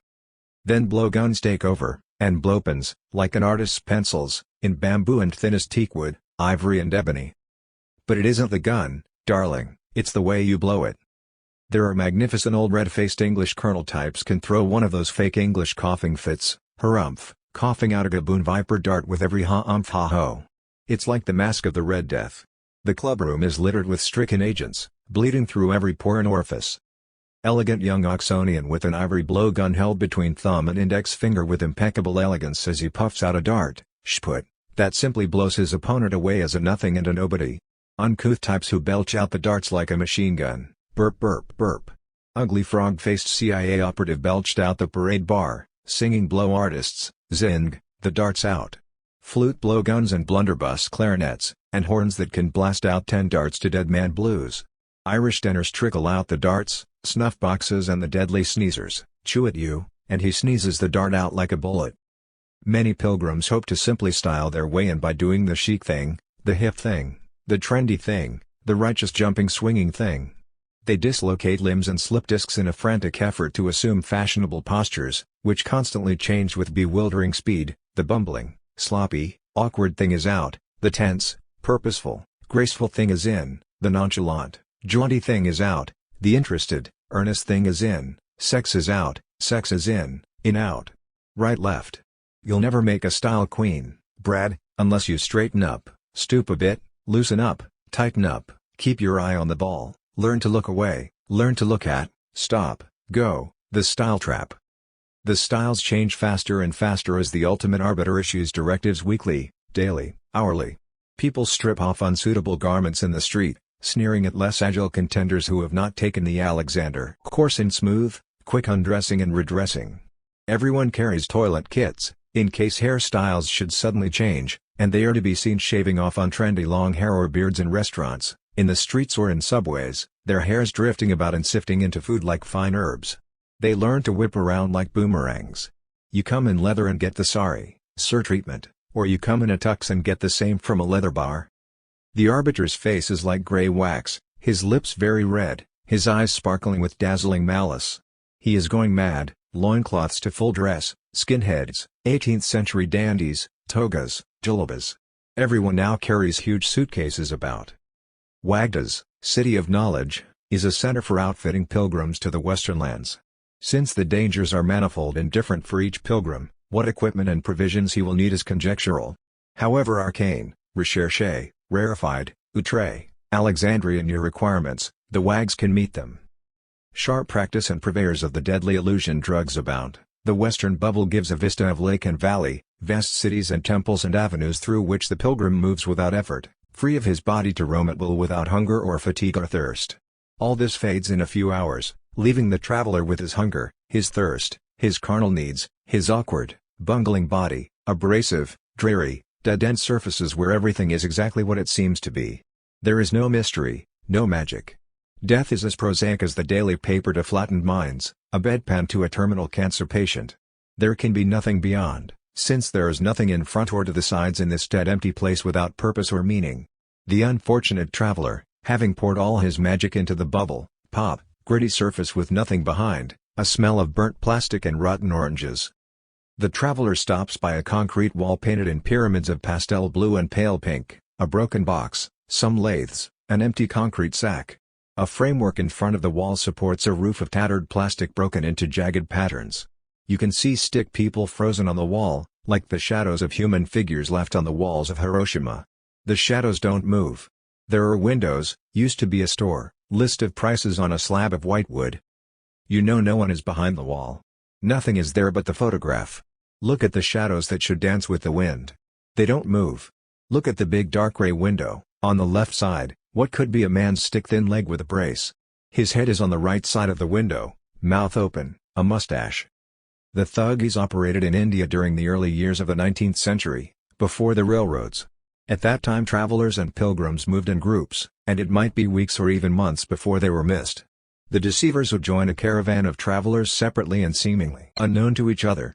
Each deceiver had his cover, some were merchants, some druggists or soldiers or smiths, and they were all competent in their cover trade. Their word for their victims was bethos, outsiders. At a given signal, the stranglers would dispose of the travelers and rob them. Then the bodies would be perforated with pickaxes so that the gases would not attract dogs, hyenas and jackals, and buried under camphors lit over the graves. It is estimated that the deceivers killed 1 million bethos in about 20 years. It has been called one of the greatest criminal conspiracies in history. The thuggees were all servants of Kali, goddess of destruction. Pilgrims to the Western lands travel in groups, and latter-day deceivers operate in the area, equipped with modern weapons. At encampments a number of soap opera scenes are enacted. Here is the young couple in a lean-to. She is a liberal Vassar girl, he is the aging ingenue deceiver. Deceiving keeps him young. She, you and I are going to have to talk about our relationship. He, well, darling, I think we have a beautiful thing really. She, is that all it is to you, Jerry? A thing? He, don't move, Wendy. He shoots a black mamba in the air as it slithers down toward her pearly throat. He, looking down at the dead snake, "You see, Wendy, that's what it is. One human being knowing he can depend on another in the face of death." She, "I think I understand, Jerry. No matter what happens we'll always have that." Beto. Her eyes widen in horrified comprehension, and her face goes slack and blank. She sinks to the floor. He wipes off his knife, his face blank, empty, serene. An ex-cop and two hoodlums drink on supply boxes in an improvised bar. We cruise around in the car, spot some shine, call to him really friendly, "Hey, come over here a minute," and he comes over all grins. The man shows his awful yellow teeth in a hideous grimace. Then bust him right in the teeth.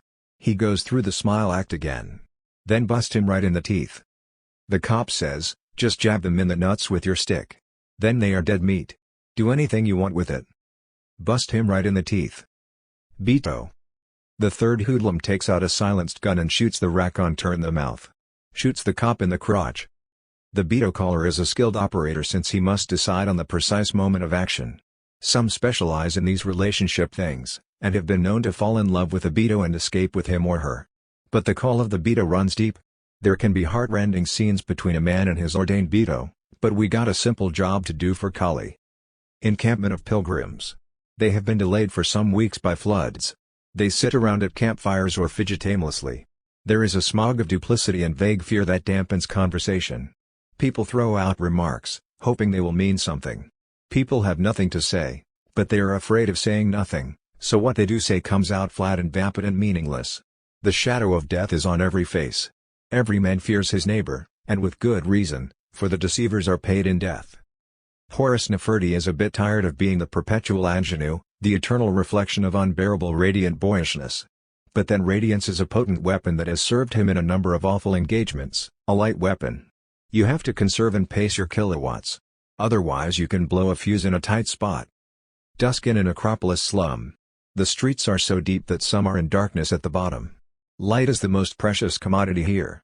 And always the streets are worn deeper by the mindless, gibbering dead, stratum after stratum of tombs, down into darkness.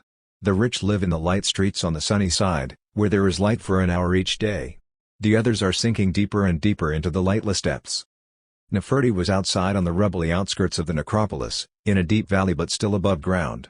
Dusk comes early and in the grey dusk, with the smell of death heavy in the still air, about 10 huge scavenger dogs were closing in around him, behind them a ragged pack of snarling grave robbers. He looks at them and smiles and turns on his radiance. He emits at first a pale glow like a firefly's, just enough to guide the dogs right to his crotch and his throat and the backs of his legs. When you don't know what to do nothing. Can feel it now, a ball of fire just below the navel, sweeping up and out his eyes in a brilliant flash of light. The dogs and the grave robbers are thrown back. They turn and run, yelping, whimpering, snarling. Horace Neferti turned aside into a jump joint, where your dreams come true. Yeah, sometimes. They work like this, you got a scenario in your mind, usually made up of dreams. Sophisticated electronic equipment makes the dream solid. Or rather there are infinite nuances of solidity. There is death solid. It can kill you. Or maybe just knock you down with brass knucks, like the ghost of Joe Varland in A Short Trip Home. Wavering, ebbing strength gathered for one last solid punch. Death solid is more or less the gold standard around here. Some people are pikers, darling. And there are plenty that order something and then try to dodge the check. Got news for you welchers, it can't be done. Because it's your check. People out for a lark, don't want to go too far, that's alright. They got the shallow end of the pool if that's what you want. We never lose a dreamer, unless he slips into deep water, that is. How does the machine work? Largely, by concentrating what is already there. A dream amplifier. Neferti strolls around languidly with heavy-lidded, bored disdain, guides, steerers, pushers, pores of every persuasion. A pusher pads in beside him. The pusher's face is shriveled and stained. Plenty good jump junk. Jump junk is the worst habit a man can contract. You get out for 8 hours at first. When you come back down, it's like a coke let down with an alcohol and barbiturate hangover and acute junk yen. Takes more and more to stay out for less and less time. He dismisses the pusher with a backhanded gesture. Health food stores guarantee natural products, snake venom, insect, fish and mollusk. Unexplored territory for the most part. Stonefish poison, which is contained in barbed spines that break off in the flesh, is perhaps the most excruciating pain a man can experience.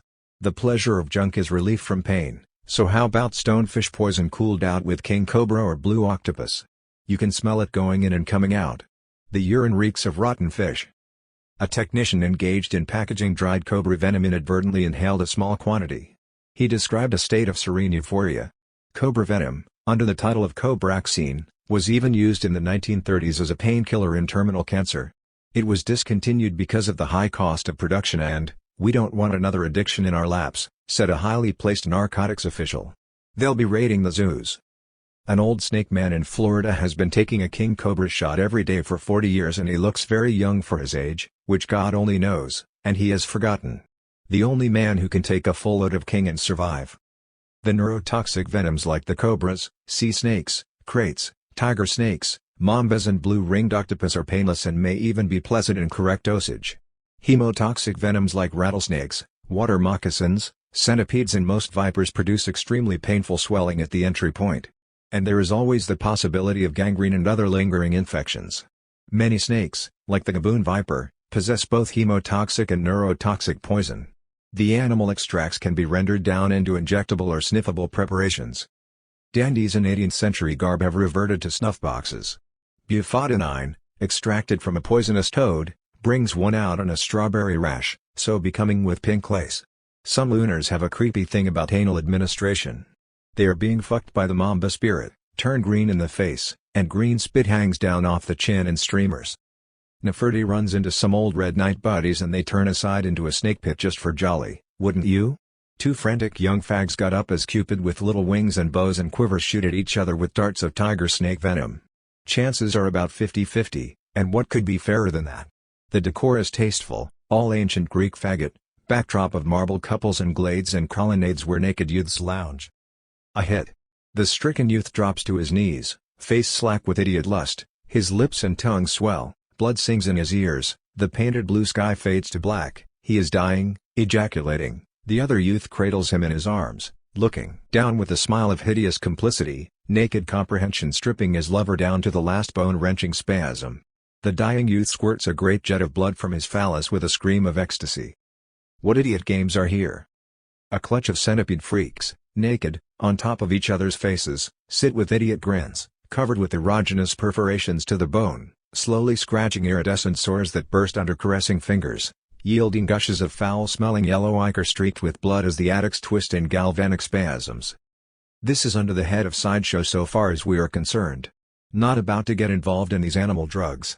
Many purists prefer to administer the venom straight from the living animal, like Cleopatra applying the asp, and they swear they have such an affinity with a snake or even a spider that it will inject exactly the correct dosage.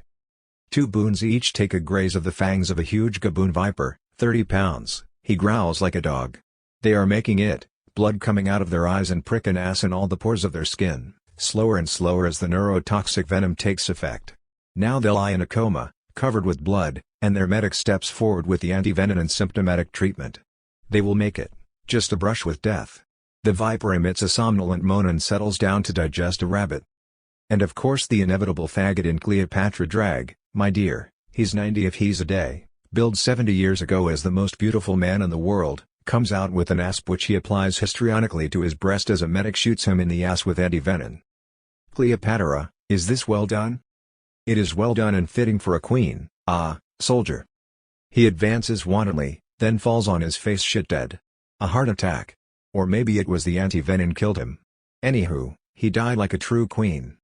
And frantics who want to be repulsive go about with scorpions and centipedes crawling over them. Oh my dear, I'm terribly down. I need a lift from my Peggy. And right there in ma maison he pulls down his pants and applies a foot-long centipede to his erect member. The diners were electrified. You see, it's all replaced by special scar tissue. Hollywood moguls are pelted with blue-ringed octopuses as they disport themselves by the swimming pool. A drunken scriptwriter suddenly stands there weaving back and forth. What's your problem, Joe? The words slither out. Joe is, pulling what look like tiny blue frisbees out of a handbag, his hands in rubber gloves. You think you can buy talent and throw it out when you've wrung it dry? I'm going to show you some natural talent. He sails a blue ring out, slop, on a sagging bosom, plop, on a fat cold face. They float like great dead carp, white hairy stomachs sticking up to the sky in the still gray smog. Sound can act as a painkiller. To date we do not have music sufficiently powerful to act as a practical weapon. Remember an English gentleman in India story, an encounter with a rude native youth who didn't know enough to move out of his path. When his servant moved forward to administer the indicated correction, the boy's hand flew to the flute at his belt as if reaching for a weapon. Then he darted away. In the government rest house, despite 6 stiff whiskeys, the narrator still had difficulty getting to sleep and was disturbed by foul dreams. At 3 in the morning I was awakened by what I can only describe as a corpse blowing into my ears, the most loathsome, filthy sound I have ever heard. I am not ashamed to admit that I grabbed my pants and fled in blind terror. Next day, I found that my dog and my faithful native boy had not escaped in time, eyes starting out from the sockets, faces frozen in a terror so hideous that I could not look on those faces. I ordered them immediately sealed into coffins. That cursed music communicated some secret so loathsome that no decent man may hear it and live. Must have been a decent dog. Everybody wants a sure-thing weapon, a ray, an artifact. There is nothing more terrifying than to stand in front of a deadly, snarling enemy with nothing but a psychic weapon that may or may not work. That is when you reach all the way down and come up with a stopper. The Hindus teach that the heaven world is more dangerous for the soul than the hell world, since it is more deceptive and conduces to the fatal error of overconfidence and assumption of immunity. Like a fighter, the soul must be constantly in training lest it grow soft on an ephemeral throne. So the splendor of the palace, the constant parades, the state barges, the golden lapis lazuli, the chariots and bowmen, eat away one's awareness of the ultimate reality of conflict. Security, the friendly mask of change, at which we smile, not seeing what smiles behind. Like the family album of the Romanovs. From morning till night, ceremonies. Every meal a state occasion.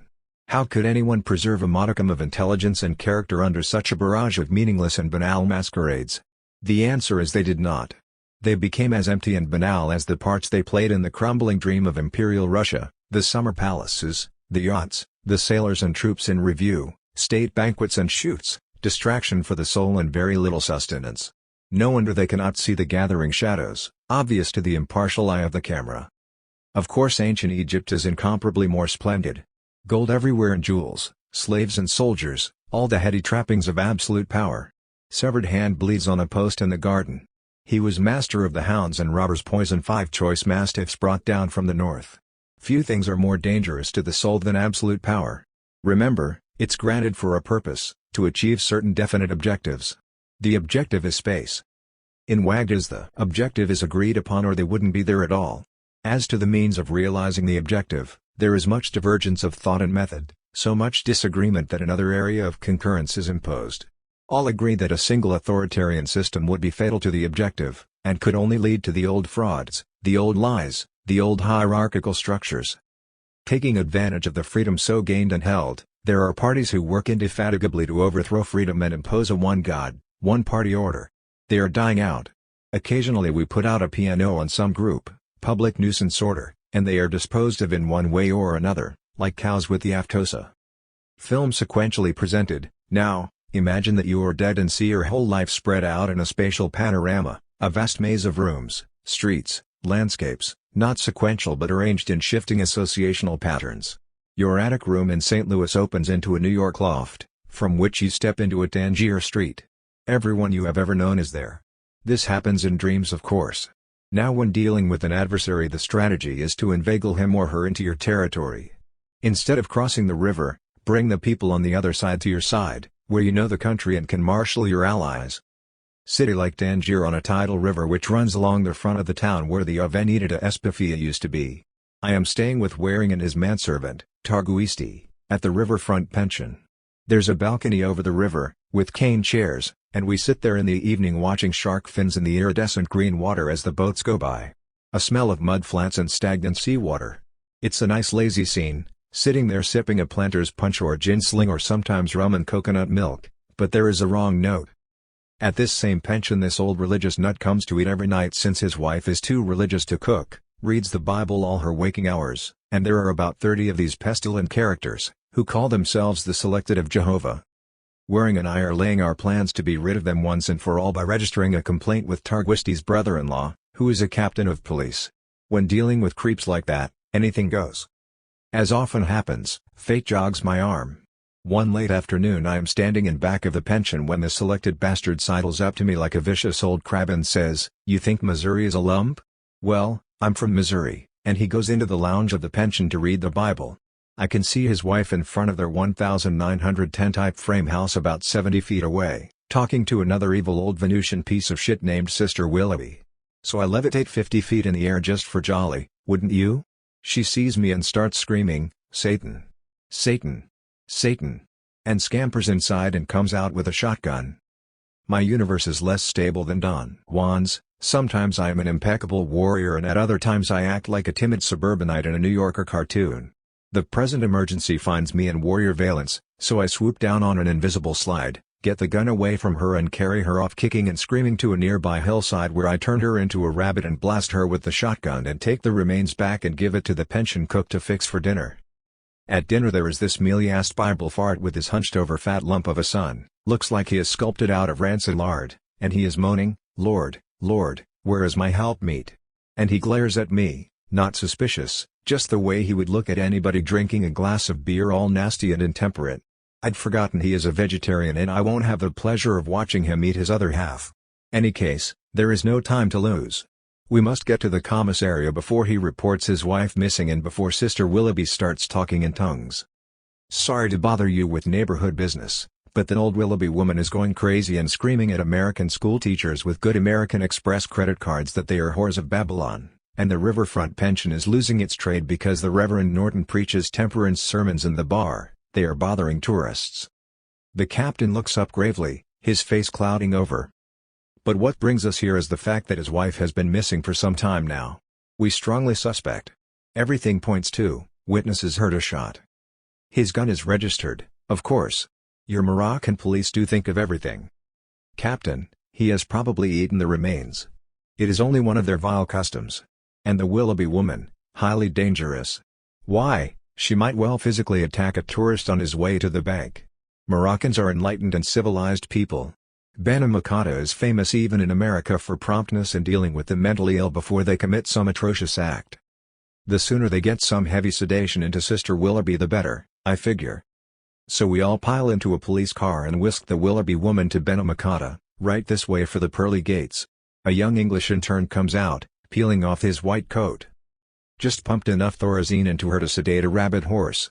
Before she went under, she was screaming some rot about you swooped out of the sky like a Satanist vulture, carried off her sister and turned her into a rabbit. He cocked a quizzical eyebrow at me. "Did you actually, old boy? Good job and all. Aha, I think she needs another jolt. She just took the Lord's name in vain. Now for the Reverend Norton. But my wife is only missing since this afternoon. I went back and she wasn't in the house, nor could I find Sister Willoughby, who was to have shared our evening prayers. Your neighbors tell a different story. They say Mrs. Norton has been missing for almost a fortnight." The captain pulls out a paper. "Mr. Norton, I have here the certificate of registration for a shotgun. Where is this weapon?" "Well, now, I don't rightly know. Usually I keep it over in that corner by the door. Maybe it was stolen by the Arabics." A policeman stands there with the gun. "I found this buried under the house, Captain." "Mr. Norton, it is my duty to arrest you on suspicion of murder. We are a civilized people. There is no capital punishment here. You may even get off with 20 years, pleading a crime of passion." He nudges the Reverend with a horrible leer.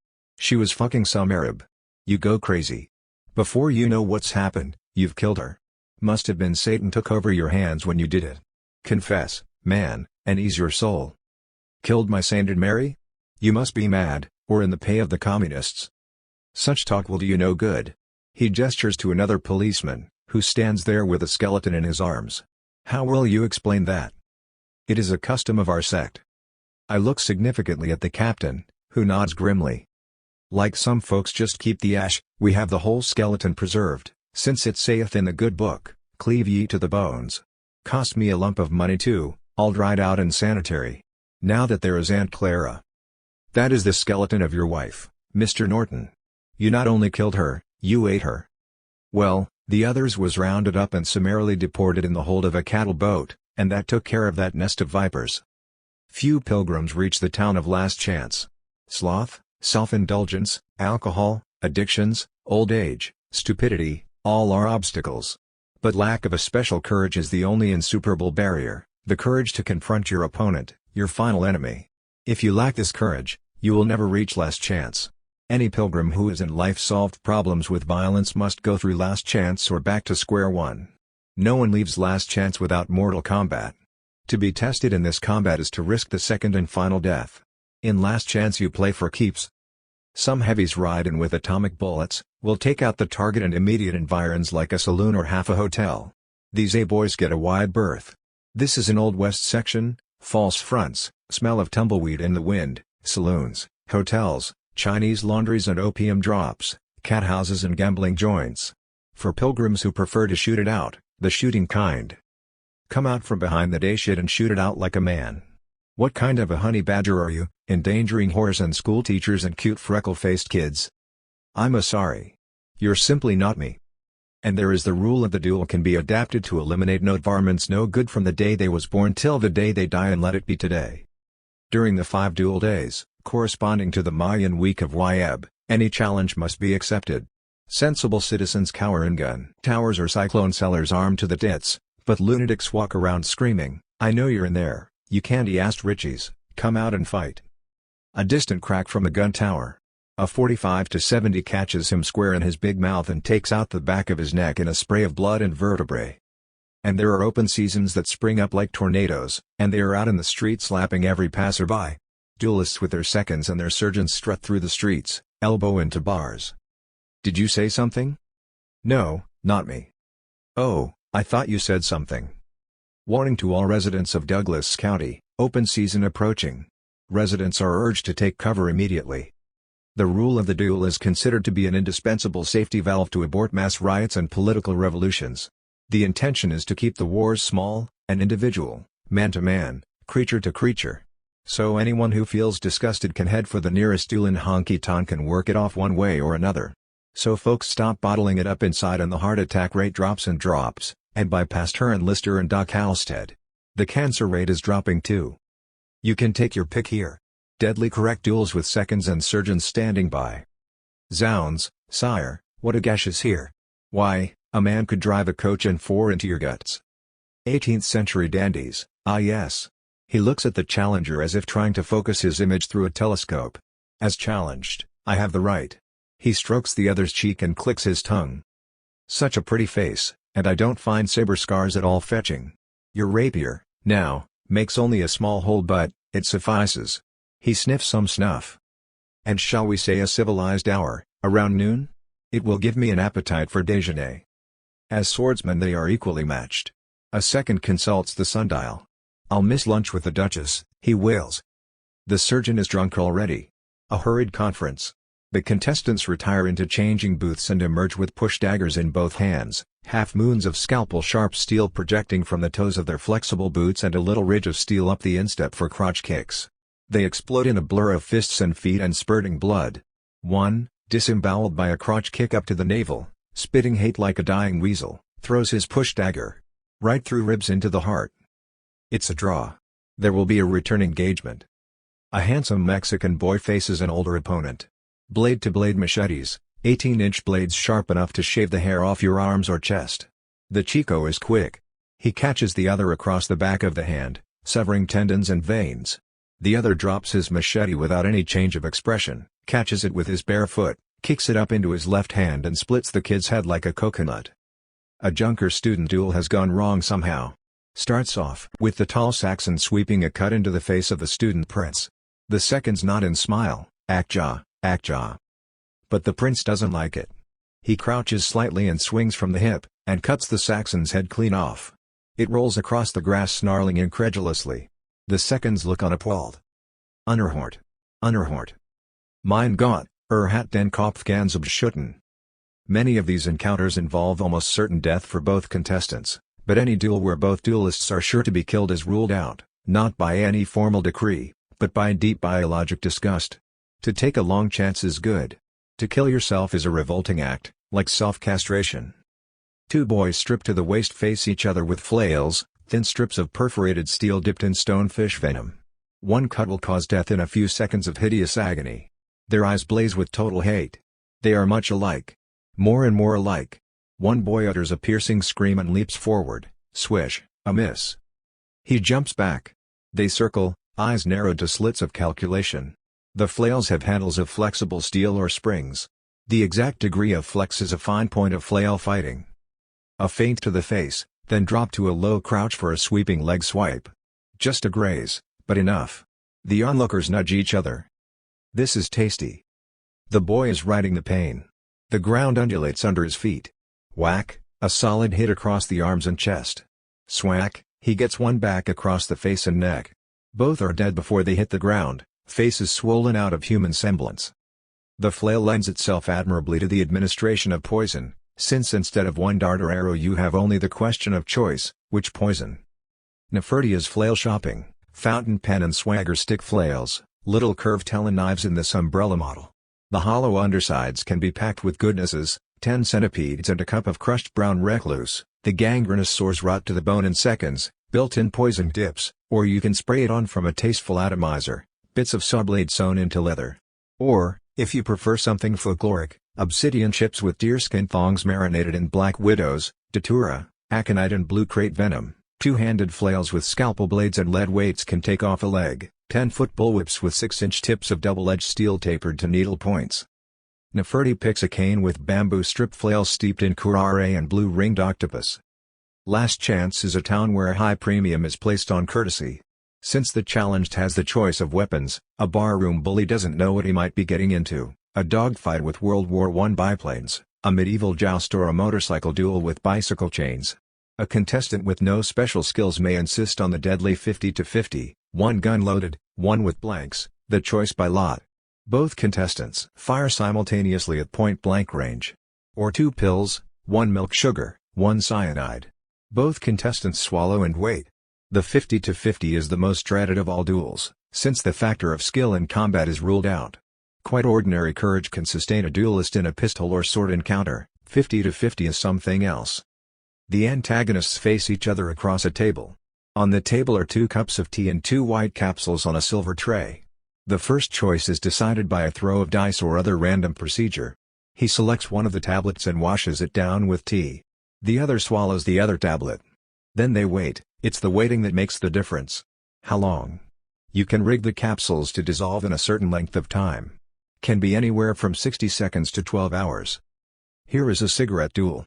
Dissolving time is the time it takes to smoke a cigarette. They light up and look at each other. I aim to finish smoking mine.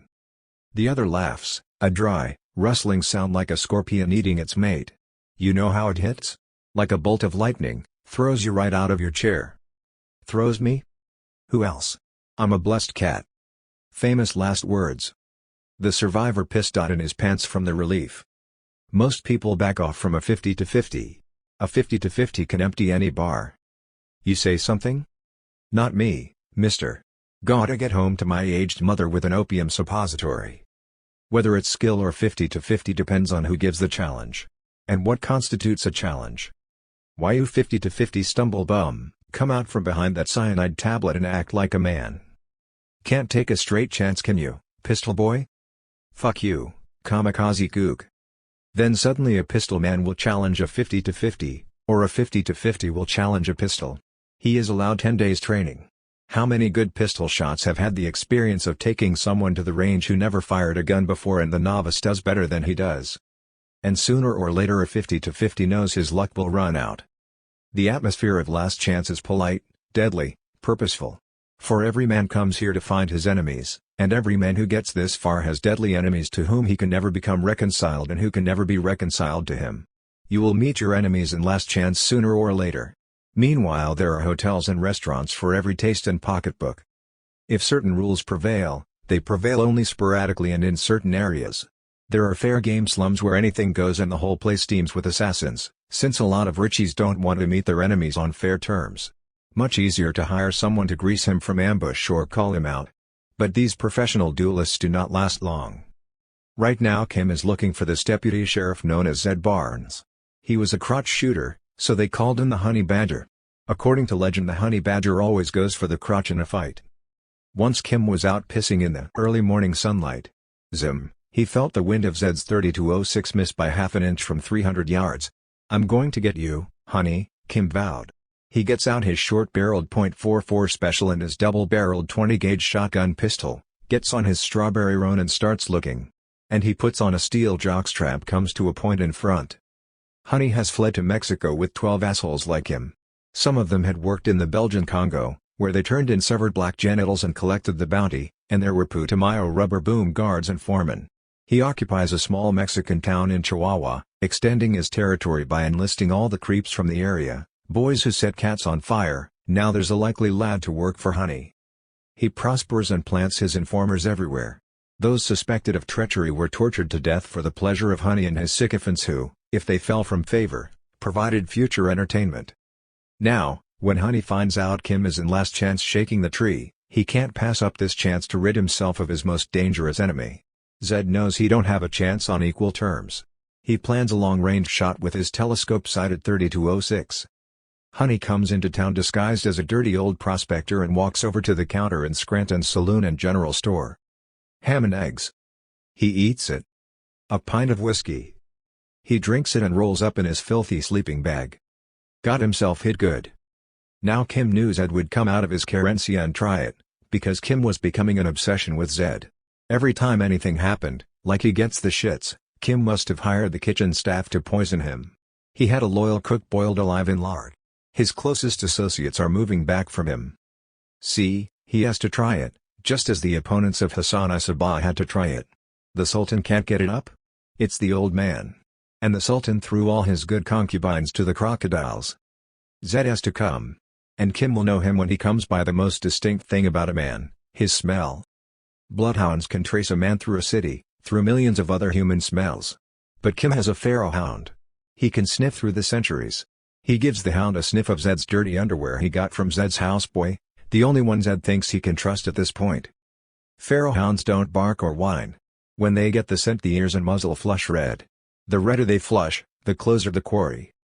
Kim walks into Scranton's with his pharaoh hound, and it just so happens the old prospector wakes up and the hound takes one sniff of the prospector and his ears turn a bright rich red, and so does his muzzle, and Kim says, "All right, Barnes, come out from behind that old prospector." Zed's face is a thing to see, abject panic. His lips crawl back from his teeth and his eyes bug out, and he makes a galvanic snatch for his sidewinder, the .45 bullets loaded with diamondback venom, enough to kill 5 men in each bullet. But he misses and hits a passing cow that gives one despairing moo and drops dead in its tracks. Kim disintegrates him with one shot that takes out a wall of the store. Now, Mr. Scranton, the storekeep, has run to the cyclone and vegetable cellar when he's seen the dog's ears turn red. He asks Kim to pay for his store, plum mint and about 200 in canned goods vaporized right off the shelf, smells like beans and tomatoes right down into the timbers. He has to tear the whole place down and start over, and worst of all, it stinked like vaporized Zed Barnes, the vilest stench a man could gag on. So that was it with Zed Barnes, not really a worthy opponent, but that 3206 whistling by Kim's prick, that had to be leveled out and evened up. They say Adam was made out of clay. Well, Zed Barnes was made out of vulture shit. Ain't nothing too dirty for God to put his hands in it to make more creatures to buy his shit and produce it. Increase and multiply. They need more to fill factories and offices, and more to consume the shit produced. So he starts faking it. He is putting out human stock without the names. Literally nameless assholes, Nas. Their name is mud. Their name is shit. Without angel, heart, double or shadow. Nothing but remains, kept operational by borrowed power overdrawn on the energy bank, physical bodies animated by bum life checks. Knocking Zed out could start a panic, as the human stock drops off the board. They are selling short at guerrilla level. It has already dropped to pigs and is going down fast. Chapter 07. 7. The road to the western lands is devious, unpredictable. Today's easy passage may be tomorrow's death trap. The obvious road is almost always a fool's road, and beware the middle roads, the roads of moderation, common sense and careful planning. However, there is a time for planning, moderation and common sense. Neferti is inclined to extreme experience, so he gravitates toward the vast underworld of the pariah quarter, the quarter of outcasts, of the diseased, the insane, the drug addicts, the followers of forbidden trades, unlicensed embalmers, abortionists, surgeons who will perform dubious transplant operations. Old brain, young body? Old fool has a young body but not the sensibilities of youth. He has sold his soul for a strap-on. It may be said that any immortality blueprint depending on prolonging the physical body, patching it together, replacing a part here and there like an old car, is the worst plan possible, like betting on the favorites and doubling up when you lose. Instead of separating yourself from the body, you are immersing yourself in the body, making yourself more and more dependent on the body with every stolen breath through transplanted lungs, with every ejaculation of a young phallus, with every excretion from youthful intestines. But the transplant route attracts many fools, and the practitioners are to be found in this quarter. London, Paris, Rome, New York, you know where the streets and squares and bridges are. To reach a certain quarter, you have only to consult a map and lo, a string of lights will show you how to reach your objective on the subway. In Wagdas, however, quarters and streets, squares, markets and bridges change form, shift location from day to day like traveling carnivals. Comfortable, expensive houses arranged around a neat square, all residents have a key to the gate, can change, even as you find your way there, into a murderous ghetto. Oh, there are maps enough. But they are outmoded as soon as they can be printed. Neferti uses this method to orient himself and find the pariah quarter. Place yourself in a scene from your past, preferably a scene that no longer exists. The buildings have been torn down, streets altered. What was once a vacant lot where one could find snakes under sheets of rusty iron is now a parking lot or an apartment building. It is not always essential to start from a set that no longer exists. There are no rigid rules, only indications in this area. Do you pick just any place? Some work better than others. You will know by certain signs whether the place you have chosen is functional. Now, get up and leave the place. With skill and luck you will find the location that you seek in Wagdas. Neferti seeks out the vilest slums of the pariah quarter. He is dressed in the inconspicuous garb of a traveling merchant with a single bodyguard. They encounter an obstacle course of beggars. Neferti tosses a coin to an armless leper, who catches it in the suppurating hole where his nose used to be and hawks it out into a clay pot in a gob of pus and blood. Other beggars squirm forward, exhibiting their sores. The bodyguard lashes out with a flail of copper weights and the beggars shrink back, spitting and drooling hideous curses. One turns and raises his robe and jets out a stream of shit, smirking over his shoulder. They turn into a wine shop where insult contests are held. These contests are illegal by order of the Board of Health on the grounds they pollute the atmosphere. But in this quarter anything and anybody goes. It's an art rather like flamenco. One of the creatures who lounge about in female apparel is seized by the insult spirit. He leaps up and focuses on a target, imitating every movement and mannerism with vile hate and inspired empathy, thrusting his face within inches of his victim. An English major is reduced to hysteria as his monocled, frozen face cracks and a stream of filth pours from his mouth, words that stink like vaporized excrement. He screams and rushes out, followed by cackling laughter. The victorious insult queen stands in the middle of the floor like a ballerina. He turns and looks at Neferti, feeling for a point of entry, like a questing centipede. Neferti hurls him back with such force that he flattens against the wall and sinks to the floor, his neck broken. The others spread out in a semicircle. Neferti lashes out with his poison sponge flail. Faces and arms swell and turn black and burst open. He holsters his flail. Flails are holstered by pushing the handle up through the bottom of the holster like an octopus retreating into its lair and pulling its tentacles after it. Neferti adjusts an imaginary monocle. Let's toddle along and leave these rotters to stew in their own juice. They're filthy. He stops in a cosmetic shop to rub perfumed unguents on his face and hands, and dusts his clothes with shredded incense. They proceed to the encounter inn, bar along one wall, a few tables. The bartender is a beast man, a baboon cross with long, yellow canines. When Mandrill vaults over the bar, prudent patrons take cover. Now he fixes his baleful little red eyes on Neferti. His glare glazes with reluctant respect. He becomes obsequious. "How can I serve you, noble sir?" Neferti orders an opium absinthe. His bodyguard tosses down a double mango brandy. Neferti sips his drink and looks around. Some young courtiers from the palace on a slumming expedition, a table of the dreaded breathers. By taking certain herbs mixed with centipede excrement, they nurture a breath so foul that it can double a man over at 6 feet like a kick to the crotch. At point-blank range the breath can kill. Every breather has a different formula.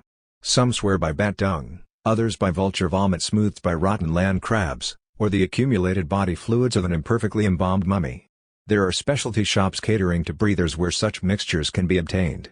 They vie with each other for the foulest breath. The breath mixtures slowly eat away the gums and lips and palate. Now a breather exhales into the air above the courtier's table and dead flies rain down into their drinks.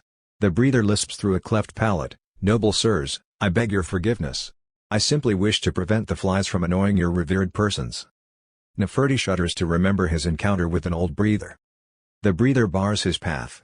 His lips are gone and there are maggots at the corners of his mouth. "A pittance, noble sir. Out of my path, awful." The old breather stands his ground. He smiles, and a maggot drops from his mouth. "Please, kind sir." Neferti shoots him in the stomach with his .44 special. The breather doubles forward and such a foul stink jets from his mouth in a hail of rotten teeth and maggots that Neferti loses consciousness. He came to in a chamber of the palace, attended by the royal physicians. He shuddered at the memory and vomited until he brought up green bile. Worst of all was knowing that his ka had been denied. 3 months of rigorous purification, during which he ate only fruits and drank the purest spring water, restored him to health. A beautiful young breather with smooth purple skin like an overripe tropical fruit glides over to his neck broken. The others spread out in a semicircle. Neferti lashes out with his poison sponge flail. Faces and arms swell and turn black and burst open. He holsters his flail. Flails are holstered by pushing the handle up through the bottom of the holster like an octopus retreating into its lair and pulling its tentacles after it. Neferti adjusts an imaginary monocle. "Let's toddle along and leave these rotters to stew in their own juice. They're filthy." He stops in a cosmetic shop to rub perfumed unguents on his face and hands, and dusts his clothes with shredded incense.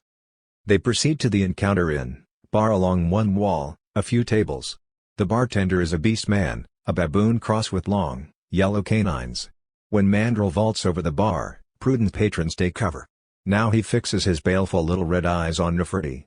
His glare glazes with reluctant respect. He becomes obsequious. "How can I serve you, noble sir?" Neferti orders an opium absinthe. His bodyguard tosses down a double mango brandy. Neferti sips his drink and looks around. Some young courtiers from the palace on a slumming expedition, a table of the dreaded breathers. By taking certain herbs mixed with centipede excrement, they nurture a breath so foul that it can double a man over at 6 feet like a kick to the crotch. At point-blank range the breath can kill. Every breather has a different formula. Some swear by bat dung, others by vulture vomit smoothed by rotten land crabs, or the accumulated body fluids of an imperfectly embalmed mummy. There are specialty shops catering to breathers where such mixtures can be obtained. They vie with each other for the foulest breath. The breath mixtures slowly eat away the gums and lips and palate. Now a breather exhales into the air above the courtier's table and dead flies rain down into their drinks. The breather lisps through a cleft palate, "Noble sirs, I beg your forgiveness. I simply wish to prevent the flies from annoying your revered persons." Neferti shudders to remember his encounter with an old breather. The breather bars his path. His lips are gone and there are maggots at the corners of his mouth. "A pittance, noble sir. Out of my path, awful." The old breather stands his ground. He smiles, and a maggot drops from his mouth. "Please, kind sir." Neferti shoots him in the stomach with his .44 special. The breather doubles forward and such a foul stink jets from his mouth in a hail of rotten teeth and maggots that Neferti loses consciousness. He came to in a chamber of the palace, attended by the royal physicians. He shuddered at the memory and vomited until he brought up green bile. Worst of all was knowing that his ka had been denied. 3 months of rigorous purification, during which he ate only fruits and drank the purest spring water, restored him to health. A beautiful young breather with smooth purple skin like an overripe tropical fruit glides over to. "Honored sir," he purrs, "I can breathe many smells." He exhales a heavy, clinging musk that sends blood tingling to Neferti's groin. "I can show you how to pass through the Duat." The Duat is a river of excrement, one of the deadliest obstacles on the road to the Western lands. To transcend life you must transcend the conditions of life, the shit and farts and piss and sweat and snot of life. A frozen disgust is as fatal as prurient fixation, 2 sides of the same counterfeit coin. It is necessary to achieve a gentle and precise detachment, then the Duat opens like an intricate puzzle. Since Neferti had been exposed to the deadly poison of Christianity, it was doubly difficult for him to deal with the Duat. So he nods in the breather, giver of strong smells and tainted winds, guides them through a maze of alleys, paths, ladders, bridges and catwalks, through inns and squares, patios and houses where people are eating, sleeping, defecating, making love. This is a poor quarter and few can afford the luxury of a private house with no rites of passage. There are many degrees of privacy. In some houses there is a public passage only through the garden. Others live in open stalls on heavily traveled streets, or in the maze of tunnels under the city, or on roofs where the neighbors hang close to dry and tether their sheep and goats and fowl. Some are entitled to exact a toll. And some routes are the exclusive prerogative of a club, a secret society, a sect, a tongue, a profession or trade. Fights over passage rights are frequent and bloody. There are no public services in this quarter, no police, fire, sanitation, water, power or medical service. These are provided by families and clubs, if at all. Neff is letting his farseer scouts get too far ahead. Some call them spirit guides or helpers. It is their function to reconnoiter an area so that one knows what to expect, and to alert headquarters with regard to dangers, conditions, enemies and allies to be contacted or avoided. They are bringing him instead general considerations on the area, valuable and interesting, but not precisely applicable in present time. Neferti is in the Golden Sphincter, an ultra-sleazy gay bar at the end of a long, crooked alley, no doubt hollowed out by generations of people sidestepping the human and animal waste that litters the worn stone, stained brown from years of urine and excrement. This bar is on the outskirts of wagas, and jackals are as common as the feral cats. He sips his drink and looks around, 3 old queens at the end of the bar, pathic vultures writhing in carrion hunger and the frightful frivolity of the species. Do it to me, death. Poisonous puppets. Neff recognizes a thin, red-haired man at the bar as a hitman he knows slightly. Good, does work for the Vatican. As he walks by the 3 queens he breathes out, almost subliminally, the animal doctor should put you to sleep. A reproduction of the Belgian boy urinating in a seashell of pink papier-mâché stained by dirty years. As Neff was urinating, a water closet flew open and a man popped out, a lean Turk with a goatee. From his fly protruded a steel-blue erection. You like? Back in the Golden Sphincter, he nodded to the breather. There is a rear entrance. The door opened on what looked like a museum corridor in a blast of stale, cool air. As he stepped into the corridor, the door shut behind him. Neff felt a blast of black hate, utterly repulsive and at the same time sad and hopeless. What hates him? That which is not him and can never become him. They hate him for what he is, because they must become what he is or die. A man is delineated by what he is not. So let their hate be the chisel to form a statue of dazzling beauty. With every curse, every spitting, drooling snarl, every apoplectic sputter, every poisonous snide queen screech, his marble is polished, the blemish is cleared away, that little twitch of the mouth smooths out as the worry wrinkles relax into smooth white stone. Shrieking, the attack subsides and withers away, like bacilli caught in the antibiotic dead end. A dedicated lesbian denigrator slinks back to vomit her stomach acids on my impeccable marble. It would be well, my short rib, I tell her, to kiss my big toe. There is a slight imperfection, a protuberance, a little of your acid just there. Thank you, you can go now. She spits out green bile. Self-contained heel. I hope you choke on yourself. Neff experiences a cool, stony relief. They are gone, for the moment. Neferti and the beautiful breather are strolling through a flower market. An old hag rushes out and screams at the breather, "You have sucked all the smell from my flowers." Volure. Only to give it back tenfold, and he breathes out such a smell of flowers that the market is covered by a smog of cloying sweetness. They pass the restaurant Notre Dame. Volure. My food tastes like beaverboard. You have sucked all the flavor out. The breather turns and exhales, delicious garlicky cooking smells permeate the quarter. Everywhere people with the spit hanging down off their chins storm the Notre Dame. I can jet my way about like an octopus. You see, I'm a reverse vampire. Take a little, give back a lot. More than they can use, in fact. Keep moving is my motto. Only way to live. Now, one-way grounded vampirism, worst thing can happen to a man. I mean maintaining a permanent image with stolen energy. Some run it into the ground hot and heavy, moaning in a bloodless desert. Others take a little, leave a little, live and let live, but by the terms of the vampiric process they always take more than they leave. The error here is in fixed image. In fact, a fixed image is the basic mortality error, Amy, that cannot be allowed to change, certainly not to change color. Remember the white man in Johannesburg was stung nigger black by a swarm of bees? They take him to the nigger hospital and he wakes up screaming, "Where am I, you black bastards? You is with yo mummy and daddy, chilly." Neferti is dropping his ego, his me, his face to meet the faces that he meets. There is nothing here to protect himself from. He can feel the old defenses falling, dropping away like muttering burlap, dripping from crystal bone, burning out like a Coleman mantle, the black mantle shreds in the night wind. In the 1920s, everyone had a farm where they would spend the weekends. I remember the Coleman lanterns that made a roaring noise, and the smell of the chemical toilets. Cubbit, my shadow, my memory, is shredding away in the wind. The honey door. Stoneworkers uncovered a stratum of fossilized honeycombs. The congealed sweetness sealed in over the centuries wafted out, and the pharaoh, Great Outhouse 8, whiffed 50 miles away in his palace. It was said of Great 8 that he could tell when any of his subjects defecated and differentiate among them by the smell. He dispatched his most skilled stonecutters to the spot. The stratum of stone combs was cut free from the surrounding rock and carried to the palace. Of an irregular shape, it measured 10 by 8 feet and in some places was 2 feet in depth.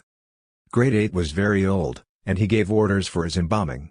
After the preliminary procedures of extracting the internal organs and the brain and drying and curing the mummy, instead of being wrapped in linen, he would be placed naked into a sarcophagus cut from the combs, the sarcophagus to be filled with honey.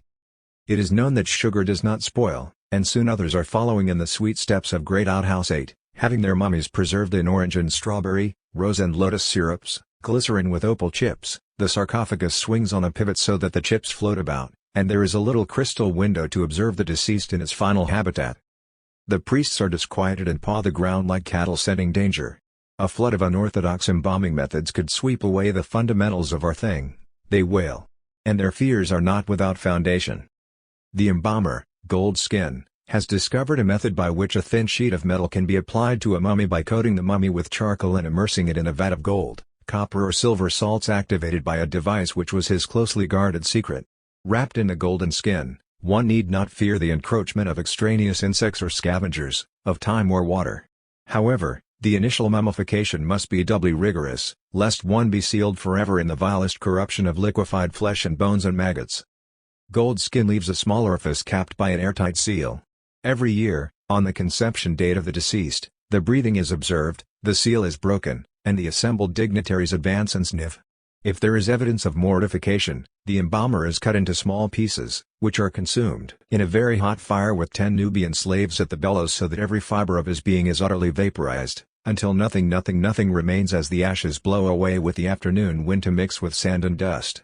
It's the worst thing that can happen to an embalmer with mummy aspirations, got his condominium in the western lands all picked out and paid for. It sometimes happens that a business rival, a disgruntled former employee or a malicious prankster may gain access to the tomb, make an opening in the gold skin, and squirt in an enema bag of liquid shit and rotten blood and carry it with a goodly culture of maggots selected from a dead vulture. He then seals the opening and polishes the metal so that his intervention is undetectable. This is the 5th breathing, and a goodly crowd is there. On previous occasions a sweet, spicy smell wafted out and there was an appreciative sigh from the guests. This time, as he unscrews the cap, it is torn from his hands and a geyser of stinking filth cascades out, spattering the dignitaries with shit and writhing maggots. Goldskin was saved from execution, since the pharaoh and the high priest recognized the handiwork of the dreaded demon Fuku, also known as the mummy basher for his vicious attacks on helpless mummies. Fuku is the god of insolence. He respects nothing and nobody. He once screamed at the pharaoh, "Great 2 House 9, give me any lip and I'll jerk the living prick off in your mummy." Creature of chaos, god of pranksters and poltergeists, dreaded by the pompous, the fraudulent, the hypocritical, the boastful, wild, riderless, he knows no master but Pan, god of panic. Wherever Pan rides screaming crowds to the shrilling pipes, you will find Fuku. Cut-rate embalmers offer pay-as-you-go plans, so much a month for mummy insurance. If you live 50 years or die tomorrow, your future in the western lands is assured. An old couple with their arms around each other's shoulders stand in front of their modest little villa. The western lands are now open to the middle class of merchants and artisans, speculators and adventurers, pimps, grave robbers and courtesans. The priests wring their hands and warn of a hideous soul glut. But Egypt is threatened by invasion from without and rebellion from within. So the pharaoh decides to throw the biggest sop he's got to the middle classes, to ensure their loyalty. He will give them immortality. If we alienate the middle classes, they will take their skills to the partisans and the rebels. It is true what you say, Great Outhouse. But I likes the old ways. I too. It was a good tight club in those days. If things get rough, we can always liquidate the excess mummies. The embalming conclaves are able to offer cheap rates because the embalming is done on a moving belt, each team of embalmers performing one operation: remove brains, remove internal organs, wind the wrappings. They become extremely dexterous and quick. What used to take a month can now be done in a day. These changes are too fast for Khepera, moans the high priest. Khepera, the dung beetle of becoming, is seen rushing frantically about, faster and faster. He throws himself on his back in despair, feebly kicking his legs in the air. 3 hours and 23 minutes from death to mummification, an hour to gut it out good, an hour in the drying vats, an hour in the lime cure vats, internal organs stashed in tasteful vases, wrap it up and stored in the communal vaults, which are carefully controlled for humidity and temperature and patrolled by armed guards at all times. You see, great outhouse, things have gotten out of hand. True. Things always do, sooner or later. Even the lowly fellahin carry out home embalmings in their fish-drying sheds and smokehouses. Practically anybody can get into the Western lands. The young question the mummy concept. To keep the same asshole forever?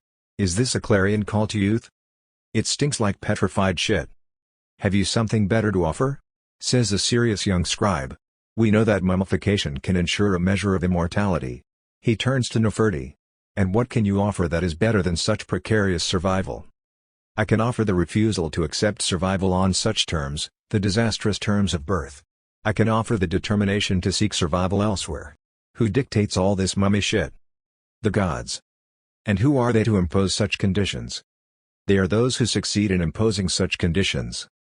To reach the Western lands is to achieve freedom from fear. Do you free yourself from fear by cowering in your physical body for eternity? Your body is a boat to lay aside when you reach the far shore, or sell it if you can find a fool. It's full of holes, it's full of holes. Neferti and the breather stand before a door of fossilized honeycombs. This, says the breather, is the top of the sarcophagus. What did you do with the pharaoh great outhouse 8? We ate him. He was unspeakably toothsome. The breather breathes on the door, a heavy, glowing sweetness.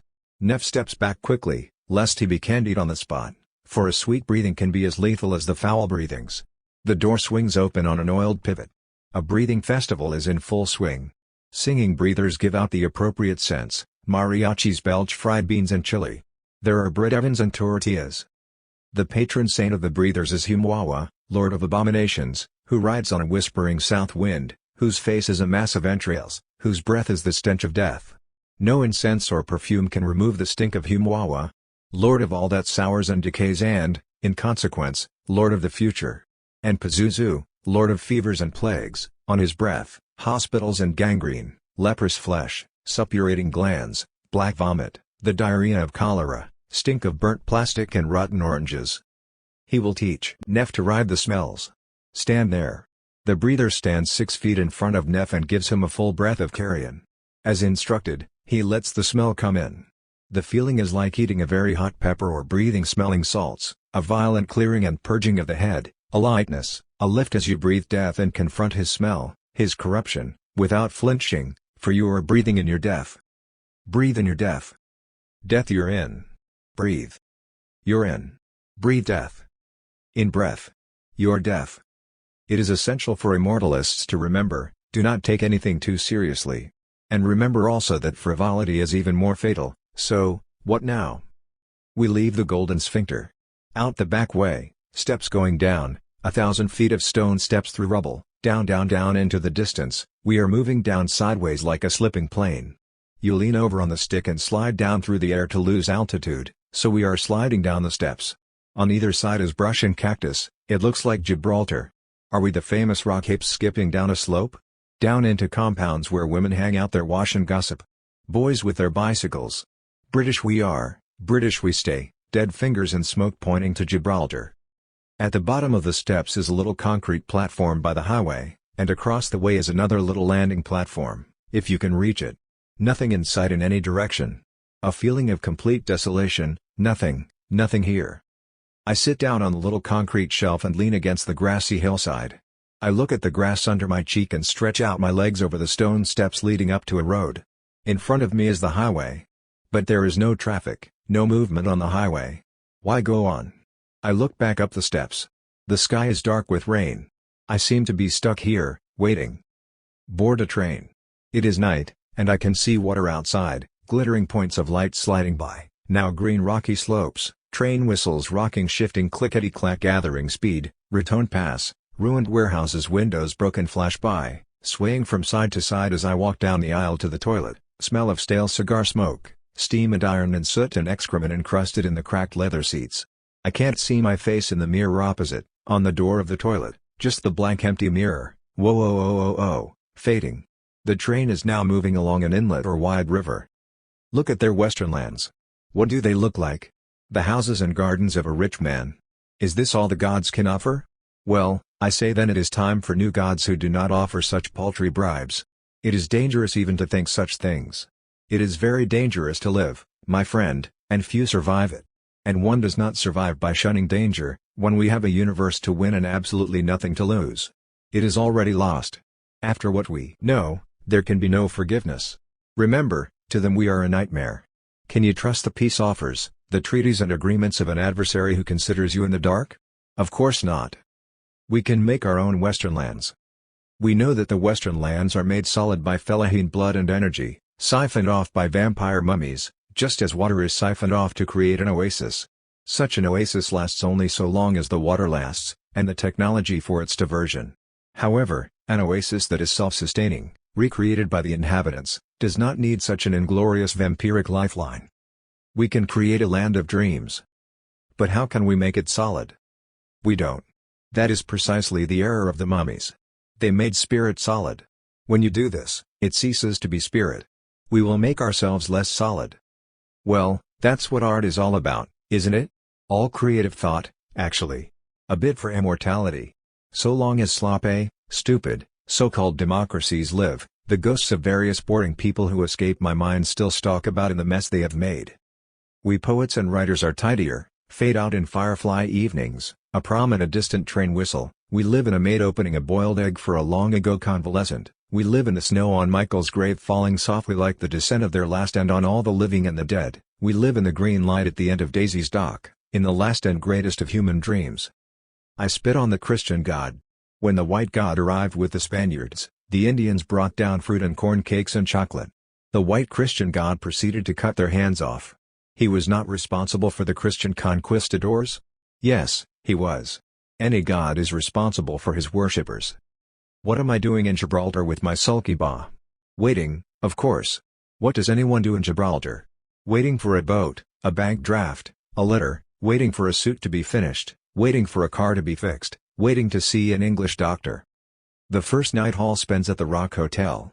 He finds the English colonial fog unbearable, the room small and uncomfortable, workmen banging in the afternoon when he wanted to sleep. So he checked out and found a room on Main Street, up a flight of dingy stairs, the dark reception desk, a room in the back opening on an airwell. What is the special stink of this place? A smell of greasy French fries and stale fish, of old mattresses never touched by the sun, of the constant 80 degrees heat. He recalls the same smell about cheap hotels in Panama City. He has made arrangements to pick up his mail at Lloyd's, where he has an account. Sorry, sir. There is nothing for you. He cashes a check and walks along Main Street in the shadow of the rock. You can see it from anywhere, this great mass of rock and brush and fortifications and radio towers. British we are, British we stay. A tea room with tiled floor and potted plants stretching 50 feet back from the street, mirrors on both sides reflect Halifax, Malta, military and civil service personnel, talk of leaves and allowances and servants. He can hardly breathe here. He pays and walks out, feeling disapproving eyes. Not overseas personnel. Clothing stores with Irish tweed, cameras, field glasses, music boxes, and the Indian shops, replicas of the same shops in Panama, Malta, Madagascar, ivory balls, one inside the other, tapestries with tigers and bearded horsemen with scimitars. Who buys this junk? He thinks it must be a cover for some monstrous conspiracy. Of course, many Indians are money changers.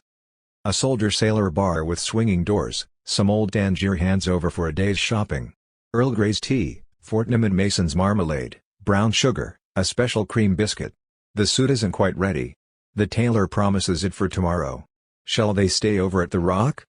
Back to his hotel room, a heavy key you leave on the rack. Bed not made, the sheets look dirty and smell dirty, not white but gray, the color of orphanage sugar, and damp, they cling to his skin like a sweaty shroud. At 5:30 he gets up and drinks 2 stiff whiskeys in his room, sitting in a straight chair of black, stained wood, a picture of Edward VII on the wall, no doubt a complimentary gift from the company who installed the water closets with copper pipes and the tank up by the ceiling, with its constant drip. The dining room almost empty. An old-fashioned commercial traveler with a consignment of Hong Kong music boxes, cheap transistors and pen flashlights. The waiter is ugly, fattish, with frizzy black hair and gold teeth, in a filthy black jacket and a white shirt black at the neck. He orders steak and French fries resignedly, with a half bottle of red wine. "Oh, yes, and bring me a double whiskey first." "We don't have a spirit license." "You certainly don't." The steak is thin and crinkled and cooked to leather. The French fries drip with grease, and the waiter has brought some sweet white wine. "Bring me red wine, you hairy-assed rock ape, or I drink it from your throat." He grates at the threshold of hearing without opening his lips. The waiter recoils with a puzzled snarl. Hall points to the menu. "This, take that away and bring me this." The waiter snatches the bottle and walks away muttering. The tablecloths are the same damp gray as the sheets, stained with food and wine and beer and cigarette ashes. Quite intolerable. He remembers seeing a hotel sign from the airport out by the East Beach, Hotel Panama. He checks out of the hotel and finds a cab rack on a small square under trees filled with sparrows. That would be out East Beach way. Guinness is good for you. Concrete and barbed wire overgrown with weeds and vines, radio towers, compounds where Spanish women hang out clothes and gossip in yakking parrot voices, Spanish boys with their bicycles. The Hotel Panama people are polite in contrast to other rock hotels. They show him to a room on the back overlooking a workers' compound and the radio towers in the rock. Clean, with a large, comfortable bed, a closet and a writing desk, a bathroom with a large bathtub in pink porcelain and plenty of hot water. The next day he checks at Lloyd's. "Sorry, sir. Nothing for you." "My God, my ship leaves in 3 days. If the books aren't here by then." In front of the hotel a road runs along the beach to the fence around the airport, about 500 yards from the hotel. In the other direction, East Beach Road joins the main road that runs around the rock about 40 feet above the shoreline. Where the East Beach joins the main road is a municipal incinerator, with a towering smokestack smudging the sky with greasy black smoke. Again to Lloyd's. "Here we are, sir. Sign here please." Just in time. The boat leaves at 9 p.m. tomorrow. He buys a web shopping bag for the book package. He will not open it until he is on board. He buys a stock of liquor, some biscuits and cheese. On impulse, he turns into a steep side street. A doorway, dark steps. Dr. Henley, physician and surgeon. Well, why not give it a shot? The office is shabby, like the doctor's flashy clothes. The doctor is in his early 60s, tall and thin with quick darting blue eyes, like a crow looking for a bright object to carry away. "So, what can I do for you, young man?" "Doctor, I have a medical problem. I'm a morphine addict and I'm taking a boat for Venezuela tomorrow, 15 days. Well, you do have a problem. I can get by on a grain a day, doctor." He slides a 20-pound note from his wallet. The doctor looks at the note. "I can write for 10 grains and that's stretching it, or I can give you 5 grains of dilaudid." "I'll take the dilaudid." The doctor writes. Hall glimpses a spotty past. Spot of bother here and there.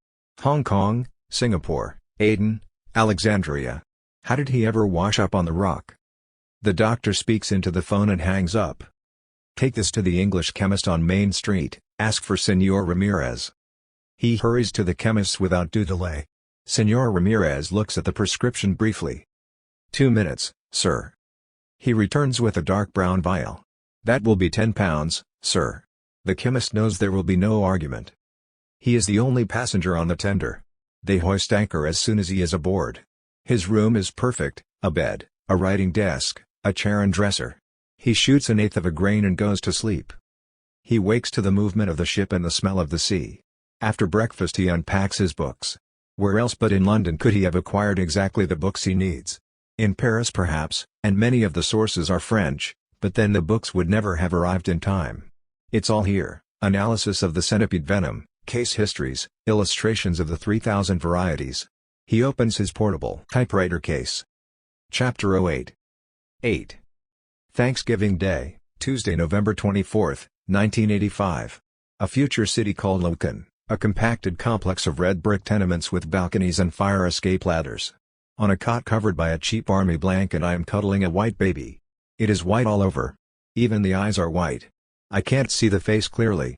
The child has long white claws. The eyes are glittering white like diamonds or snow, a musky hot animal smell, Nitrous film scraps lighting up little theaters of incident before they burn out like Coleman lantern mantles. A street like a float, corner of Pershing and Walton, the corner floats away through the trees, anglers fishing from sidewalks, mild jerk of leaves, a squirrel shifts to freeze into a still, the old sets are brittle, falling off the page, waves dash against sea walls, old photos curl and shred. The veiled prophet parade floats in the hot summer night. Yellow glow of lights, giant leaves, eating pink cake, the cardboard around the edges blowing away in the rising wind, piers crumbling into the sea's waves, wrecked house, rain, gray sky.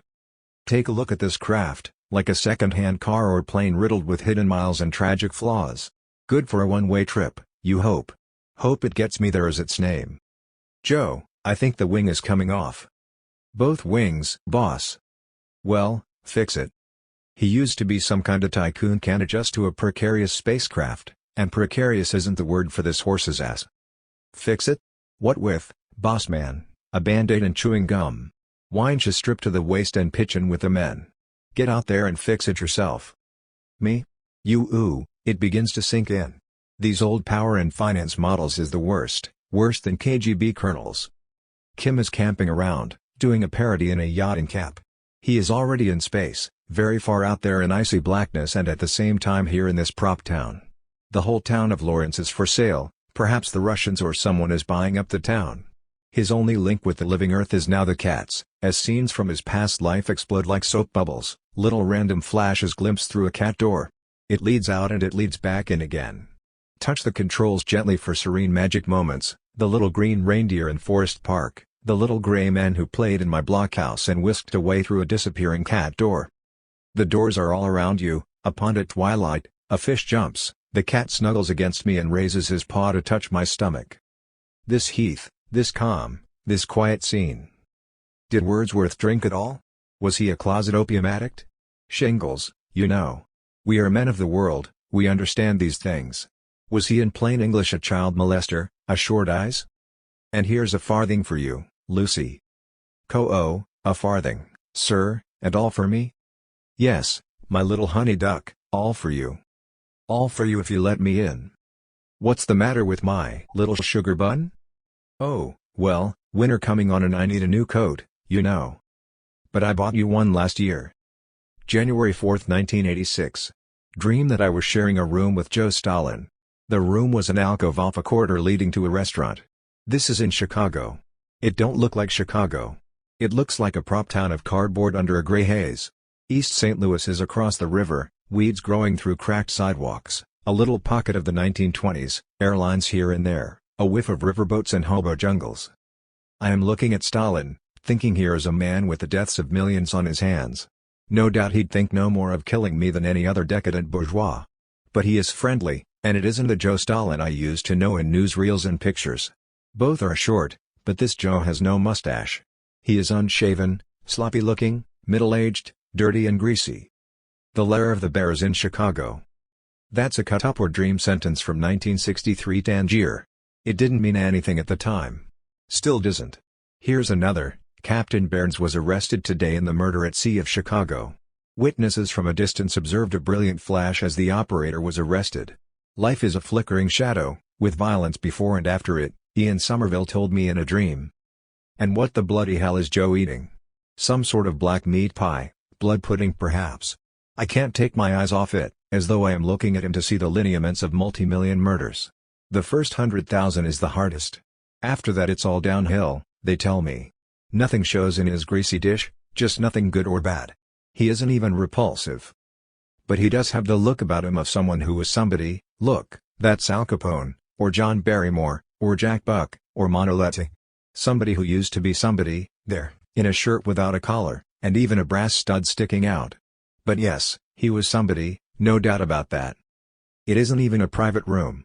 Through a window I can see the cash register and the hostess leading the patrons to tables.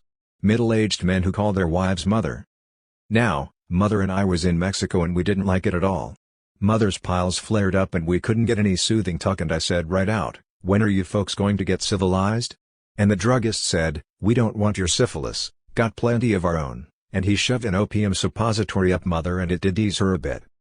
The hostess looks like olive oil, a long neck and a chicken head. I look at Joe. He knew the secret of power: sit long and move fast. Hitler could move, but he couldn't sit. Stalin could sit like any peasant can. Ignore a dog and he gets desperate, whimpering and showing his teeth in little dog smiles like Gary Cooper when he is being a cute millionaire, certainly his most distasteful role. He's this eccentric millionaire, see, when he buys pajamas he only wants the tops. Now, isn't that cute? Only the tops, sir? Well, I'm afraid. Frantic signals from the manager.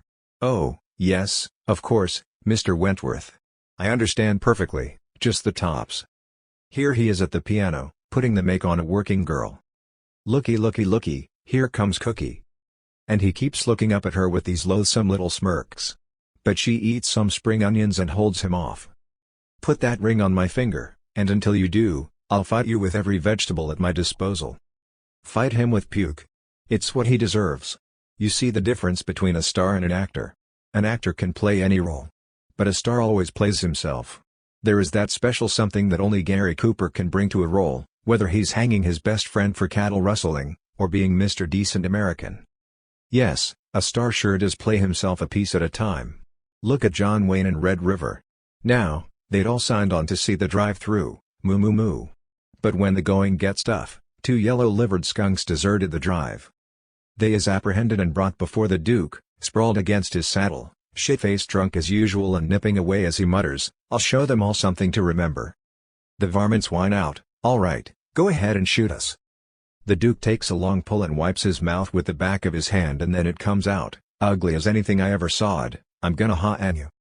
He is, of course, prevented from doing so by his PR man. Bad for your image, Duke. We'll have to call in the old man to shoot you in the leg and stop you. The deserters slink off like the coyotes they is. Later, in an interview, he defended his original position. "Hell yes, I'll hang the sons of bitches. I may be portrayed as a hard, cruel man, but never as a mean or petty man." Well, now, a little pettiness might be a lot prettier. Don't rightly see how it could be any uglier. Hollywood has filmed the species right down to the bone. There is not a dream of man that Hollywood hasn't cooked down to a hideous travesty. The human mold is broken and this you gotta hear. Out crawls a monster centipede with the head of a Hollywood Jew and plops itself down on the front page of the Volkische Beobachter. Nazi movement compressed into 3 minutes of film time. The beer hall putsch, Mein Kampf, Olympic Games, concentration camps, Blitzkrieg, the Russian front, the bunker. Executions at Nuremberg, the executioner is trying to rig up an electric chair in Samoa, a blast of current reduces him to a cinder. Old Sarge does a hula dance. I'd like to see Samoa of Samoa. There comes that moment in a blinding flash of bullshit when he suddenly sees everything, and the way it all fits together as part of the great whole. He is everything and everything is him, and there is no aloneness, no separation, just endless love. He knows all the questions and all the answers, and there is only one answer, so he wrote Nature Boy and got cured. The greatest thing you'll ever learn is just to love and be loved in return. The charge of the Light Brigade, we have the advantage of surprise. The virus enemy cannot comprehend elasticity.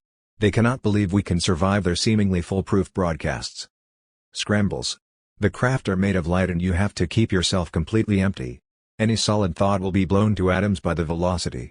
Target is located in southern Utah, all squadrons zero in, SU coordinates 23, drawing a blank, keep looking, dishes, a network moving up and down and sideways like a huge mechanical toy. Magnetism in reverse, they can pull thoughts out of your brain and pull them in. Wall ahead, very narrow pass, wall is black, the pass is like a crack, rowing out into Lone Star Lake.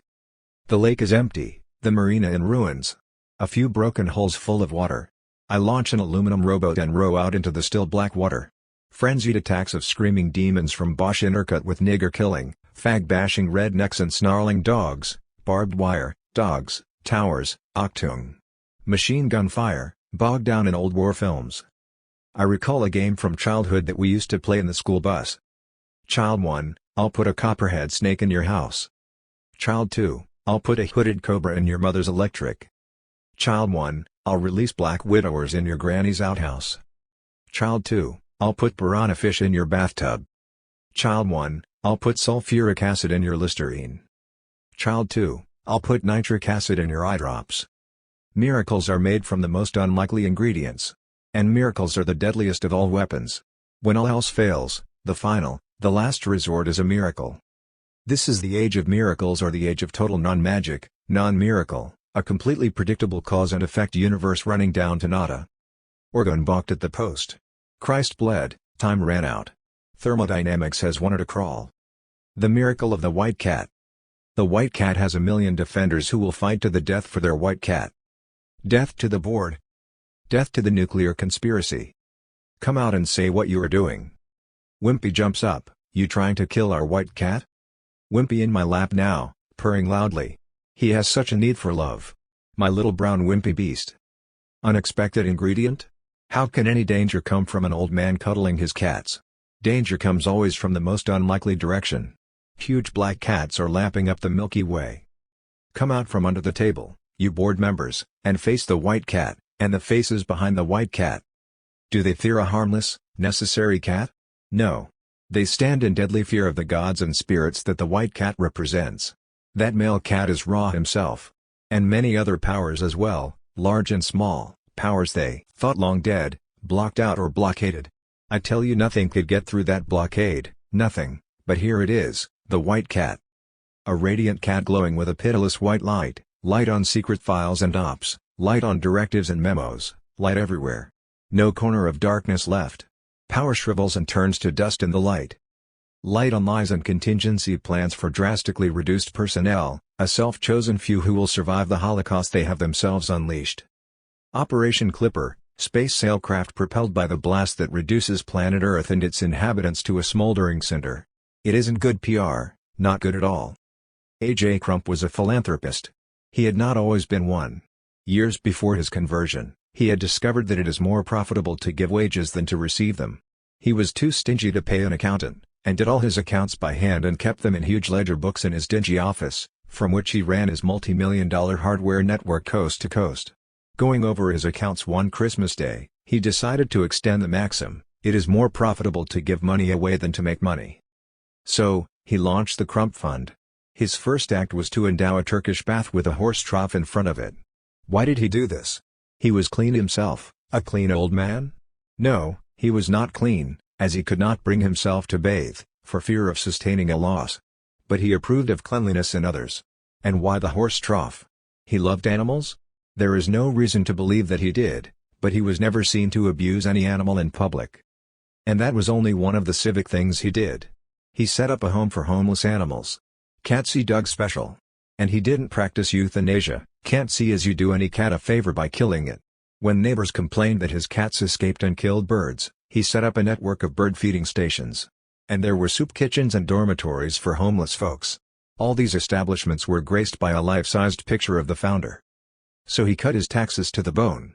The house he lived in was the Office of International Nutrition, which specialized in food packets containing vitamins, minerals and proteins in a special Crump package, no bigger than a cigarette box and therefore easy to distribute.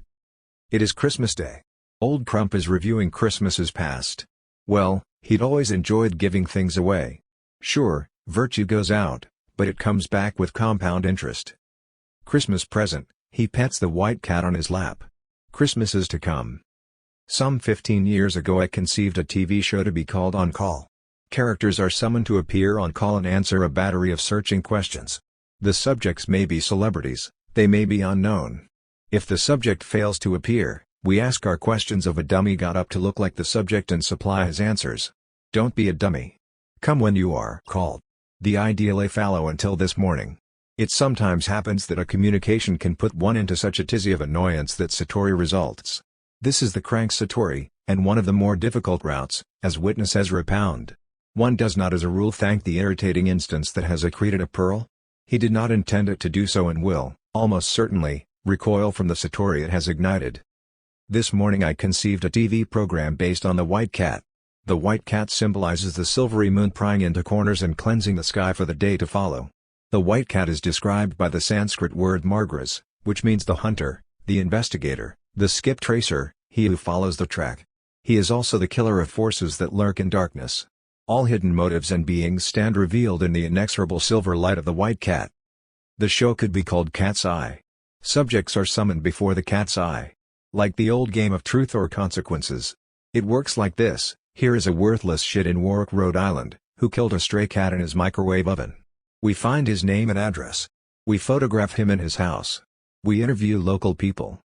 Now we summon him to appear. Truth. He refuses, of course. Consequences. We put it out on the air. We use a hideous dummy. We show his picture. We show his house. We invite the viewers to phone and write in comments. Better he should appear on TV. The consequences we can evoke are deadly. He moves. He changes his name. The white cat will find him.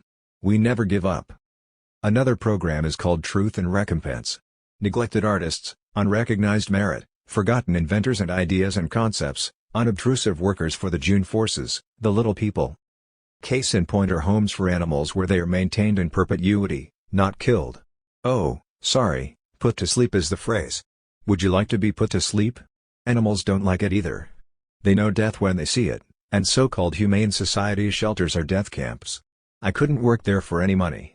Oh, yes, they are doing good work. They do find homes for some of the animals, etc. granted. But not on my show. There are 2 permanent shelters outside New York City, and 1 in Chicago called Treehouse. So we show the work they are doing, we invite contributions and make suggestions. We seek out the unknown, the unrewarded. The man who stopped and helped. Those who take in strays. The Johnsons of the world. We sanction the shits and reward the Johnsons. Come drunks and drug takers, come perverts unnerved. Receive the laurel given, though late, on merit. To whom and wherever deserved. Parochial punks, trimmers, nice people, joiners, true blues. Get the hell out of the way of the laurel. It is deathless and it is not for you. Louise Bogan. The road to the Western lands is the most dangerous of all roads and, in consequence, the most rewarding. To know the road exists violates the human covenant. You are not allowed to confront fear, pain and death, or to find out that the sacred human covenant was signed under pressure of fear, pain and death. They can keep their covenant in case of being caught short with a million years of bullshit. To enter the Western lands means leaving the covenant behind in the human outhouse with the monkey-ward catalogs. The town of Wagdiz covers a vast area around the lake, shading into suburbs and semi-rural districts, and there are a number of adjacent centers with a wide variety of lifestyles. Neff made frequent random trips, often deciding his route by the toss of a coin. He is accompanied by Neku, a youth of blazing vitality, and by Mikum, with a body like living marble and the quiescence of stone. They come to a crossroads, and Neff catches a whiff of the centipede smell, like rotten spices on a hot wind that blisters the skin and rasps the lungs. They retrace their steps and turn at right angles. At sundown they come to a town on a swampy lake. He feels the lake wind on his face as he rounds the corner, a clean, clear blue smell. In this area of Wagdiz there are old red brick houses with slate and tile and copper roofs, surrounded by trees and gardens. Lawns stretch down to the lake and the jetties. The house on Pershing Avenue is well back from the cobblestone street, worn smooth by centuries on the march. He finds his key. The lock turns. Inside he stumbles over a heap of toys, one Christmas after another in layers, a .30 .30 rifle at the top with a box of shells. A crust of broken ornaments crunches underfoot like snow. He moves forward through the dining room, stacked with dirty dishes, into the pantry and the kitchen, pushing his way through mounds of garbage. He steps out onto the back porch overlooking the backyard and the alley. The garden is a jumble of weeds. The apartment building facing Euclid Avenue is falling in ruins, the windows broken, long deserted, the whole area has a smell of emptiness and absence. Carrying the rifle he walks out through the garden and the cracked concrete of the alley into the street. For 20 or 30 years no one has walked this street. You can hardly see the sidewalk for the weeds and vines and small trees. What happened here? Nothing happened. Cause of death, totally uninteresting. They could not create event. They died from the total lack of any reason to remain alive, decent godless people. You need your dreams, they are a biologic necessity and your lifeline to space, that is, to the state of a god. To be one of the shining ones. The inference is that gods are a biologic necessity. They are an integral part of man. Consider the pharaohs, their presence was godlike. They performed superhuman feats of strength and dexterity. They could read the minds and hearts of others and foretell future events. They became gods, and to be a god means meting out at times terrible sanctions, cutting the hand off a thief or the lips off a perjurer. Now imagine some academic, humanistic, bad Catholic intellectual as God. He simply can't bear to cause any suffering at all. So what happens? Nothing. There are no horrible accidents. Not even an elderly woman killed in a rooming house fire. No hurricanes, no tornadoes, no opposition, no pain, no decay. No death. So the decent godless people, who could neither accept any god nor assume the prerogatives of a god, simply crumbled away like a cookie dunked in postum many years ago, the last tremulous Ovaltine. A long pause did not refresh. Professor killed, accident in US. This is an old cut-up from Minutes to Go, 1960, waiting all these years for the place in the big picture jigsaw puzzle where it would precisely fit. He levers a cartridge into the chamber and shoots out a dusty shop window, ping. A hole with dust drifting out into the stagnant air. Nobody has breathed there for many years. Not a breath of air. Where the dead leaf fell, there it did rest. He walks west to Maryland Terrace and right up to Kings Highway. Phantom luggage covered with dust. The front of the Park Plaza Hotel has caved in, looks like a bomb exploded there, and the lobby is full of decayed leaves and dirt with grass growing in vines. The bronze statue of a boy is green with verdigris and streaked with bird excrement. He crosses Kings Highway and walks by the huge houses of marble and red brick, the dusty, shattered greenhouses, plants cascading through jagged holes in the dirty, shattered glass. Not a skeleton in sight. A glass pane falls from a window and shatters, another. Now I can see the putty crack and break away, the wood rots before my eyes. Best to get out of here while I still got flesh on my bones. Across Lindell at a run, into Forest Park. A little pond there where he used to come with a net and catch frogs and little fish to put into a bucket. Keep moving, head for the zoo and Forest Park Highlands. Here is the St. Louis Zoo, overgrown like some ancient ruin. You can just make out the paths, a few rusty fence posts here and there, a pool green with algae, but limpid. You can look down into the green half-light where the skeleton of a bear stirs slightly as a breeze ripples the water, wafting out a black stink of carrion. He moves forward cautiously. A sudden reek of elephants. Sput, ping, silencered bullet. He drops to the ground and rolls. The cages here had housed small animals, wolves and foxes, the musky smell. He sprints for a drinking fountain. There is a building in front of him, the shots are coming from the roof. He was caught in the zoo for position and advantage. Old cut up. This is the Berlin Zoo. Back in his Waffen-SS shoes. He was foolish to agree to this meeting, where the list was to be turned over for $50,000 in US currency. He searches the roof. A flurry of movement. He edges his .30. 30 forward. The shot is loud and a jet of flame shoots out the muzzle. It takes out the agent there with the silencered rifle. Probably English. Halt. A 9mm bullet whistles past him. He pivots and shoots the cop, knocking him backward as his gun flies into the air. He can see the German cop in his black uniform with a neat black Heckler and Koch P7 he cleans every night. The cop reeling back and the gun flying out of his hands as if it were too hot to hold. Then he is gone, fallen from sight, and the gun hits grass with a dull plump. People are shouting and pointing from further and further away, as if seen through a retreating telescope. When you kill a cop you make a door, he reflects smugly. He did not want to reflect philosophically. Could Azala Wills be far behind? And it is written by a writer, reeks of nepotism at least, if not blatant fraud. Offense. He hates that precarious springy barbed wire under his crotch. So he takes wire cutters from his tool chest and cuts the wire and walks through, down a steep mud slope onto the highway. How they do fall apart, blocks of concrete forced up by tree roots, they'll grow through all our bones in the end, and the gravel road up to the entrance, a blast of heat from the midway, smell of popcorn and elephants and big cats, he can hear trumpeting and sullen snarls. It's hot and the cats are restless. The lion tamer, the great Armand, is hitting the sauce heavy and suddenly he's scared, and the cats can smell his fear. An elephant tramples a 3-year-old child down to pink jelly. Looks like the show is cursed. A thunderstorm on the way, the air is heavy and sullen with violence. Groups of youths, silent faces blank with a sucking hostility, looking and waiting. No laughing, very little talking. Any minute now they'll take the place apart, seen it happen before, says the old barker. He barricades himself in his boxcar and takes a fix. Hey Rube.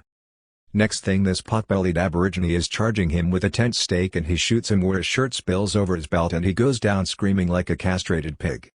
He runs on. He has a plan. The great Armand, the cat tamer, is in a state of abject funk, drinking Georgia Lightning out of a mason jar. I can't go in there. They'll tear me apart. You don't have to go in. Just let the cats out. They's running this way with tent pegs and fence posts, knives, guns and axes. Then the cats come out snarling.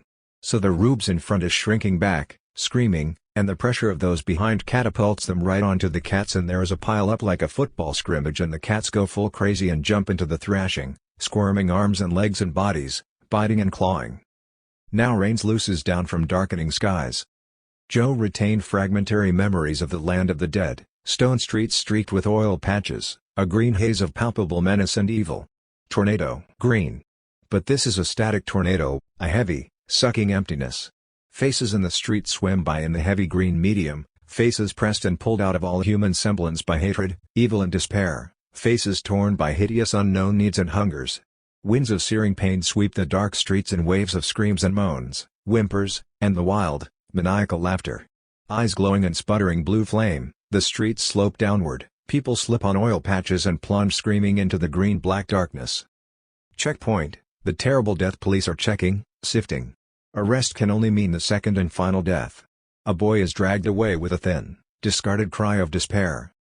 Joe's car, quick and light as a shadow, slips through. A death cop catches a fleeting glimpse and raises his death gun. It looks like a pinball death ray. Joe's car takes him out with a heavy air pistol, the microscopic projectile squeezed out under tons of pressure. There is only a hole where the cop was, a sucking black hole. Run for it. Behind them the hole has sucked in the police patrol. They are running through a vast, abandoned amusement park overgrown with rank thistles and thorn-covered vines.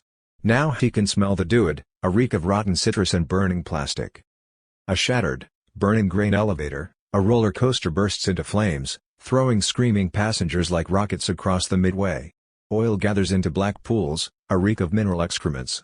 There are eerie eddies of calm that can only be experienced in a context of total danger. For this is it. You are on your own. You are facing the second and final death. The swampy banks of the Dude are just ahead. The Dude winds through a vast carnival to the skies, Ferris wheels, tunnels, rides, whirlwind riots spring up, leaving a wake of severed limbs, blood, guts and brains ground into the oily streets, sinuous, weasel-like creatures with huge eyes snake through the corpses, lapping the blood and eating the brains, garish and deadly real danger behind crude simulation, and seemingly real danger that covers harmless illusion. Hall of mirrors, tunnel of horrors, merry-go-rounds, midways, shooting galleries, animal acts, freak shows, floods, fires, explosions, cheap hotels and eating places, bars, bathhouses, tricksters, steerers, guides, pimps, bright glaring colors, pink and orange and cherry red and purple and pea green, blaring bursts of music, fireworks. Joe is caught in a shower of rockets and Roman candles, a searing pain. Kim's face swims into focus. He could just make it. On this scene fell a sudden chill, as the temperature dropped 15 degrees, freezing sweat, and the sky turned bright green around the rim, and then the big cats left their prey to slink whimpering under the boxcars, and the rubes fled the stricken field, screaming down the midway as the hail pelted down big as hen's eggs, knocking holes in the tents. The elephants trumpeted, frantically, and then the sound, like a low-flying jet, as the boxcars were tossed about like matchboxes, screaming cats thrown into the air with snakes and freaks, and the great tents whipping into the sky, tent pegs whistling like arrows, bleachers and seats and rifle ranges, Kewpie dolls and screaming railway cars, caught in a black whirlpool and pulled up into the sky. A suburban couple, entertaining the boss, were appalled to see a lion dropped into their rose garden, from which he leapt with a roar of rage to attack a frigid matron, Mrs. Worldly herself. She put up a hand. Oh, the lion caved her head in like a thin-shelled, rotten egg. Her brittle old bones shattered on the stone terrace as the caterers and servants fled precipitately, some taking refuge in the house, others scurrying off into the garden. The cat has caught a fleeing fag who runs an antique shop. "Help!" he screams. Now his young lover, son of the host, rushes up with a double-barreled shotgun and blows his lover's head off with one barrel, kills the lion with the other. "I didn't know what I was doing," he explained to police. "He was my best friend," and threw himself into the stony arms of an old desk sergeant, sobbing wildly. Socialite slays tornado lion. While trying to rescue a friend attacked and thrown to the ground by the tornado lion, William Bradshinkle III accidentally shot and killed his friend, Greg Randolph. Bradshinkle said he tripped as he rushed to the scene with a double-barreled shotgun. One barrel was discharged, hitting Randolph in the face. The lion ran toward him and he fired the second barrel, killing the lion. The youth stated, "I feel terrible about this. He was one of my best friends." Drawing room of the Bradshinkle home. It is an unfashionable district of North St. Louis, near Forest Park Highlands. However, the property is large, on a limestone hill with trees and gardens, an island of tranquility in the middle of an area of warehouses and factories and blocks of poor workers living in ramshackle frame and old brick rooming houses. From where they are sitting they look out across a garden and a fish pool to the smoky horizon and a red sunset, a real turner. The house seems to float over St. Louis like a magic carpet. Billy is a strikingly handsome young man, dark hair, blue eyes, and a petulant expression of continual discontent. Is this supposed to be life? How do they dare to serve me such wretched fare? Shit, piss and stink until you get to like it.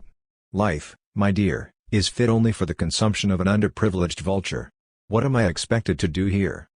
Something jogged my arm, Mother. No one is blaming you, dear.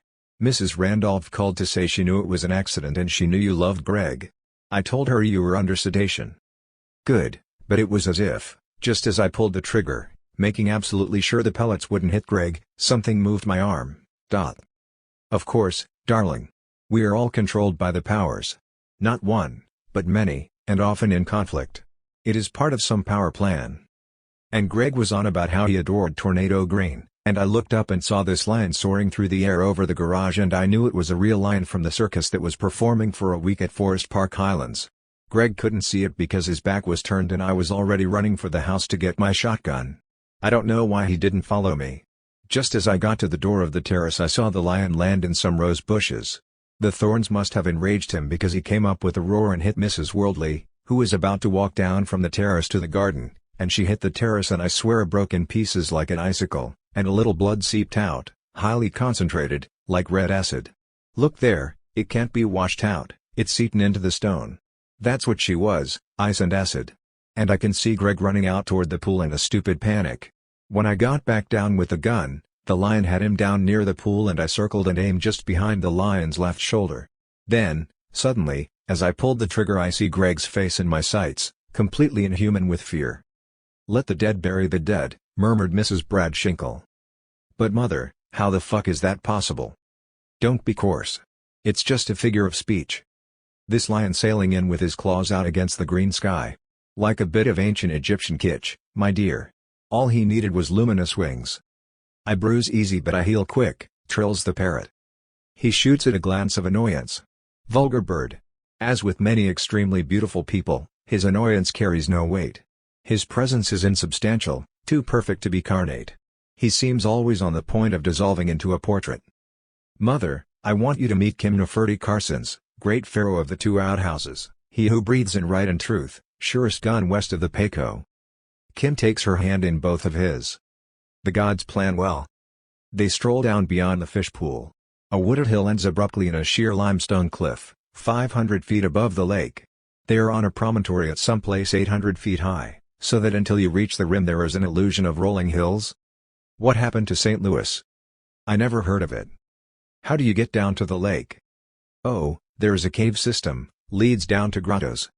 The promontory is 600 yards across where it joins the mainland, tapering to a scant 300 feet at the outer tip, where the garden is located in a little scoop of land. The house is the prow of a great ship anchored in the rocks and trees of the mainland. The cave system penetrates the mainland for miles. No one knows how far back the tunnels go. Some narrow into dead ends, others open into huge caverns with underground rivers and lakes. There is a deadly stasis of impregnable grandeur, forming a dense medium, difficult to breathe. One suffocates in fairyland's forlorn, magic casements, ruined palaces. They sit down by a marble pool where humanoid newts live. We had to bring them out of the more remote caverns because of cave-ins. Some died on the trip out through dry tunnels. We carried all the water we could but it was not always enough. Now only 3 remain. The newts are a shimmering mother-of-pearl color, with huge limpid gray eyes reflecting the last remote, crumbling cavern where they had taken refuge millennia ago, to escape the teeming predators of water, land and air. When they first came to this cavern, there was light from a fissure in the rock. But the fissure slowly closed. Blind for thousands of years, their eyes now serve as breathing mechanisms, the irises contracting and expanding to pass water through the lungs. They are so sad it hurts to see them, an age-old ache of hopeless blind alleys. Life is very dangerous and few survive it. I am but a humble messenger. Ancient Egypt is the only period in history when the gates to immortality were open, the gates of Anubis.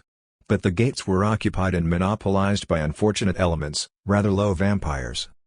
It is arranged that you will meet the man who will break that monopoly, Hassan I-Sabah, his. Chapter 09. 9. June 6, 1985. Friday. I am in Iran someplace, looking at a map to see if the secret place of Junbara, where Hassan I-Sabah took refuge from his enemies, is on the map. It was somewhere north of the capital. It was not supposed to be on the map, but it was quite clearly marked. Now I see a cleft in a block of limestone, and through the cleft I can see an old man of great strength, a stone man, his arms and legs of smooth marble. The stone man gave his a base of power to shut out his enemies and regroup his shattered forces. Danger is a biologic necessity for men, like sleep and dreams. If you face death, for that time, for the period of direct confrontation, you are immortal. For the Western middle classes, danger is a rarity and erupts only with a sudden, random shock. And yet we're all in danger at all times, since our death exists, Miktub, it is written, waiting to present the aspect of surprised recognition. Is there a technique for confronting death without immediate physical danger? Can one reach the Western lands without physical death? These are the questions that Hassan I-Sabah asked. Don Juan says that every man carries his own death with him at all times. The impeccable warrior contacts and confronts his death at all times, and is immortal. So the training at Alamut was directed toward putting the student in contact with his death. Once contact has been made, the physical assassination is a foregone conclusion. His assassins did not even try to escape, though capture meant torture. By the act of assassination they had transcended the body and physical death. The operative has killed his death. To modern political operatives, this is romantic hogwash. You gonna throw away an agent you spent years training? Yes, because he was trained for one target, for one kill. The modern operative, then, is doing something very different from the messengers of his. Modern agents are protecting and expanding political aggregates. His was training individuals for space conditions, for existence without the physical body. This is the logical evolutionary step. The physical body is not designed for space conditions in present form. Too heavy, since it is encumbered with a skeleton to maintain upright position in a gravity field. Political structures are increasingly incompatible with space conditions. They are inexorably cutting our lifelines to space, by imposing a uniformity of environment that precludes evolutionary mutations. The punctuational theory of evolution is that mutations appear quite quickly when the equilibrium is punctuated. Fish transferred from one environment to a totally new and different context showed a number of biologic alterations in a few generations. But when more fish were brought in, uniformity was re-established. Alterations occur in response to drastic alteration in equilibrium in small, isolated groups. All isolated groups are inexorably assimilated into an overall uniformity of environment. I am the cat who walks alone, and to me all supermarkets are alike. Yes, and the people in them, from Helsinki to San Diego, from Seoul to Sydney. What did Hassan I-Sabah find out in Egypt? He found out that the Western lands exist, and how to find them. This was the garden he showed his followers. And he found out how to act as Ka for his disciples. At death the Ren, the Sekhem and the Ku desert the body, soon to be a sinking ship. The Ka is stuck with his boy. He is a frontline officer taking the same chances as his men, day after day, not just once like Jesus. If his boy dies in the land of the dead, he dies too. Forever. So your Ka is your only guide through the land of the dead to the Western lands, the most dangerous of all roads since you are facing death itself. Don't believe the Christian God or Allah or any of that second-rate lot, in their sleazy heavens of pearls and gold with their houris, gods for slaves and servants, with lying promises, the slave gods. I saw his many times in parks and squares and tea houses. He met a number of people, but always for a purpose. He was assembling the pieces of a jigsaw puzzle, a piece here and a piece there, like Iris reconstituting Osiris, who was cut in 14 pieces and scattered all over Egypt. As I recall, she had a hard time finding his prick. Cairo and Alexandria were the cultural centers of the world. Scholars came from China, India and Europe to study there. The official religion was Islam, but there were Jews and Coptic Christians and a variety of Muslim sects. His had contacts among the academic elite. They did not know what he was planning. He was planning to take over the Western lands by assassinating the demon guards, through their human representatives. Already he was drawing up lists. Demons must possess human hosts to operate. Beneficent beings can live in woods and water and clouds. When they do manifest themselves through human operatives, they do so at the fervent and heartfelt invitation of the host. Demons, like house sticks, need no invitation. Once in, one literally plays hell getting them out. They have the same desperate need of a host as the addict has need of opium: nice, warm cover, keeps out the cold. Cut off a demon's host connection and you flush him out in the open. But demons keep themselves hid good. He may be a shopkeeper, a postal clerk, concierge as he digs special, janitors and maintenance people. How do you know the ones who need killing, like the demon needs them? A competent operative can smell them out. Or one can cast a wide net. TV program on a vaccine for hepatitis B given to gay volunteers. Interview shots. How many sexual contacts have you had in the last 6 months? 6 months? Giggle, well, I can't exactly remember. But there sit the fiends. Overheard in London while passing a Boy Scout troop, that's where those fiends join in. They're fucking the Boy Scouts. And they don't look very fiendish. The more familiar something becomes, the less it will incite fear and hostility. When gay becomes a household word and one mama leans over the fence and confides to another, "My son is gay," the closer we are to a whole parade of parents of gays carrying banners. My son is gay. And that's okay. I'm proud of my gay son.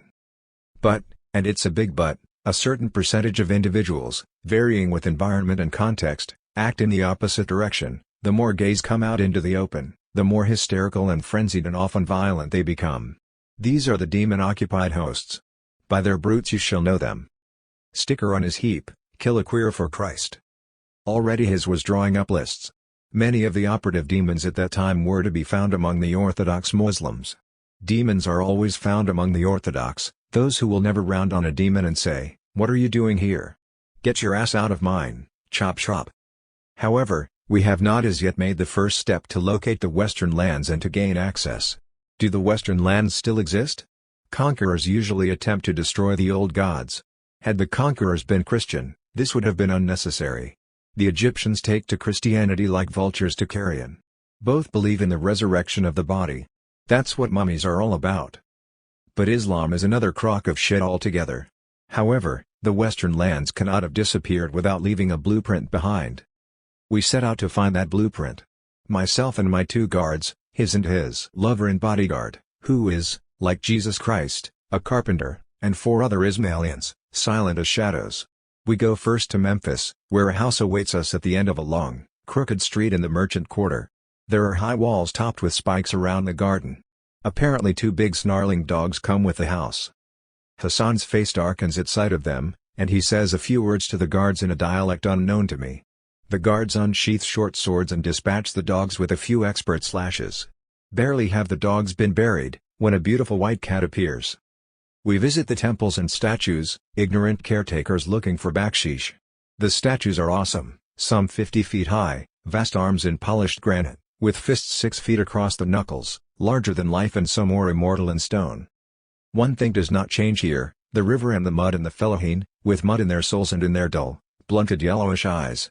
The fellaheen are the food of Osiris, the mud is excrement, the river of Asturinal where all the gods void their urine, and from this stinking mud rose the god-kings and the gods who conferred the gift of immortality on the chosen few, the priests and scribes, the viziers and princes so rewarded, to build the Western lands as their slaves built the pyramids and tombs and temples. To hearken is good. To obey is best of all. The Western lands are fashioned from mud, from fellaheen death, from the energy released at the moment of death. I realize now that the mugwumps of Naked Lunch were death collectors like the Fiku, the shit collectors. The sign for to come into being is the dung beetle, Capera. From death they built the Western lands, and from pain, fear and sickness and excrement they built to do it as a moat around the Western lands, lest this exclusive country club be overrun by the peasantry. These thoughts took shape in hashish smoke and mint tea amid the flowers and shrubs of our garden. To maintain my cover as a traveling merchant, I made discreet purchases of rose essence and musk and the rare Pakistani berries that bring visions of exquisite, overripe corruption, of scented corpses and rotten flowers. The Fiku, the death collectors, are specialized beyond any human semblance. Their faces have a smooth copper sheen like a beetle's wing. The mouth is a purple beak, the huge black eyes bright and shiny with insect innocence of human feeling. A long pink proboscis can protrude from the mouth to a distance of 2 feet, sucking in the energy released in the moment of death. Violent death is the most nutritive, and these creatures gather like vultures at battles and riots and executions. The first picture before the gods, 1930s bank robbers, Road maps spread out on the kitchen table at the hideout farmhouse. Sure to have blocks up here, and here, we could just hole up here. They don't rumble us getting out, they will close in house to house. Makes sense, let's try it here. Let's go. As always he felt the cold hollow fear, his throat dry as he croaks, yeah, let's go. Up and at 'em. He wonders if they are as scared as he is. Sure they are, but you don't talk about it. Terrible form. What was he leading this life for? Where any second could be his last. That was why. If you face death all the time, for what time you are immortal. It was always like this, the sick hollow fear, when he feels as if he is fainting, then the rush of courage, the clean, sweet feeling of being born. He read that somewhere, about an old West shootist and how he felt after a shootout. But the fear can go on and on until you can't stand it, it's going to break you, and that's when the fear breaks, you hope. What was Hassan Isabah like? Who was he? For the last 40 years of his life, he's occupied the mountain fortress of Alamout in what is now northern Iran. From Alamout the old man dispatched his assassins when he decided they were ready and their missions necessary. It is said that he could reach as far as Paris. As for the training that the apprentice assassins received, there is no precise information. What little historical data survives tends to be misleading, such as the notorious account given by Marco Polo of a heaven of Huri's promise to the martyr, where he would be wafted when his work was done. There were no women in Alamout. It is related that he had his own son beheaded for smuggling a bottle of wine into his quarters. No doubt this was not the real reason. Obviously the boy was plotting against the old man's life. It happens in the best Eastern families. Beyond that, there is little. Did he ever tell a joke, or smile, or drink? Some say that in his later years he became an alcoholic, and that the smuggled bottle of wine was intended for him, and poisoned. Rumors, but very little of the man emerges, and what we do see is not sympathetic. One can't help thinking of these evil old mullahs with their closed, harsh faces. I mean that his personal life, his habits, his eccentricities are completely occluded. This may well have been deliberate on his part. Oh, yes, I knew him personally, but I never knew him at all. He was a man with many faces and many characters. Literally, he changed unrecognizably from one day to the next. At times his face was possessed by a dazzling radiance of pure spirit. At other times the harsh gray lineaments of fear and despair gave notice of defeat on some battleground of the spirit. Battles are fought to be won, and this is what happens when you lose. One thing I know, he was a frontline officer who never asked his men to do what he would not do himself. He was ready to fight alongside them, inch by bloody inch. For example, he moved in a number of Islamic circles. There were many deviant sects, like the sentimental Sufis, too sweet to be dangerous, and the whole labyrinthine world of Arab learning and thought, at a time when they led the civilized world, introducing such essential factors as distillation for drunkenness, and the zero for business. What would Burroughs and IBM do without it? Of all these sects, the Ismailians were singled out for special persecution, since they commit the blackest heresy in Islamic books, assuming the prerogatives of the Creator, and in a very literal sense, for his aim was the creation of new beings. You can see the vein on the mullah's forehead stand out and pulse like an agitated worm at the thought. Leadership is passed along by direct contact with the Imam, in the course of which the subject becomes the Imam. This cannot be faked. Anyone who can see with the eye of the spirit can see it. The human condition is hopeless once you have submitted to it by being born, almost. There is one chance in a million, and that is still good biologic odds. Start from where you are looking down the almost barrel. 9/10 of your activity is purposeless fidgeting around, lighting another cigarette, 9/10 deadwood weighing you down, house odds.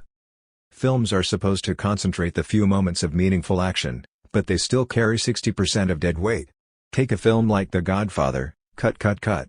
Who wants to see him buy a peach, put on an overcoat, drink a glass of wine? So we have maybe 10 minutes that really move, and that is a very good film. So you can run through your life script in a week, often a lot less. Some walk-on extra blows his wad in a few seconds. Fix yourself on the whole planet moving at that speed. Every encounter is portentous as a comet. The air crackles with danger, fear, grief and ecstasy. Faster, round and round. The Russian delegate tore the Atlantic proposal into pieces, and to the amazement of the United Nations, wiped his ass with it. For this it is not even good, he grunted. Red alert expected at any second, into the centers, issued equipment, stand down, president on the hotline, checking their guns and shit in and out faster, get to the end of the checkout line and join the in line over here, round and round faster, shift partners round and round faster, NATO planes up and down, tech sergeant finger reaches for the button, president on the hotline, round and round hotter and hotter.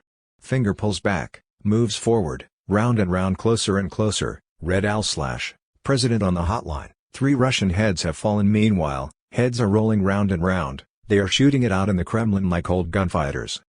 The old man, Hassan Sabah, stands in an ozone reek of purpose, resplendent in his imam persona.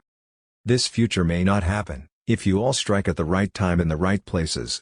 So we have a human lifetime with a few moments of meaning and purpose scattered here and there, need not be superb pieces of deadly tradecraft, can just be the night sky over St. Louis, or anywhere. Can be a white cat on a red mud wall looking out over Marrakesh, that male cat is Ra himself. It is fleeting. If you see something beautiful, don't cling to it, if you see something horrible, don't shrink from it, counsels the tantric sage. However obtained, the glimpses are rare, so how do we live through the dreary years of deadwood, lumbering our aging flesh from here to there? By knowing that you are my agent, not the doorman, gardener, shopkeeper, carpenter, pharmacist, doctor you seem to be. How many you kill today, Doc? Calls a fellow agent in Hicksville. And you feel good all over when you say something stupid and corny, you roll in the joys of deception and duplicity, the joy of being something quite different from the face you show the world, and quite dangerous. So acting out a banal role becomes an exquisite pleasure, listening to a redneck's bigoted opinions. I've got him on my list. He never will be missed. You sure is right about them kikes. Ever read the Protocols of the Elders of Zion? And the Saturday night poker game, you always win if you want to, cool in secret contempt, and on some level they feel the contempt and it frightens them and they want to placate you by losing. The whole human comedy, spread out for your amusement. Basically, however, you are waiting for the moment of action. So when do you really move? When your Ka takes over and directs your movements and you merge with your Kansas. The Ka, the double, takes the same chances you take in the land of the dead. If you die, he dies. If you are tortured, so is he. So your interests are absolutely synonymous. And that is the only basis for absolute trust. He will be there when you need him and he will know when that is. The male Ka acts as an agent designed to further male interests in the widest sense, with particular attention to immortality. Recall Dream, in which women on bicycles, clad in gray shorts and jumpers, flash by a bandstand and raise clenched fists as they intone mortality. Remember that as a man your Ka must be a male, so any female Ka is sure to be a lethal imposter, happily embraced by an appalling percentage of idiotic and besotted males just taking to be turned into swine. Remember that the Egyptian glyph for poltroon is woman as man, that is, a female Ka taking over a male body. Now, Kas is all a little different, but people who look alike, Ka alike. They may be viewed interchangeably. The basic Ka spirit, the male Ka, is in fact the Imam. The quickest manner of contact is sexual. Sex is the basis of fear, how we got caught in the first place and reduced to the almost hopeless human condition. The Ka can be freed by the act of sex when there is no fear present. The magic rites begin. Let the Shining Ones not have power over me. What niggardly dealings! Are the Shining Ones your guard dogs? Do your job and get back to heaven?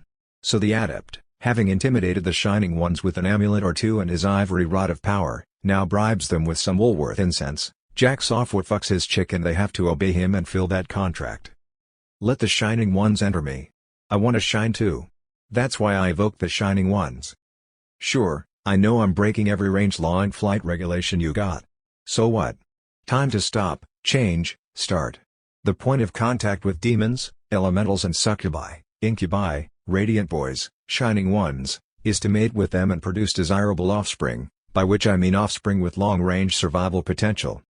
In present-day Egypt, or in the areas of the Mayan and Aztec ruins, one encounters truncated history, where the present-day reality has lost all connection with the historical past, to create a solid time block. So the last place to look for clues to ancient Egypt is in Egypt itself. Specifically, I want to reach Egypt about 1,000 years ago, when Hassan Sabah was there.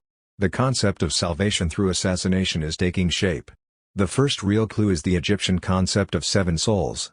He sees that the Ka, the double, is the guide to the garden. However, the Ka must kill the false Ka incarnate form. And the false Ka, the Fiku, must present itself when the true Ka takes full possession of the human organism. This is the function of the human organism, to serve as a receptacle for the true Kansas, so the enemies of his are various carnate manifestations of false, parasitic Kas. The Fiku have the advantage of being infinitely prolific and virtually interchangeable, like a virus. The Fiku invades the Ka and immediately starts creating falsified copies. These bear some relation to the original, as cancerous liver cells are made from liver cells. Looks like the real thing but cannot survive contact with the real thing. A cancerous cell and a healthy cell cannot occupy the same space. Religions are weapons, and some of them act quite rapidly. Witness the explosive expansion of Islam to the gates of Vienna, up into southern Spain, east to Persia and India, west to the Pillars of Hercules and deep into Black Africa. In truncated time areas like Egypt, a diving bell approach is indicated. Time has backed up here and solidified. Batten the hatches, Mr. Hislop, we are going down.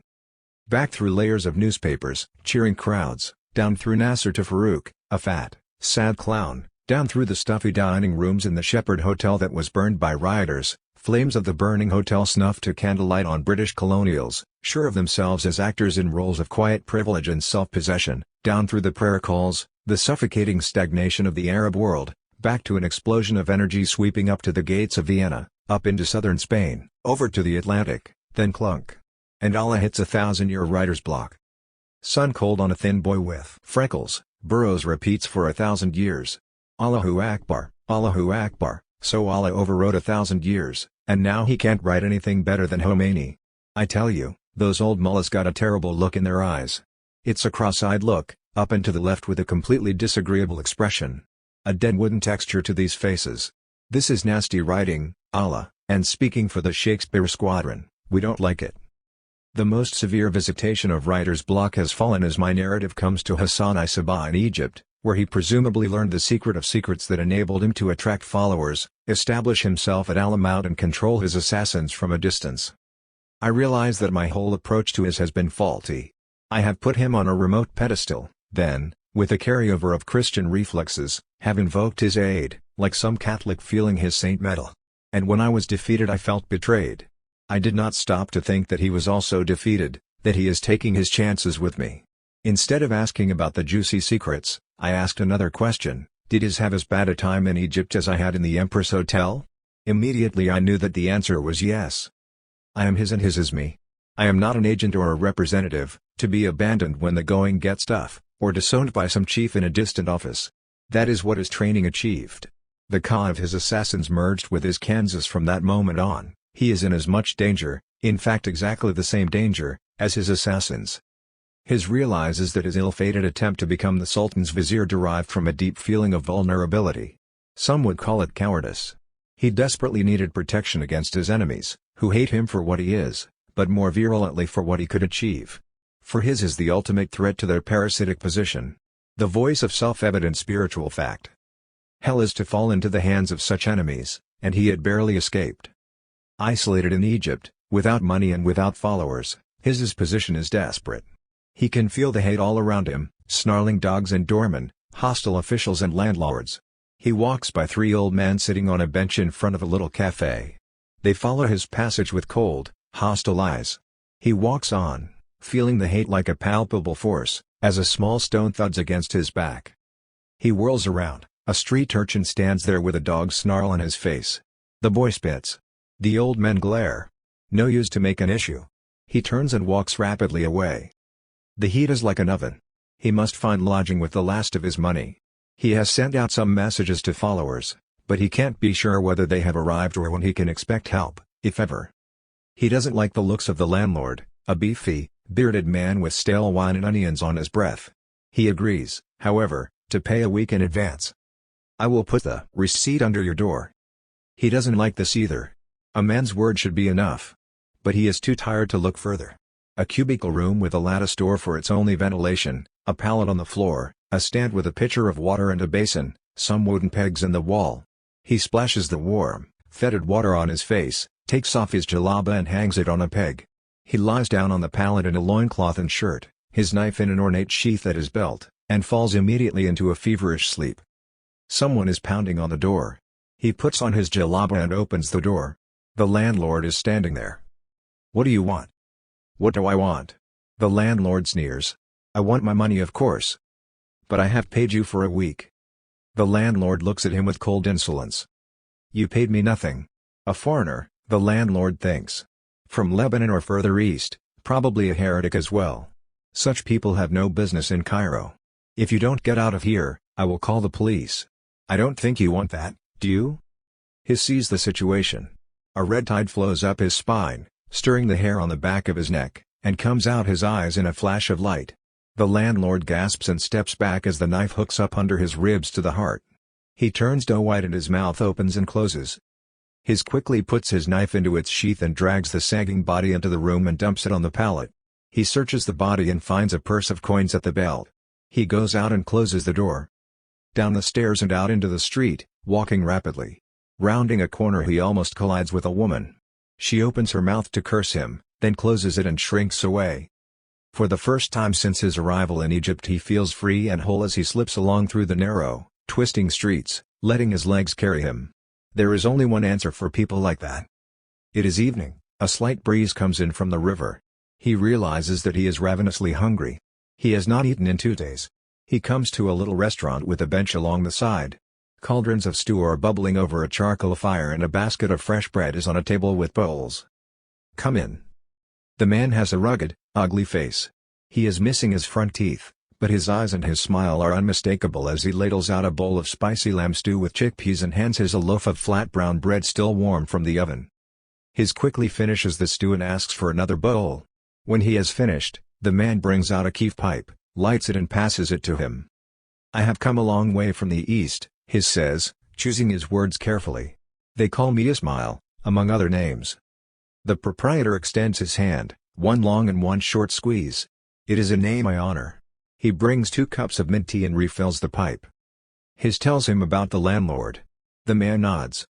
I know this man. He was himself a foreigner, a Hittite. He was also a receipt under your door. He doesn't like this either. A man's word should be enough. But he is too tired to look further. A cubicle room with a lattice door for its only ventilation, a pallet on the floor, a stand with a pitcher of water and a basin, some wooden pegs in the wall. He splashes the warm, fetid water on his face, takes off his jalaba and hangs it on a peg. He lies down on the pallet in a loincloth and shirt, his knife in an ornate sheath at his belt, and falls immediately into a feverish sleep. Someone is pounding on the door. He puts on his jalaba and opens the door. The landlord is standing there. What do you want? What do I want? The landlord sneers. I want my money, of course. But I have paid you for a week.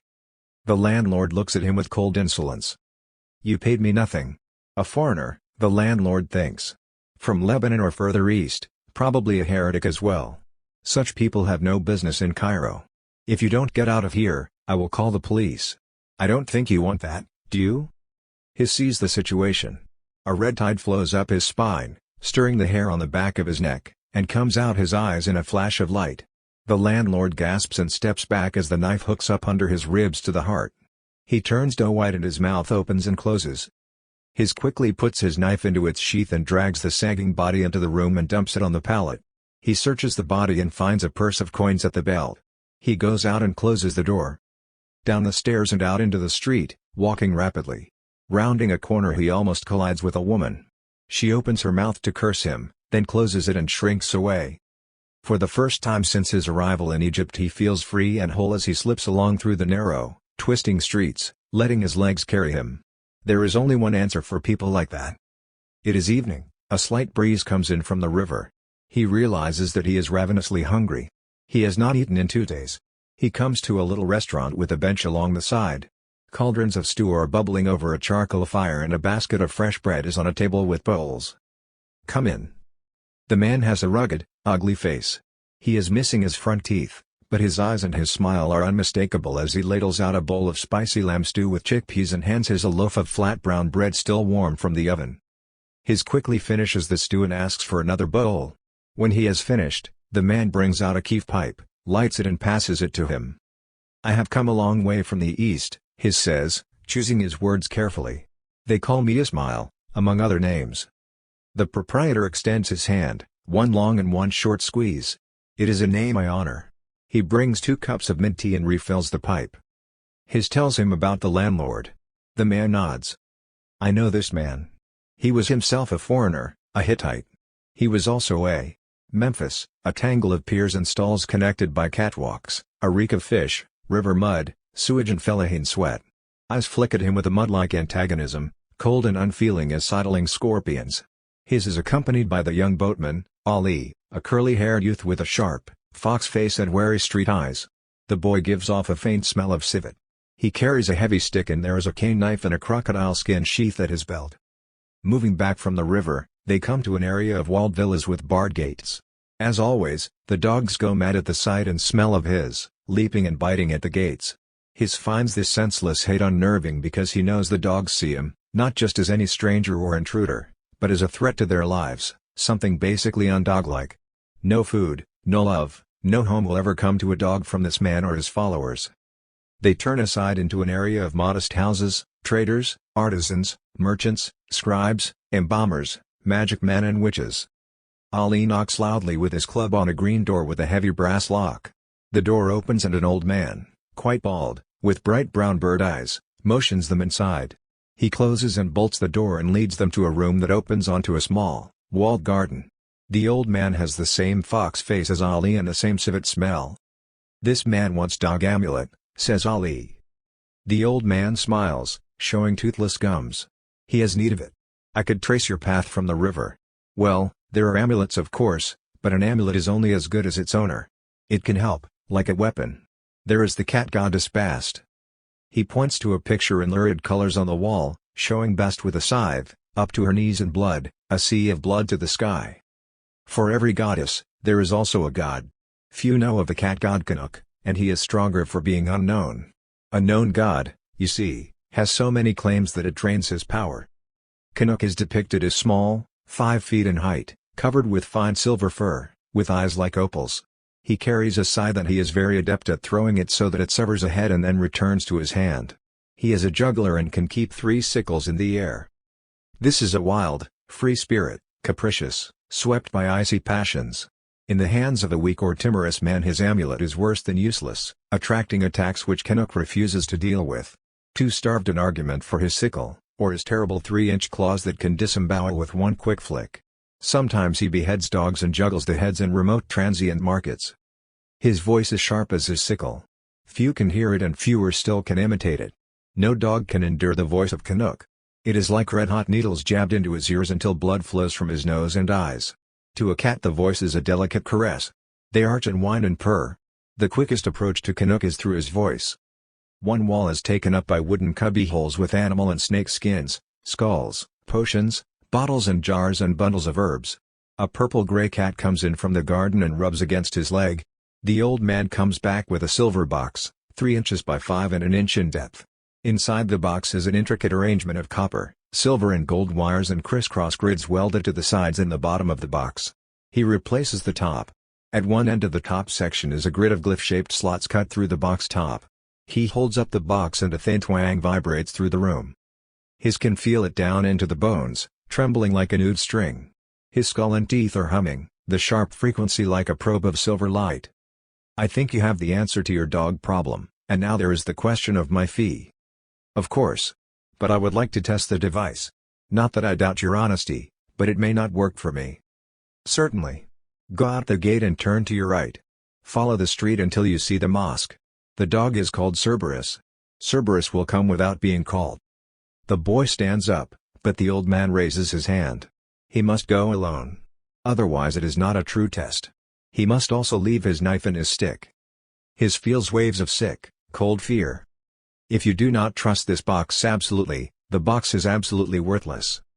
With numb fingers, His puts his knife on the table. He takes a deep breath. The fear closes around his chest tighter and tighter. His head spins. Remember, the box will not fail you if you do not fail the box. His steps through the gate into the noon street like a man going to execution, fighting his fear and losing with every step. He feels himself near collapse. There is no strength in his arm. Even if he had the knife, he knows he could not lift it from the scabbard. He can see himself bolt and run, shit and piss streaming down his thighs. He holds the box clutched to his pounding heart. He takes a deep breath and concentrates on the 1 point, 2 inches below the navel. He has learned this, and many other secrets of combat, from a traveler from the Far East. Stumbling, shambling, and there ahead is the blue dome of the mosque, an open gate, a low growl, a huge black dog. Its eyes light up with green fire at the sight of his. The hairs stand up on the animal's back as it slinks forward, muscles bunched for a deadly rush. His brings the box out and holds it toward the dog. Now he can feel ki stream down his arm into the box, and he hears the words of his teacher, "When you need me, I will be there." His is suddenly calm. The fear lifts from him. The dog snarls and shrinks back, then comes in again. His pours his ki into a flash of silver light. The dog leaps back, howling in pain and rage. His pours in more power as the dog comes rushing back. This time the dog is jerked violently back, as if he had come to the end of an invisible chain. Blood pours from his nose and ears. Yipping, howling, he turns with a despairing snarl and runs back into the garden. His feels a calm, floating dispersal melting into the sunshine and shadows of the street, the white walls and doorways. An old man comes to the gate and looks at us with malevolent suspicion. His holds out the box and the janitor shrinks back. "Keep your gate closed and your dog chained." The gate clicks shut. The man's face and the dog's snarl are fading in his mind like dream traces. Well, I am convinced. So, now there is the matter of my fee. It is not money. Something much more valuable. My fee is the right to serve you. Unlike other masters, his becomes his servant. If the servant loses and fails, his also loses and fails. So he does not accept servants lightly. In fact, he does not accept them at all. How can an extension of himself be a servant? One maintains distance with a servant. Here is a special closeness, an identity, in fact, that is the basis of the relationship. The function of the guardian is to protect the child during the vulnerable period following the first death. It is a difficult, dangerous and thankless job. There are no excuses for failure, and no rewards for success. He combines a ruthless competence in carrying out his protective function with a deep tenderness for the child he guards. The guardian first comes into existence in the moment of conception, so he is biologically bound to his charge. Guardians tend to have a deep cuddle reflex. They cuddle skunks and raccoons and cats and lemurs and a muskox on TV and deep snow, and I wanted to embrace it because it is a noble animal with huge liquid black eyes, all covered with a thick fur. There is no question of payment. The guardian is distinct from the coup. The coup is eternal and leaves the body after death. The coup does not take his chances in the land of the dead. Well-intentioned, but his commitment is limited. The commitment of the guardian is total. His position is almost the same as the cause, but not quite. You can say that the Ka is the guardian's control officer. The Ka must contact the big picture if he is to perform effectively. There are many professional guards in Wagdas, specializing in various areas of protection. One agency sells protection against the thuggies. These devious operatives are stock agent types, cold-eyed, with no commitment beyond personal advancement in a game universe. Pick up any spy book. When Peter walked into the office, the chief smiled. Agents have been known to get frostbite from the chief's smile. "Having trouble with the Jew boy?" "He's a bit standoffish," said Peter non-committally. "Sure he is. We'll treat a Kike like a Jew and a high-class professional Jew from Rutherford, New Jersey, like a Kike. Tell him right out, you want to get into a nice Gentile country club? We like nice Jews, with atom bombs and Jew jokes." Peter could see the chief as some cold-eyed old exterminator, deciding on the bait to poison a warehouse full of rats, a little molasses, a little tinned salmon and plenty of arsenic. Peter knew he was in the presence of greatness. He squirmed with the schmaltz of it and broke out fulsomely, "I'm just beginning to realize what a cold-hearted bastard you are." The chief was pleased, but his voice was cool. "Well, that's one way of putting it. I call it staying on top of an op. Even if that means..." The code word is pop. The casualties could run into the millions. The billions, Peter. The billions. The chief spread his hands and smiled. "Outsiders. None of our people will be touched. Operation Bunker." "How long?" "Long enough for things to cool off. Then we emerge like the phoenix, without, of course, the inconvenience of being incinerated like the peasantry." Peter squirmed deliriously. This was true greatness. You can't fake the real thing. "You are a cold-hearted bastard," he ejaculated. "Just drop a few hints, room in the bunker for the right kind of Jews. You know what I mean, white Jews. None of that Galician trash. Now they tell me Portuguese Jews is the best kind, like Portuguese oysters." "He's coming around, Chief. Out of a clear blue sky," he says. "It's the kikes in our race that give us a bad name." "Tomorrow is always white and blue," the chief said enigmatically. "Any trouble with the cracker boy?" "Not a peep. Gave him the old white schmaltz right down the old line, What are you doing over there with the niggers and the apes and the yits? Why don't you come over here where you belong and act like a white man? And how is our darky shaping up? Always a place in the bunker for the right kind of darky. Swallowed that, did he? Believes in the American dream like all niggers. Well, as one menstruating cunt said to another, I guess it's in the rag. The chief smiled slow and dirty. People without any long-range commitments. They can be bought by anyone, but they have no honor in being bought. To hire such operatives as protection is to be precariously and temporarily protected from your protectors, the old protection racket. If you're smart you will protect yourself from me. At a price. Blackmail, and the price keeps escalating. So other agencies protect you from the thuggy protectors, and so on. Hitler created the SS to protect himself from the SA, and to eliminate the SA. Had he lived long enough, he would have needed protectors from the SS, and protectors from those protectors. Where does it end? Perhaps with only one protector, who is, of course, your deadliest enemy. I saw a picture of a balloon suddenly and unexpectedly soaring, and some people still holding onto the ropes connected to the balloon were suddenly jerked into the air, and most of them didn't have the survival IQ to let go in time. Seconds later they are 60, 100 feet off the ground. Those who didn't let go fell off at 500 or 1,000 feet. A basic survival lesson is, learn to let go. Put it another way, never hang on when your guardian tells you to let go. Right now. Suppose you were holding one of those ropes? Would you have let go in time, which is, of course, at the first upward yank? I'll tell you something interesting.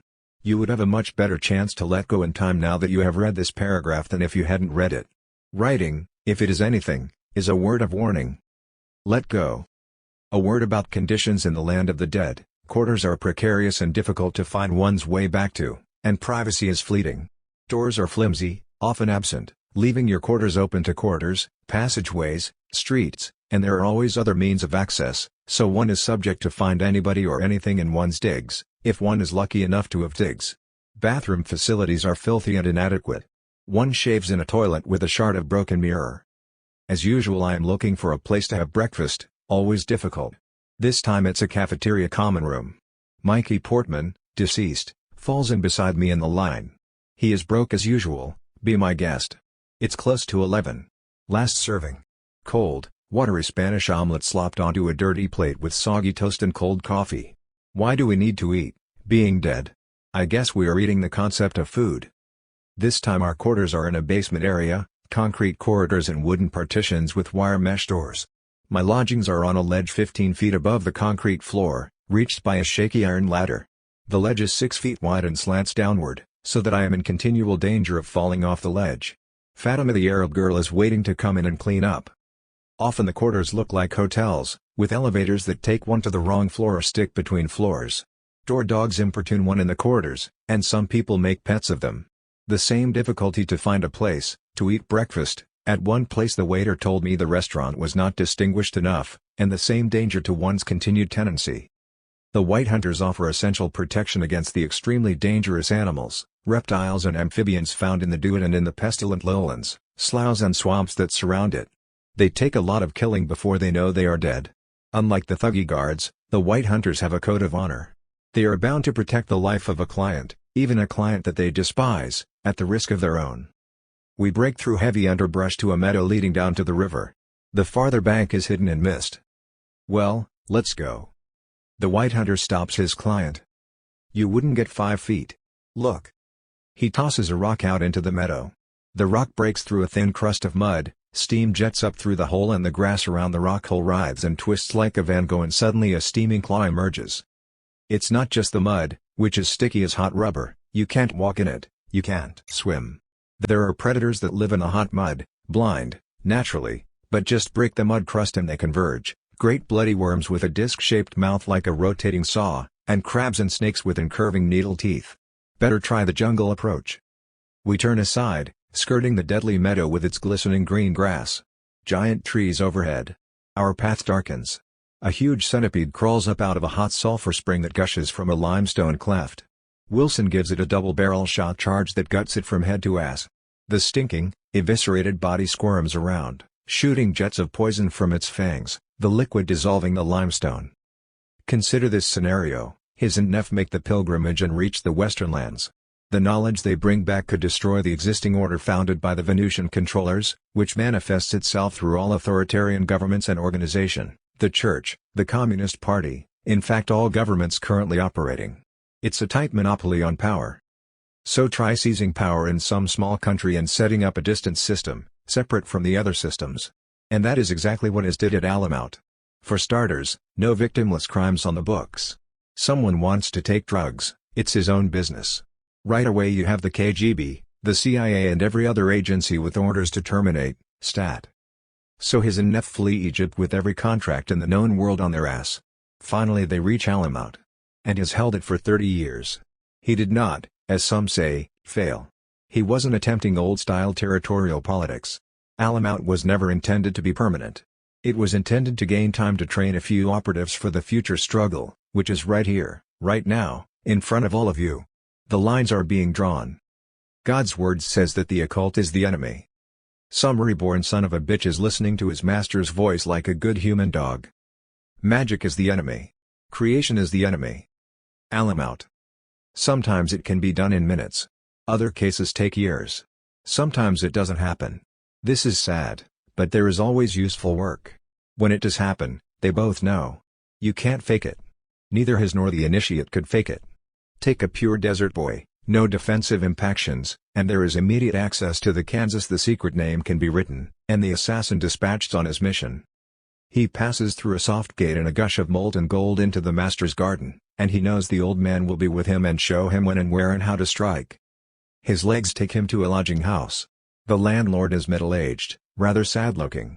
They exchange hand signals. The landlord's name is Tamsimani. He brings out a map of the city and shows him where the Sultan's litter will pass during the festival. For 3 days Ali frequents the area, fitting into the venerable role of the mischievous street boy, yelled at and chased by shopkeepers.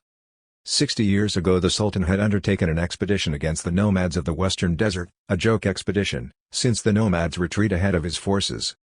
On the expedition, the Sultan, with his concubines and courtiers, is established in luxurious tents. He is a foppish, strikingly handsome youth with cold features, like chiseled marble. Scouts have found a pool of tar, liquefied and bubbling from underground heat. The Sultan gives the order to collect barrels of the tar. It is useful to pour on besieging forces. A number of young desert boys have attached themselves to the expedition, doing menial work in return for scraps of food. The Sultan's eyes fasten on a boy and narrow with greedy anticipation. He beckons. The boy rushes up with a dazzling smile. "Can you run?" The boy nods eagerly, expecting a messenger job that will mean food from both sender and receiver. At an order from the Sultan, a scout pours a bucket of melted tar over the boy and applies a torch. Screaming in agony, the boy runs 50 yards and falls against a sand dune. The Sultan strolls over, drawing the smell of roasted flesh and pungent oil deep into his lungs. The boy is lying face down, moving spasmodically.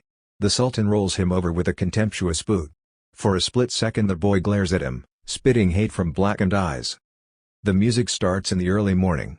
The Sultan will come by in an hour. Already the bearded Syrian guards line the streets, their staves held horizontally in both hands to keep back the crowds. Ali slips along the edge of the crowd. A great cheer goes up, and he feels a shiver run up his back to the neck and out his eyes in a flash, and the old man is there in a mantle of light. The Sultan is now a thin old man with a white beard, carefully trimmed. He should be magnificent, but he isn't. He looks mean and petty and ill-natured. He never looks straight in front of him, but always a little above and to the left. Whatever he is seeing there, he doesn't like it. The Sultan has ruled long, and his kingdom has prospered. He holds audiences where any man may plead his grievances. Word of his mercy and wisdom have spread through the land. His aqueducts and grain storage bring freedom from hunger. To those without land or implements, he distributes bread and soup. His armies protect the frontiers, bringing freedom from fear. Ali moves through the cheering crowd, just a street boy. Watch your purse. The Sultan's face is a mask of old ivory carved in lineaments of noble serenity, annulled by eyes as dead as pools of tar. Now, Ali feels it up the back of his neck and out his eyes in a blaze of silver light. The street shifts under his feet, tilting him under the staves. He streaks toward the Sultan's litter like a shooting star. With an incredulous wrench, the Sultan swivels his eyes to focus on the youth, 4 feet in front of him, and the bottom falls out of his eyes, leaving a hideous mask of crab terror. The Sultan's mask shatters in a scream of abject recognition. You. Ali's dagger catches him under the chin and protrudes from the top of his head. A witness said that as the dagger struck, the Sultan's eyes caught fire and burned like pitch. The eunuch vizier scrambles awkwardly from his litter, screaming, "Take him alive!" But the Hittite guards have already shattered Ali's skull with their staves. I said. "We did not hear, master." The guard gives him an evil grin. "I'll have you." "Will you, master?" "Well, be careful, and remember that I give the orders." "We will remember, master." Looking at the grinning, bearded faces, the vizier feels the clutch of cold fear.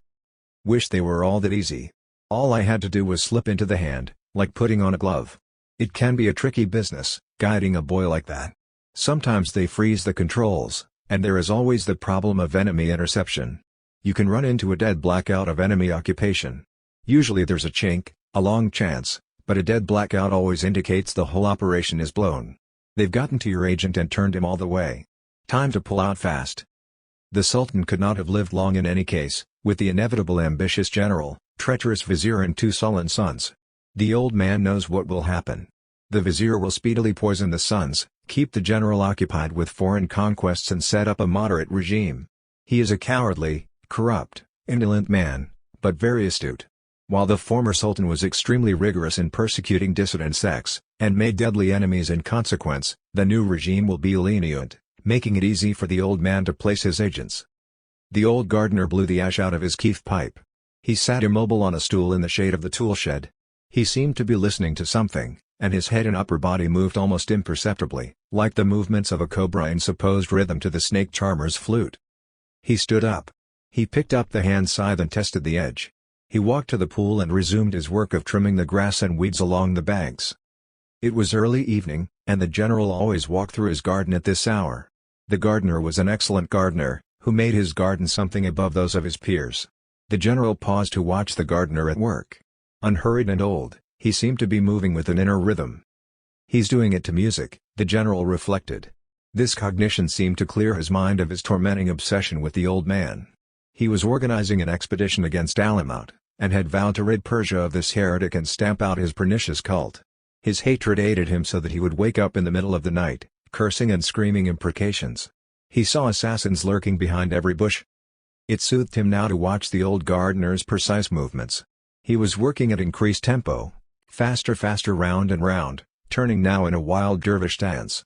Too late the general heard the shrill of the flutes, the menacing pulse of the drums, and reached for his sword with a snarl of rage. The scythe glinted in the sun, cutting the general's imprecation in half as his head bounced into a rose bed and lay there impaled on thorns, grimacing. The body staggered in a clumsy bear's dance and fell, spilling a thick column of black blood. Guards were rushing from the palace. The old gardener danced to meet them, whirling and slashing, until he fell transfixed by lances and sword points. A.J. comes to the costume party as a Mexican bandit in filthy, torn cotton pants and shirt and a wide sombrero pocked with bullet holes. Chinga! He screams, and pulls his machete and decapitates Lady Caroline's Russian wolfhound with a single stroke. Now he points to the slavering head, and does a revolting imitation of the head and the body, which lies twitching in obscene spasms.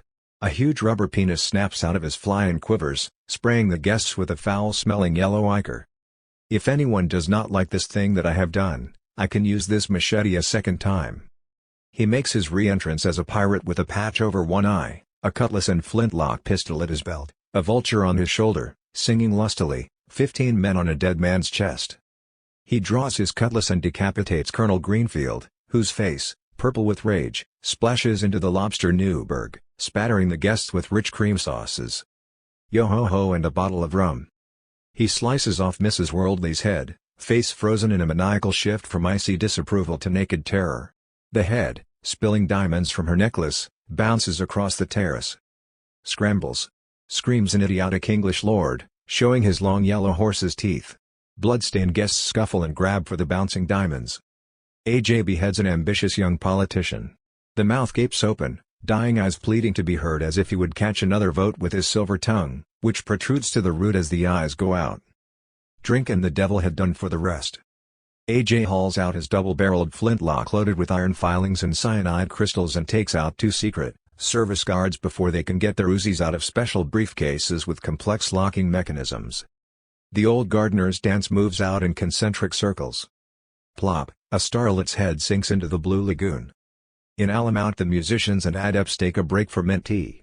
They have been concentrating to activate the distant agent with their music. The old man has them in stitches with his dummy. He's got this life-size dummy with a white beard and eyes of blue glass that shoot out rays of light. You see, my son, all present, all past and all future can be contained in a single note of music. The dummy yaks out, "Give us more of thy wisdom." Since music is registered with the whole body, it can serve as a means of communication between one organism and another. A CIA man leans forward, sweeping the room with laser eyes. A viable means of conveying instructions to and receiving information from agents in the field. Musical intelligence. Agent attends a concert and receives his instructions. Information and directives in and out through street singers, musical broadcasts, jukeboxes, records, high school bands, whistling boys, cabaret performers, singing waiters, transistor radios. Red sails in the sunset. Way out on the sea. Red alert coming up. Oh. Carry my loved one home safely to me. All agents return to center. A team of dedicated Russian agents disguised as rednecks roar out the star-spangled banner at a political rally. And the rockets' red glare. Russian rockets are on the way. At the twilight's last gleaming. Russian missiles hit Washington, D.C. Head for the hills? What hills? Geiger counters click to countdown. Decaying lead spells out the last syllables of recorded time. Organ balked at the post. Christ bled. Time ran out. Radiation has 1.5 life. When metal goes rotten, everything goes, said a wise old Texas sheriff. The young deputy wondered how you could keep lead straight. Maybe it just needed the love of a good woman, an apple pie. It's just as simple as that, he thought, as the jail disintegrated. This was more than the sheriff could take. What can a man depend on when his jail falls apart? Get back in there, you sidewinders. He screams, reaching for his melted shotgun with no hands. Only fools do those villains pity who are punished before they have done their mischief, Kim quotes, as he shoves a horrid redneck toff out of the lifeboat. The sharks cut his screams to a bearable pitch and period. I wonder how long it would have taken him to reach the same conclusion about me? Just so long and long enough. He takes a long pull from his brandy flask and opens a tin of beef, thanking Allah for eyes to see and hands to push. The sun lays a crimson path across the darkening sea that stretches to the sky in all directions. Another pull at the brandy flask, to celebrate and savor a blessed absence. Occasionally the boat undulates slightly, as if the ocean bed has shifted without disturbing the surface, like moving an aquarium slowly, being careful not to break the film that holds a sprinkling of fish food on the surface. And that is what he is. A sprinkling of fish food. He recalls the shark spirit, a little wooden figure carved somewhere in the South Pacific. He'd seen it in the Burlington Museum in London, sly, enigmatic, very old and patient, driven by a cold, deadly, implacable hunger for anything its big mouth can tear off and swallow. Any individual shark is expendable, but the hunger remains to find another receptacle. 300 million years the shark has survived, with a big mouth to tear off chunks and a gut to digest almost anything. It is inconceivable that Homo sapiens could last another 1,000 years in present form. People of such great stupidity and such barbarous manners. And what do years mean, apart from human measurement and perception? Does time pass if there is no one there to register its passing? Of course not, since time is a figment of human perception. Ahead and to the right Kim sees a black shape rising from the sea, clearly an island, though he can't see any lights. He stands up and rows toward the distant land, facing his objective in the Mediterranean rowing style, leaning forward with a long stroke that sends the boat gliding forward, then relax, feather oars, lean forward. Less than an hour till dark. A book with glowing roses twined around the words and growing through the words. He can see the roses growing through his body, the aching red translucent thorns growing from his fingers and toes, his penis a single glowing rose. Across the street he can see men in white robes standing by a doorway. The men step aside, and he enters an empty white space illuminated by the radiance that flows from his body. His eyes are shaded purple roses with glistening black rose pupils, his mouth is full of thorn teeth. He grows from place to place on swift silent vegetable currents. He comes to a white-walled room, one side open. Hawks glide against a fragile eggshell blue sky. The room opens on a cliff with a sheer drop of 3,000 feet to the valley below. An old man stands in front of him with an instrument like a paintbrush open in his hand. He is writing instructions back through the door, way past the two doormen and take the left fork. The road leads steeply upward to the familiar land of giants and dwarfs and castles, doors that pop open on steps leading down and slam shut, spider magic, mirror magic, card magic, coffee grinder magic, fork and spoon magic. He turns into a medieval inn, and cold hostile faces turn toward him. He sits down and drapes his arms on the table. "Barkeep." A slovenly brute looks up from the bar he is mopping with a filthy rag. "You talking me?" "I am. Bring me a beer, cheese and bread, quickly." "Maybe you're wrong people, wrong place." "Wrong people learn place." Rose speaks in a blur of movement. Hands, fingers, palms, sprouting needle-sharp thorns close lightly on the barkeep's neck. Rose grows back to his table. The barkeep touches his throat and looks at the blood on his hands. "Right away, sir," says barkeep, looking behind Rose's table as a man in palace guard uniform steps forward and unsheaths his sword. "You must come with me, stranger." "Your papers?" Rose points the outstretched fingers of his left hand, squeezing out thorns that thud into the guard's chest. The guard's face turns bright red, then dead pale. He slumps gently to the floor. Outside it is getting dark, and the wind is rising from a cat's whine to a shriek. Rose spreads his cloak like a gliding lemur, sailing on gusts of wind out across the valley faster and faster on a jet of sulphurous, blazing farts, streaking across the sky like a comet, propelled by millennia of animal farts tearing and burning through him. I come to light in a muted bar, dining room set, discreet conversation, well-dressed patrons who are obviously walk-on extras. The maitre d' is exceedingly respectful, as he should be, showing me to the best table. "The doctor phoned to say he will be a few minutes late, sir. Would you like a drink?" I order the martini with a dash of absinthe for which the establishment is renowned. These martinis are kept chilled in the freezer. Anyone asking for rocks would be immediately thrown out into the cobblestone alley. Now the doctor slides into the seat opposite. Fine-looking old whitey, phony as Yellow Kid while. 2 martinis materialize on the table. "Sorry to keep you waiting, Bill." He lifts his glass. We drink. He smiles knowingly over his drink. "Well, things have gotten out of hand." "Out of whose hands?" "Out of my hands, of course." He looks down into his empty glass, twirling it. "I don't know what I'm going to do about you, Bill. I really don't. When in doubt, do nothing. On the contrary, when in doubt, always do something. It may be your last act before doubt paralysis sets in. In the terminal stages you have to be force-fed, because you can't decide to eat, so many reasons not to." The old fraud ducks and laughs and punches me on the shoulder. A perfect venison steak with wild rice appears on my plate, and the old man gets this half-smile on his face, shaking his head and looking down at the table. And I don't like it at all. It's creepy and corny and deceptive, very deceptive. "Now Bill, you know you've gotten out of line and caused a lot of important people a lot of concern. Gave old Countess _ a sick headache, and brought on Monsieur _ ulcers. Now if you just listen to reason." "I'm listening. Talk some reason." "That's what I mean. You want us to tell you what we want. And that's not reasonable." "Depends on who decides." "We decide, Bill. We decide." "Prove it. Right here. Right now." He ducks around, holding up his hand in mock defense. "Don't blast me, Bill. Always played fair with you, just an old showman." "Good sir, to the purpose." "Well, put it this way, Bill." He is pacing around the patio of a run-down 1920s Spanish villa. Could be Florida or Southern California. A balmy night, with a scent of night blooming cereus, stars like quilted gardenias in the sky. "I can make you an offer." "In return for what?" "Well, look at the offer first. Nice secure place, shooting range, swimming pool, and full of anything you want, Bill. We are men of the world. Sure, you're a bit worn out. We got serums will fix that. What is life worth when the purpose is gone? Skulking in an ill-fitting body from a shabby bargain long void, he is, if anything, the carrier of the child formed from his mind and body. Every assassin he trained became his child. He became his agents, his messengers. The old man's voice is a thin, dry rustle, like a snake shedding its skin. The real struggle is yet to come. What we are doing here is simply an exercise. You have known the pure killing purpose that comes from the total awareness of what you are killing.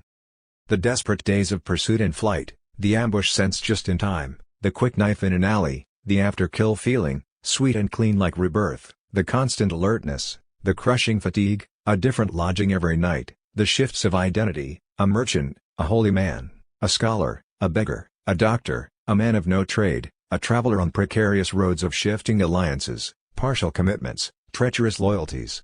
He knows this man will betray him. There must be no outcry, safe houses that are not safe. He knows he can't go back there tonight. An ambush will be waiting. He is safe here in Alamout. No one can touch him. But safety is the most dangerous of all conditions. Chapter 10. 10. The Valley. There is no way in or out of the valley, which is ringed with sheer cliffs with an overhanging ledge. How did the people of the valley get in there in the first place? No one remembers. They have been there for many years. Children have been born, grown old and died in the valley, but not many children. Food is scarce. A stream runs through the valley, and they have dammed up a large pond to raise fish. There is an area along the stream where they grow corn. Sometimes they kill birds, a few lizards and snakes. So most children must be killed at birth. Just an allotted number to continue the line. Maybe, some say, they will be seen, and people will lower ropes. There is a legend that one man built a flying machine from lizard, snake and fish skins sewn to a frame of light wood. It took him all his life to build it, and he was 70 when the machine was finally finished. It looked like a gigantic dragonfly with 60-foot wings. The currents rising from the valley on certain hot afternoons, he calculated, could bear the ship aloft. It could carry only one person, and that person must be very light. A boy of 13 was chosen.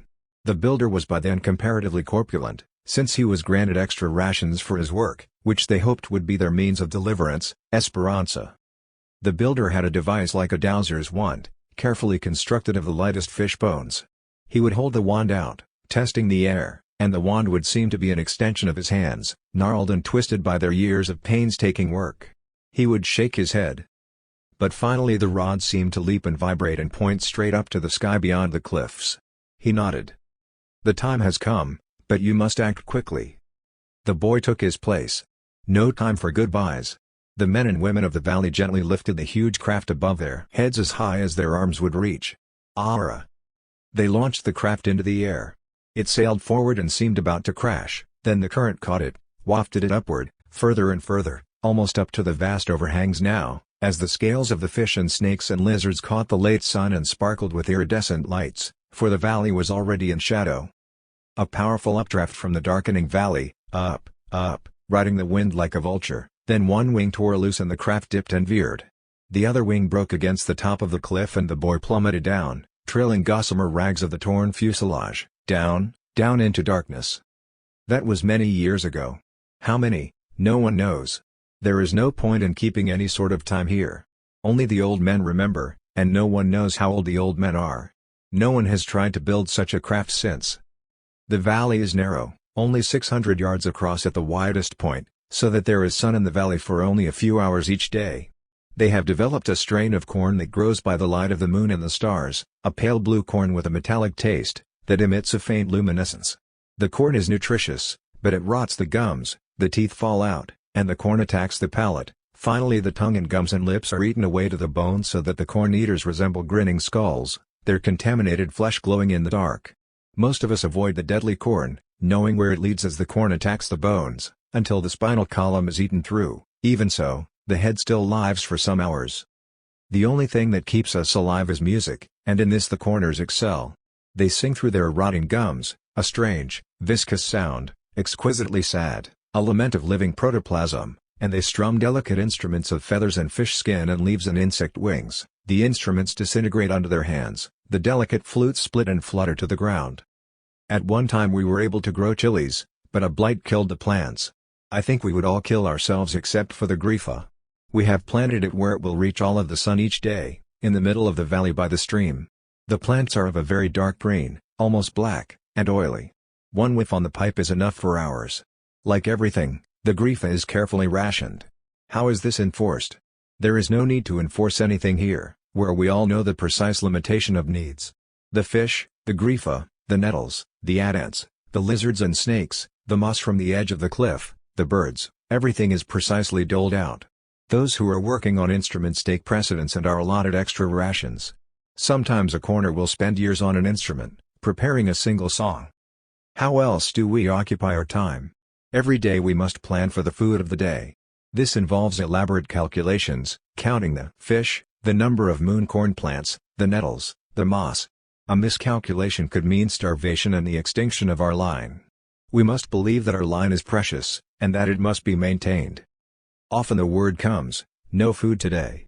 Or there may be just a meager allotment of boiled nettles. Fire is a problem, but we have the burning crystals. Occasionally there is a feast, perhaps 2 large snakes have been killed and 1 fish can be spared. On these rare occasions the corners perform, and some of them die the following day. Their bodies must be hacked up and used to fertilize the mooncorn patches for future corners. Corners have the calling, like a priest. It is both an honor and a disgrace to have a corner in the family. But at the age of puberty, the mark of the corner can be perceived, a look of dreamy despair, the look of a hungry ghost in time of famine, but a noble resignation that transcends the hunger. At first the corners are supple and strong. At this stage many attempt to climb out of the valley. A few have been known to reach the overhangs. Soon the rot sets in. They wake up spitting teeth and blood and pus. It is time for them to learn the ancient songs and music, time to start making their instruments. They also make a mooncorn beer to be used at the festivals. The death brew is lethal. 1 cup will kill in 3 days, 3 days of agonizing bone aches and hemorrhaging through the skin, literally sweating blood. To avoid this horrible death the corner chooses someone to kill him at dawn. This is done by thrusting an obsidian knife under the rib cage and into the heart. Escape from the valley occupies our life. We could tunnel out, perhaps. Such a tunnel was undertaken, but after 5 years of work there was no way to supply air and the tunnel workers suffocated. The tunnel has long since fallen in, but you can still see the entrance. It's a good place to catch snakes and lizards. Some devote themselves to exercises to escape from the body and soar out of the valley. The soarers receive extra rations of grifa, but many feel that they are simply lazy parasites.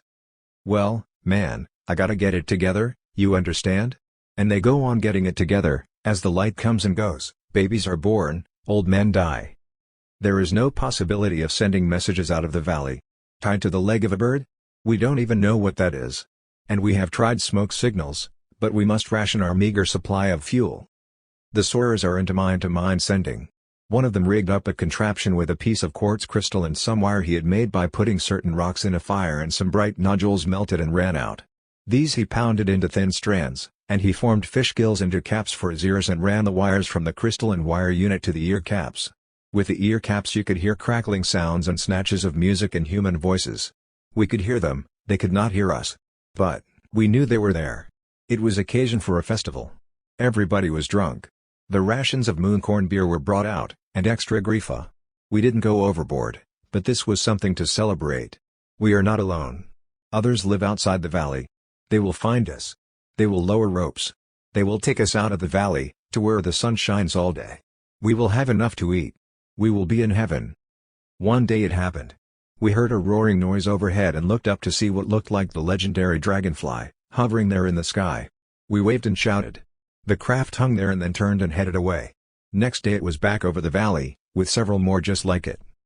Now one came down past the overhangs and landed by the stream. Immediately the soarers rushed forward as 2 men got out of the craft. "Mucho gusto, buenos dias, muchos años aquí." The men explained that we would all be evacuated, but that they could only take 5 at the moment. And 5 soarers got into the craft, which lifted off. Now another settled, but the pilots started back at sight of the advanced corners. "These gooks will have to be quarantined. They don't go in my chopper. We'll contact Atlanta." Gingerly they tossed out some food packages. A strict quarantine was imposed, soldiers were stationed around the valley. Armed helicopters stood by to turn away any attempt to approach the valley by air. A helicopter chartered by the press was turned back, having been warned that there were orders to shoot down any aircraft that violated the quarantine. The entire population of the valley, 40 men and 35 women, was transported to Atlanta by technicians in protective clothing, and placed in isolation. The valley itself was in Colombia, but the local authorities were glad to turn matters over to the gringos rather than risk responsibility for some horrendous epidemic. The corners were found to be suffering from some form of radiation sickness. However, neither the corn itself nor the lesions responded to the most sensitive and advanced radiation detectors. The investigators concluded, if radiation is the etiological factor, we must conclude that it is some form of radiation unknown at the present time. The press, of course, wallowed in speculation and clamored to be allowed to interview the valley people and take pictures. They were firmly admonished that the possibility of a virgin soil epidemic imposed emergency conditions. No one but scientists and doctors from the CDC would be allowed access to the valley people, unless or until there was no danger of an unknown disease agent getting loose in the world's population. The press grumbled and prowled around the center, thrusting their microphones at anyone who came in or out. Exhaustive tests determined that the corn disease was not directly contagious, but resulted from some substance in the corn or in the soil upon which it was grown. But this substance defied isolation. Finally the valley people were released, and a press conference was held. The Sawyers took over the conference, recounting the legend of the dragonfly, Esperanza. The question as to how they got into the valley was a subject for endless conjecture and speculation. The valley had been sealed off by an earthquake and a landslide. The valley people were survivors of a wrecked spacecraft. They or their ancestors had entered the valley by rope ladders, which pulled loose from their moorings. The Corners formed a rock group called Glowing Corn and became fabulously wealthy. When they stopped eating the contaminated corn, the disease was arrested. They resorted to plastic surgery. The other valley people scattered, gravitating to the Hispanic barrios of Los Angeles and New Mexico. A few went to New York. In a few years the valley was forgotten. Relative Einstein, known as Uncle in the family, wrote Matter into Energy, and some of us think he should have been murdered in the bulrushes. He also wrote the speed of light as 186,000 miles per second. The Earth is losing light at that speed. Any factor that can be measured is quantitative, and any quantitative factor runs out in a time universe. The process has been greatly accelerated by photography. A photo has no light of its own, but it takes light to be seen. Every time anyone takes a picture, there is that much less light in circulation. Slowly at first, the gathering darkness on the margin of vision, the mutters of voices at the edge of hearing. Daring light holdup, escaped with 1,000,000 kilowatts, easily worth 100 million on the black light market. The light units, or LUs, are small rectangular sections, rather like a thick credit card which you can insert in your converter to produce so many units of light. You want to keep your house and garden lighted during the day? You have to, according to the zoning regulations, and you got a little hunk of sky over your trap like an umbrella? Solid middle class, just a jump ahead of the big blackout. Precarious trades, one day lit up like a Christmas tree, next day fading into total eclipse. Black market light dealers, Joe's Lunch Room, the sign went out years ago. A 10-watt bulb lights the bar, the booths are in shadow. A boy slides into a booth. Got some light here. Want to trade it for shit? The boy's eyes are going from the continual darkness. You don't know what darkness is until there isn't any light. No light from anywhere. He blinks in the dim light with heavy shades. All he cares about is light enough to shoot by. He'll be blind soon and need a light boy to lead him around. You can make a certain amount of light from your own substance, if you have any left, and light transfusions can be had for a price. Politicians is trying to convince the public they got a system for eating votes and shitting out light. But the light is running out and everybody knows it. It's leaving this planet at 186,000 miles a second and nothing can bring it back. The time is coming when no amount of light units will buy any light. Day is done. Gone the sun. From the lake. From the hills. From the sky. Joe's first encounter with the land of the dead, the first thing he notices is oil patches in the dim streets, or perhaps just patches of greasy darkness, but the feel of oil is there, and the smell of coal gas. The sky's black and dark green. He comes to the house at Pershing Avenue. His mother is there and a long reptilian neck rises up out of him, curls over his mother's head and starts eating from her back with great, ravenous bites, some evil predatory reptile from an ancient tar pit. His mother rushes in from her bedroom screaming, "I had a terrible dream. I dreamed you were eating my back." Smoker, the gray cat, is an ally in this dim, oily area. "The night Ruski got lost and I was thinking I shouldn't have brought him out here. Smoker found him and brought him out, just as Fletch brought the Russian blue kitten down from the tree." There are many other places, a restaurant/hotel/station area, where one is always in doubt about his room reservation and rarely able to find his way back to his room if he leaves it in search of breakfast, which is always difficult to locate. Le Grand Hotel des Morts, escalators, stairways, a multi-level complex of rooms and restaurants and shops. I glimpse Ian Somerville several times on an escalator, or passing in the corridors and waiting rooms. There is a long line of people at a reception desk waiting to get rooms. I have a reservation for room 317, but can't be sure of it with all these souls pouring in. Many of them look American, with crew cuts and rucksacks, undoubtedly servicemen from Vietnam. I hear there was a terrible pileup. This area is a vast airport, seaport, train station, hotels, restaurants, films, shops. I find Ian on a mezzanine in front of a boutique. He is vague and wispy and cool. Excuses himself and goes inside. He is a curious combination of a mathematician, he really understands things like quantum theory, and a cold, bitchy woman. Being older and wiser, he is willing to leave it there. But I follow after a moment and ask the girl for Ian Somerville. "Oh, yes," she says, and he comes out. We exchange a few dead sentences. It doesn't matter who says what.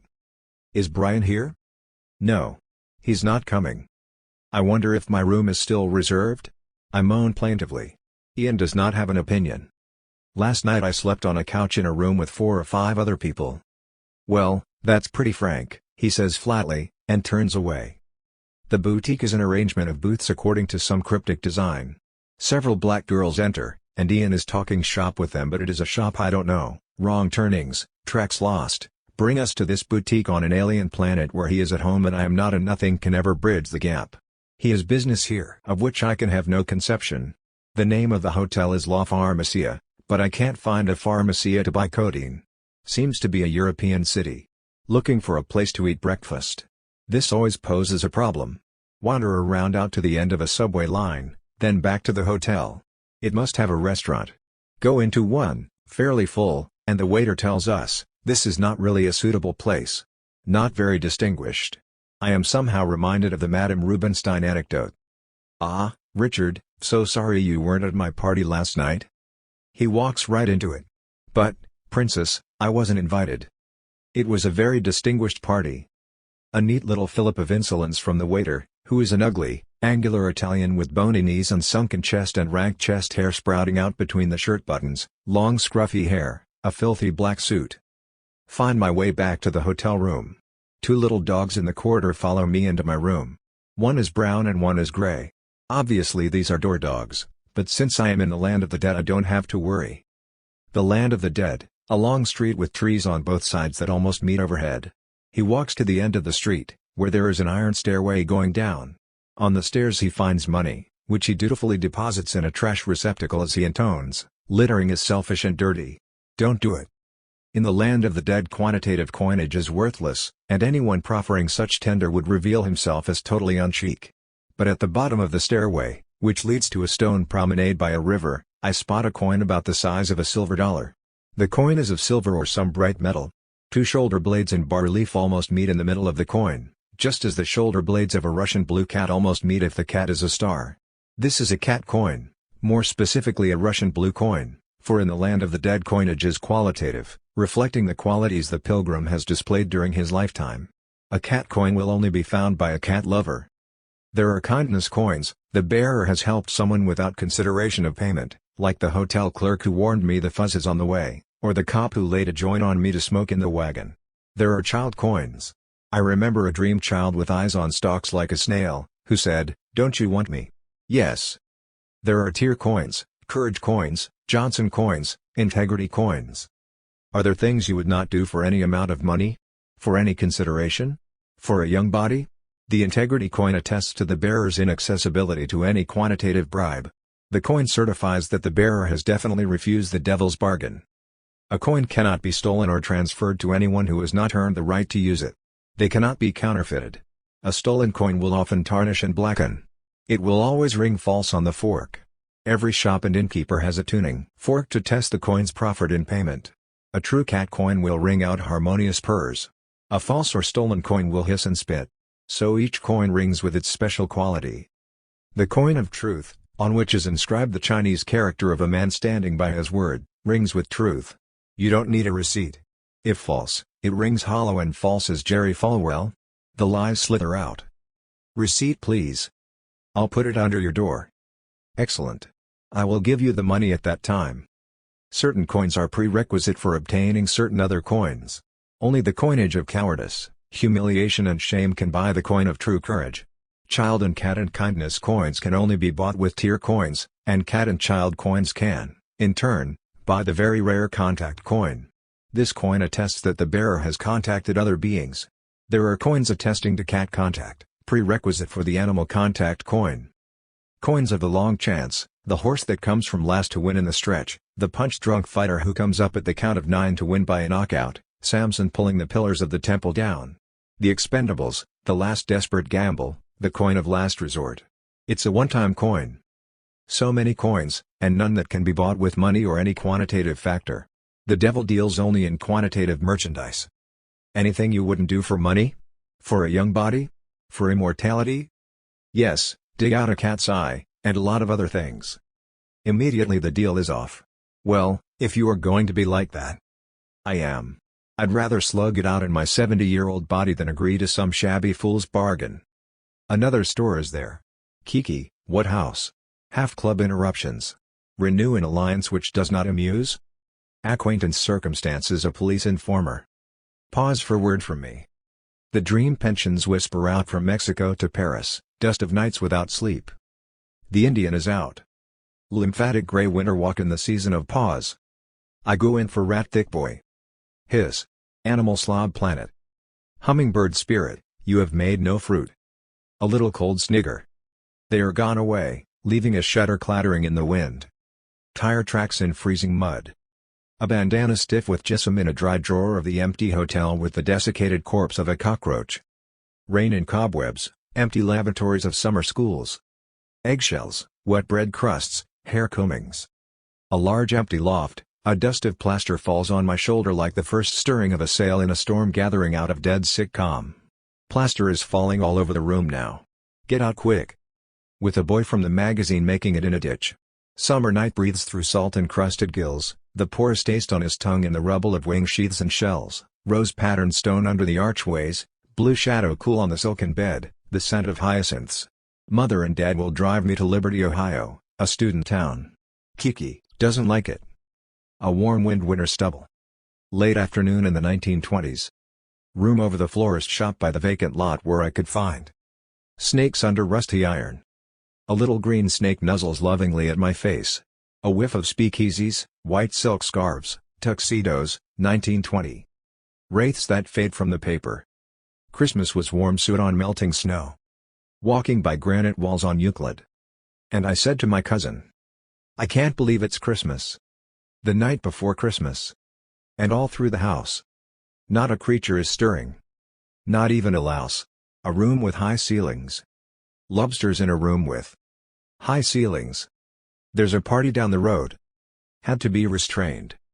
Mick Jagger and I think. Pulled the curtains closed. There was more. I am off to a hunt. Remembered. Last night dogs howling. A dog to feed. Lightning in the south of Spain. Let me tell you some crystal. And pineapples, lobster last. Have a lobster? Make love with you. In a room with high ceilings. Sweet rosebuds dear old prince. Fat and twinkledy in his shades. Dead on the toilet seat. Selective historians, come on. Don't be touchy. Umbrageous in the apartment. I glimpsed obligingly a modicum of central heating.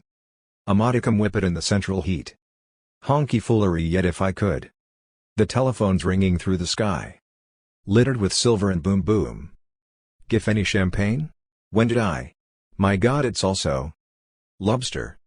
White bears graze in lush green meadows. A shrieking black boy dances around in civilian bones, emerald whirlwinds. It's always her dose to be left alone. These magical visions are totally devoid of ordinary human emotion and experience. There is no friendship, love, hostility, fear or hate. There are no rules, no series of steps by which one can be in a position to see. Consequently, such visions are the enemy of any dogmatic system. Any dogma must postulate the way, certain steps that will lead to the salvation which the dogma promises. The Christian heaven of pearly gates and singing angels, the Muslim paradise of eternal whores and plenty of water, the communist's heaven of the worker state. Otherwise there is no place for a hierarchical structure that mediates between dogma and man, that dictates the way. To endure in time, any structure must present predictable recurrences. The visions, the glimpses of the Western lands, exist in space, not time, a different medium and a different light, with no temporal coordinates or recurrences. The medium bears some relation to holograms. I remember seeing an exhibit of early holograms, mostly chess pieces in little glass cases. There is something strangely oppressive about these objects, a feeling of something that doesn't belong there. The vision medium can be faked. A hologram can fake it. But when faked, it becomes quite disorienting and unpleasant. A hologram is the illusion of magic without magic. One of the rarest of all spirits, and the most difficult to see, is the deer cat, half deer and half cat. The grass eater and the flesh eater are united in this spirit. It is a bright green color with the head and horns of a deer and the claws of a cat. It can climb trees and run with great speed. It can eat flesh or grass at will. When it eats flesh, it has the teeth of a cat. When it eats grass, it has the teeth of a deer. JT can be seen only in forest glens in a black-green light, tornado green. For the deer cat is a spirit of tornadoes and whirlwinds, with the agility and strength of a cat and the speed of a deer. Its eyes are green-black and crackle with lightning. It has the power to move any weight of despair and hopelessness, of fear and apathy and death. Once evoked, all the weight of black magic and negative forces are whirled back to the source and sucked up into a black funnel. There are no words to evoke this spirit, only total emptiness. You must find a small, round glade surrounded by bushes and trees, but open at the top. In the center of the glade place a barometer of crystal on a pyramid of black stones. The stones are smooth and polished with dream semen. Stand now at the northern edge of the glade. Empty all thought and all feeling, voiding thought and feeling out through the tail of the spine. This will leave you a skeleton of crystal bone. As the flesh melts into moss, the temperature will drop 20 degrees in 23 seconds and the barometer will drop and finally implode in black light. Then you will see the deer cat, in the green-black tornado light. He stands there for a second of arrested time. Then you will hear the wind whistling through the trees with the cat's whine rising to a shriek as the black stones break free and whirl around the deer cat. Sky and trees, lake and river, are pulled into the whirling funnel. Not one stone will be left standing on another. The deer cat is the spirit of total revolution and total change. The deer cat is the spirit of the black hole. I worked for the black hole, where all natural laws are invalid. Working for the hole, I'll get a mule to foal. I'm the uninvited mole, the errant lawless soul. I pop out here, and I pop out there. I have no human goal. I'm a singularity. I have no human me. No man can pay my fee. No man can set me free. I'm a lock without a key. A singularity. The trees are 200 and 300 feet in height. Looking up, he can see what at first glance look like brightly colored leaves, but the colors shift and change as the color winds mix and swirl, red, orange, yellow, russet, leaving the green leaves and blue sky sharp and painful. There is a path under the trees, very old, a trough 3 to 4 feet deep. Here and there tree roots jut from the sides and cross at the bottom. Have to watch your feet. But he finds that his body is avoiding obstacles. He is very light on his feet, moving in long strides. His clothes outline muscles, the toes separated, genitals cupped. It is a second skin, made of some light, strong, smooth material, dappled green and yellow. It changes color as he moves through light and shadow. Silence soaks through him, he cannot formulate where am I? Going and arriving are both present at the same moment, not separated in linear word sequence. He is walking now by a long, low building. The gutter stretches away into the distance. What look like railroad tracks run along the side of the building and fan out to the side in complex patterns. There are keeps in this labyrinth which only those who live there know, for the labyrinth patterns are built into the soul. Anyone with different maze patterns could never find his way. He sees canals and paths and bridges, a network to the sky with an intricate series of locks and sluices, gardens and houseboats pulled by huge turtles with eyes for ropes in their shells. The turtles have webbed feet and move with surprising speed and power, pulling barges of produce and passengers. In the distance he can see a vast lake in milky light. There is no sun or satellite visible. It must be reflected light that gives such a soft, even distribution. Occasionally he meets people on the path. He can feel their bodies as a precise displacement. He did remember now. Every other time he had been unable to get the dream straight in his waking mind. He had been walking among a great crowd of people, something Eastern about them. There was a terrible bright sun, and the people were half naked. They were silent and slow and their faces had a look in them of starvation. There was no sound, only the sun and the silent crowd of people. He walked among them and he carried a huge covered basket.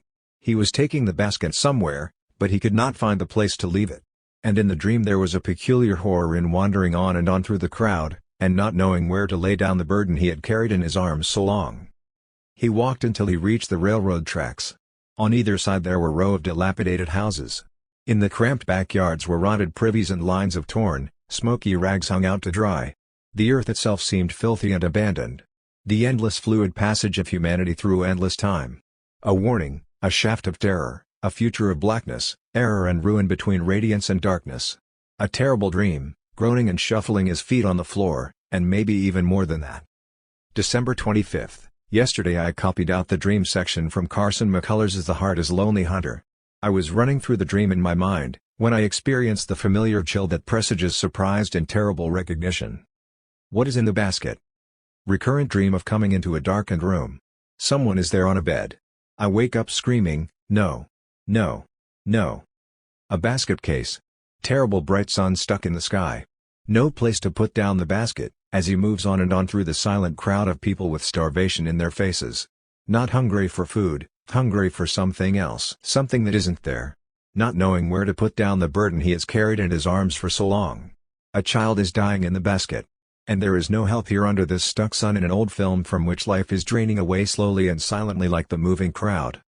Sayings of the Old White Hunter. You never have real courage until you have lost courage. Lost it abjectly, completely, bolted, crawled. And there is no exhilaration equal to courage regained. That is why it is almost always fatal. How can you top it? And if you haven't got anything left to top, what are you waiting around for? Never fight fear head on. That rot about pulling yourself together, and the harder you pull the worse it gets. Let it in and look at it. What shape is it? What color? Let it wash through you. Move back and hang on. Pretend it isn't there. Get trivial. And what will they serve at this faculty party? Some lethal acidic punch, no doubt, just the thing to bring on my hiatus hernia. A dreary parade of faculty parties and office parties to remind you that acute fear and boredom are incompatible. There are many ways to distance yourself from fear. Keep silence and let fear talk. You will see it by what it does. Death doesn't like to be seen that close. Death must always elicit surprised recognition, you. The last person you expected to see, and at the same time, who else? When de Gaulle, after an unsuccessful machine gun attack on his car, brushed splintered glass off his shoulder and said, "Encore, death couldn't touch him." You don't say, "Oh, you again." To death. Death can't take that. Francis Macomber and Lord Jim, courage lost. They both bolted. Courage regained, death. The Wishing Machine. The old writer lived in a converted boxcar in a junk heap on the river. The junk heap was owned by a wrecking company, and he was the caretaker. Commander of a junk heap. Sometimes he sported a yachting cap. The writer didn't write anymore. Blocked. It happens. It was Christmas night, getting dark. The writer had just walked a quarter-mile to a truck stop that was serving hot turkey sandwiches with dressing and gravy to go. He was carrying his sandwich back when he heard a cat mewling. A little black cat stepped into his path. As he put down his shopping bag and leaned toward the cat, it leapt into his arms and snuggled against him, purring loudly. Snow was coming down in great soft flakes, falling like the descent of their last and on all the living and the dead, the writer remembered. So he brought the little black foundling back to his boxcar, and they shared the turkey sandwich. Next day he walked to the nearest convenience store and bought a supply of cat food. He called the foundling Smoker after the black smokers. These are clefts in the Earth's crust, 2 miles under the sea, no oxygen, no light, and enormous pressure. It would seem axiomatic that no life could exist there. However, abundant life teems along the cleft of a black smoker, huge crabs and tuber worms 4 feet long, and clams as big as dinner plates. One brought to the surface is said to have given off an incredible stink like nobody ever smelled before. These creatures eat minerals and suck nutrients from rotten egg gas. And Smoker was a strange cat. His fur was a glistening soot black, his eyes a shiny white that glittered in the dark. He grew rapidly. Smoker, a creature of the lightless depths, where life as we on the surface know it cannot exist, brought light and color with him as colors pour from tar. From the total lack of air, from pressures that would crush a submarine like a flattened beer can, he brings a compressed variety of life. Nourished on phosphorescent minerals, his eyes glitter like diamonds. His body is molded from the absence of light. And Smoker loves the writer with a special affection from his special place, with a message urgent as a volcano, or an earthquake, that only the writer can read. And the writer begins to write again. Animal stories, of course. He leafs through the Audubon Society book of animal life for his characters, the flying fox, with long thin black fingers and its sharp sad black face, just like Smoker. A fishing bat peeks out of a turtle shell. A pallid bat creeps forward, the only ground feeder. The writer caresses the pictures as he turns the pages and pulls them toward him, as he's seen a mother cat reach out and pull her 5 kittens to her. At sight of the black lemur, with round red eyes and a little red tongue protruding, The writer experiences a delight that is almost painful: the silky hair, the shiny black nose, the blazing innocence. Bush babies with huge round yellow eyes, fingers and toes equipped with little sucker pads, a wolverine with thick, black fur, body flat on the ground, head tilted up to show its teeth in a smirk of vicious depravity. He marks his food with a musk that no other animal can tolerate: the beautiful ring-tailed lemur, that hops along through the forest as if riding a pogo stick, the gliding lemur with two curious folds in his brain. The eye, one of the rarest of animals, cat size, with a long bushy tail, round orange eyes and thin bony fingers, each tipped with a long needle claw. So many creatures, and he loves them all. Then Smoker disappeared. The old writer canvassed the neighborhood with Smoker's picture. He offered a $50 reward. Finally he bought a wishing machine. Directions for use are simple. You put a picture, nail clipping, hair or anything connected with the subject of your wish between two copper plates activated by a patented magnetic device that runs on standard current. Then you make your wish. Well, mister, I don't say it works, but I knowed a man cleared the acne off his daughter's ugly face.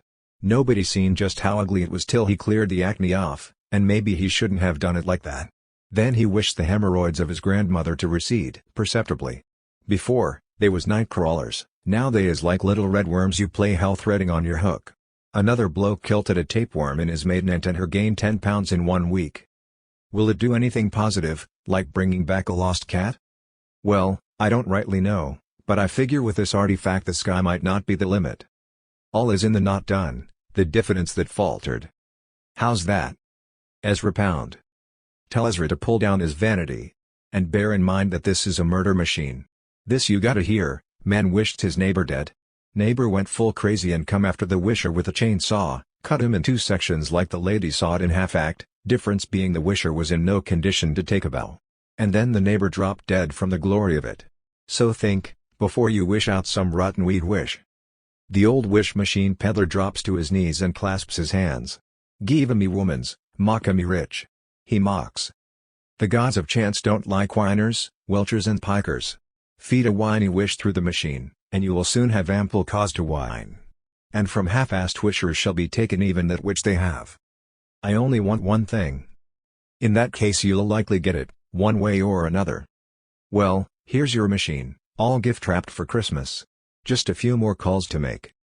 Back in his boxcar, the old writer unpacked the machine and plugged it in. He sat down in front of the wishing machine and formulated a silent, unconditional wish for Smoker's return, dead or alive, regardless of any consequences.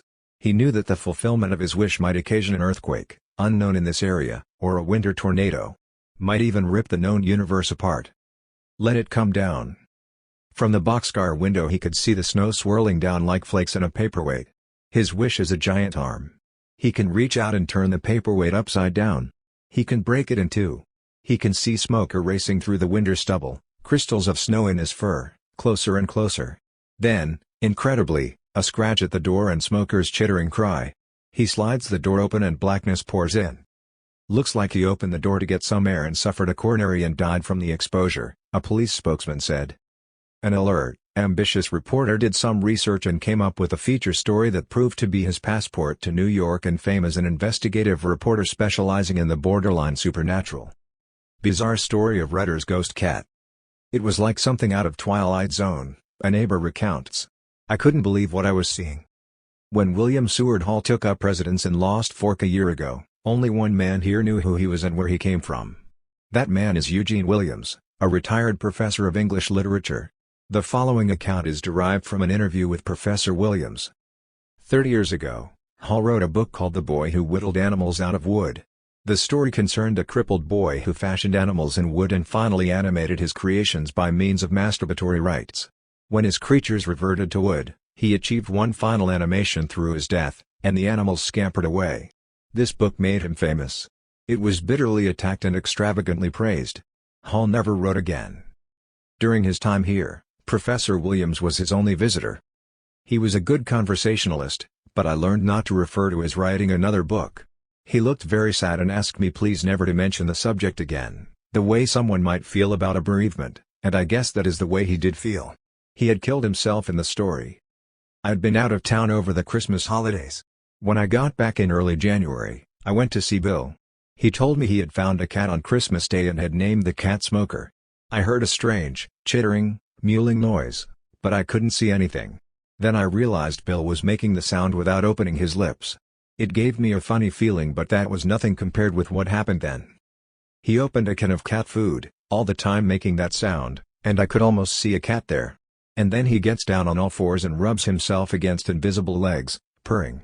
Straightens up and puts the plate of cat food on the floor. Next thing he gets down on all fours and eats it. I couldn't take any more, and it was a week before I could bring myself to visit him. I found him in despair. Smoker, he told me, had disappeared. He was going to offer a reward and show Smoker's picture to the neighbors. The picture was just a black blur of underexposed film, but people humored him and pretended to see a cat. Sure as a black cat. I thought of getting a black kitten and claiming I'd found it nearby. But before I could do this, he told me about the wishing machine that could bring Smoker back. Well, I said, it's worth a try. And there's nothing more to tell. I guess he got his wish, one way or another. What happened to the wishing machine? I have it. Police found a handwritten will, leaving all his personal effects to me. Wasn't much: cooking utensils, cat food, a few tools, a machete, a Ruger Speed 6 Magnum, a Rossi double-barreled 12-gauge shotgun, and the wishing machine. Do you intend to use it? No, but then who can refuse the monkey's paw? It was a hectic, portentous time in Paris, in 1959, at the Beat Hotel, No. 9, Rue Gat-le-Coeur. We all thought we were interplanetary agents involved in a deadly struggle, battles, codes, ambushes. It seemed real at the time. From here, who knows? We were promised transport out of the area, out of time and into space. We were getting messages, making contacts. Everything had meaning. The danger and the fear were real enough. When somebody is trying to kill you, you know it. Better get up off your tail and fight. Remember when I threw a blast of energy and all the light in the Earl's Court area of London went out, all the way down to North End Road? There in my 5 quid a week room in the Empress Hotel, torn down long ago. And the wind I called up, like Conrad Veidt in one of those sword and sorcery movies, up on top of a tower raising his arms. Wind. Wind. Wind. Ripped the shutters off the stalls along World's End and set up tidal waves, killed several hundred people in Holland or Belgium or someplace. It all reads like sci-fi from here. Not very good sci-fi, but real enough at the time. There were casualties, quite a number. Well, there isn't any transport out. There isn't any important assignment. It's every man for himself. Like the old bum in the dream said, maybe we lost. And this is what happens when you lose. But in those days there were still purple patches, time eddies by the side of the river. I remember a gypsy with a baboon that jumped through a hoop to an old, foul tune, and a muzzled dancing bear, and a trained goat that walked up a ladder, a German piper boy with a wolf's face and sharp little teeth. Gone, all gone now, and soon, anyone who might regret their going will be gone too. So here I am in Kansas with my cats, like the honorary agent for a planet that went out light years ago. Maybe I am. Who will ever know? The director reels around on an empty deck giving meaningless orders. The radio is out. The gun stopped working light years ago. The shadow, memory, horribly maimed, clings to the remains, Seku. The spirit that must remain in the body after all the others are gone, the remains, that enabled the others to leave, by giving them a receptacle to occupy in the first place. Palm Beach, Florida. 202 Sanford Avenue. Mother and I take old fashions, which I mix every day at 4 p.m. We are trying to keep my son Billy from getting into more trouble before his trial, on a charge of passing forged speed scripts. Mother comes into my room with a bag full of empty paregoric bottles from Billy's room, just lying around for the narcs to find. I take the bag down to Lake Worth and throw it out with a stone for ballast. Every day I walk out to the end of a sandy road by the sea, to wait for 4 p.m. Once a police car stopped and drove part way out on the road, looked at me, backed up and turned around. Just an old fuck with a cane and his trousers rolled. At least I dare to eat a peach. The dream is set right there in the sand and driftwood. An L-shaped building with an open door. Standing by the door is an old bum who says, "We lost." There were moments of catastrophic defeat, and moments of triumph. The pure killing purpose. You find out what it means to lose. Abject fear and ignominy. Still fighting, without the means to fight. Deserted. Cut off. Still we wore the dandy uniform, like the dress uniform of a distant planet long gone out. Messages from headquarters? What headquarters? Every man for himself, if he's got a self left. Not many do. I am looking at a big book, the paper made of some heavy, Translucent material. The pages are blue, with indistinct figures. The book is attached to the floor of a balcony. I am looking at the book when two Chinese girls intervene and say to someone else, "I can't see clearly, this is ridiculous. After all, he is just an old bum." Battles are fought to be won, and this is what happens when you lose. However, to be alive at all is a victory. Soul death takes many forms, an 80-year-old man drinking out of an overflowing toilet clogged with shit. We lost. Cancer wards where death is as banal as a bedpan. Just an empty bed to prepare for the next remains. The walking remains, who fill up the vast medical complexes, haunted by nothingness. The door closes behind you, and you begin to know where you are. This planet is a death camp, the second and final death. Chances of getting out are maybe 1 in a billion. It's the last game. The ally smoker is not lightly invoked, a creature of lightless depths and pressure that could flatten a gun barrel. Smoker emerges in a burst of darkness. Remember, smoker will take you at your word. Newlyweds killed in flash fire. Not that way. The foolish wisher exclaims in horror. He left me paralyzed from a botched operation, and then took my bloody bird. All I wanted was to ruin him with a malpractice suit, to see him barred from practice, eking out a meager living as a male midwife, and her peddling dish in Piccadilly. Didn't mean to burn them. Well, I did say damn his soul to hell and she should fry with him. But I didn't mean. Be careful, and remember there is such a thing as too much of the goodest thing, like a wise guy who wishes all his wishes would be immediately granted. Wakes up, has to shave and dress, no sooner said than done, breakfast already eaten, at the office another $1 million, faster and faster, a lifetime burned out in a few seconds. He clutches at joy, youth, innocence, enchanted moments that burst at his touch, like soap bubbles. Mr. Hart wanted the ultimate weapon so he would always be safe.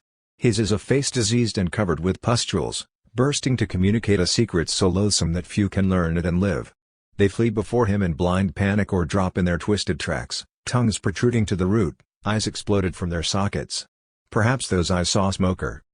As Joe moves about the house making tea, smoking cigarettes, reading trash, he finds that he is, from time to time, holding his breath. At such times a sound exhales from his lips, a sound of almost unbearable pain. It is not a pain he can locate in bodily terms. It isn't exactly his pain.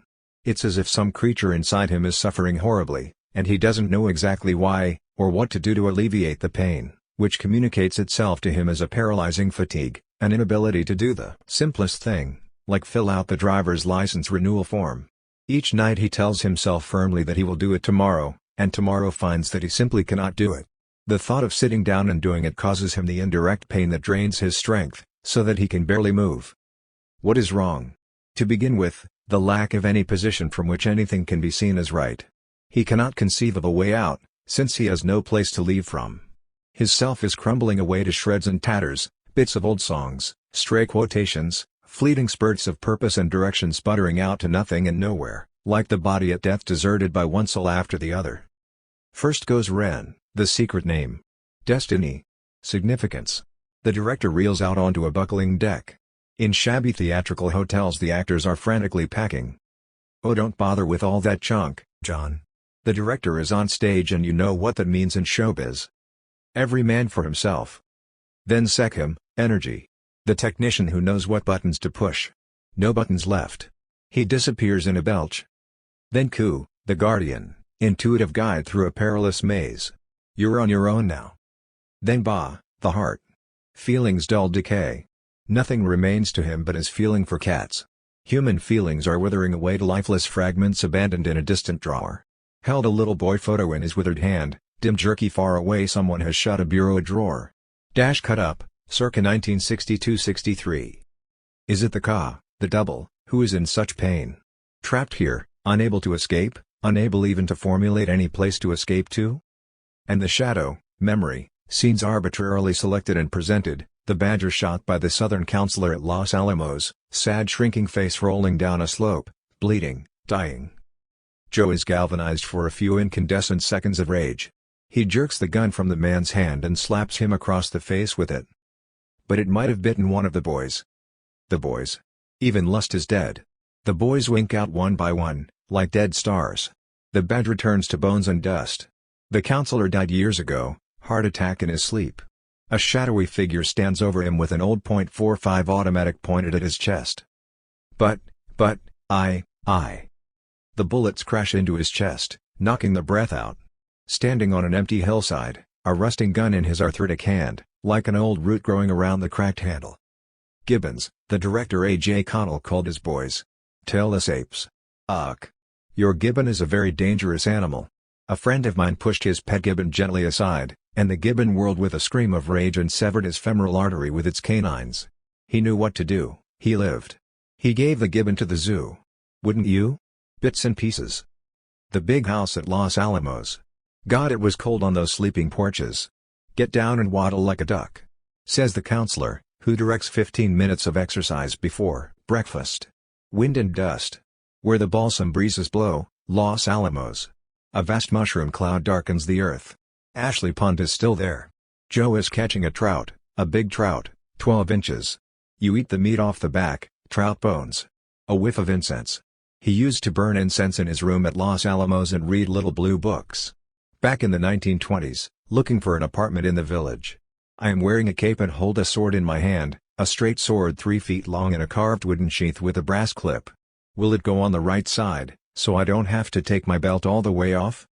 A sword, Jesus American, Catholic at Jean. I live by my sword. The Golden Arrow, by Joseph Conrad.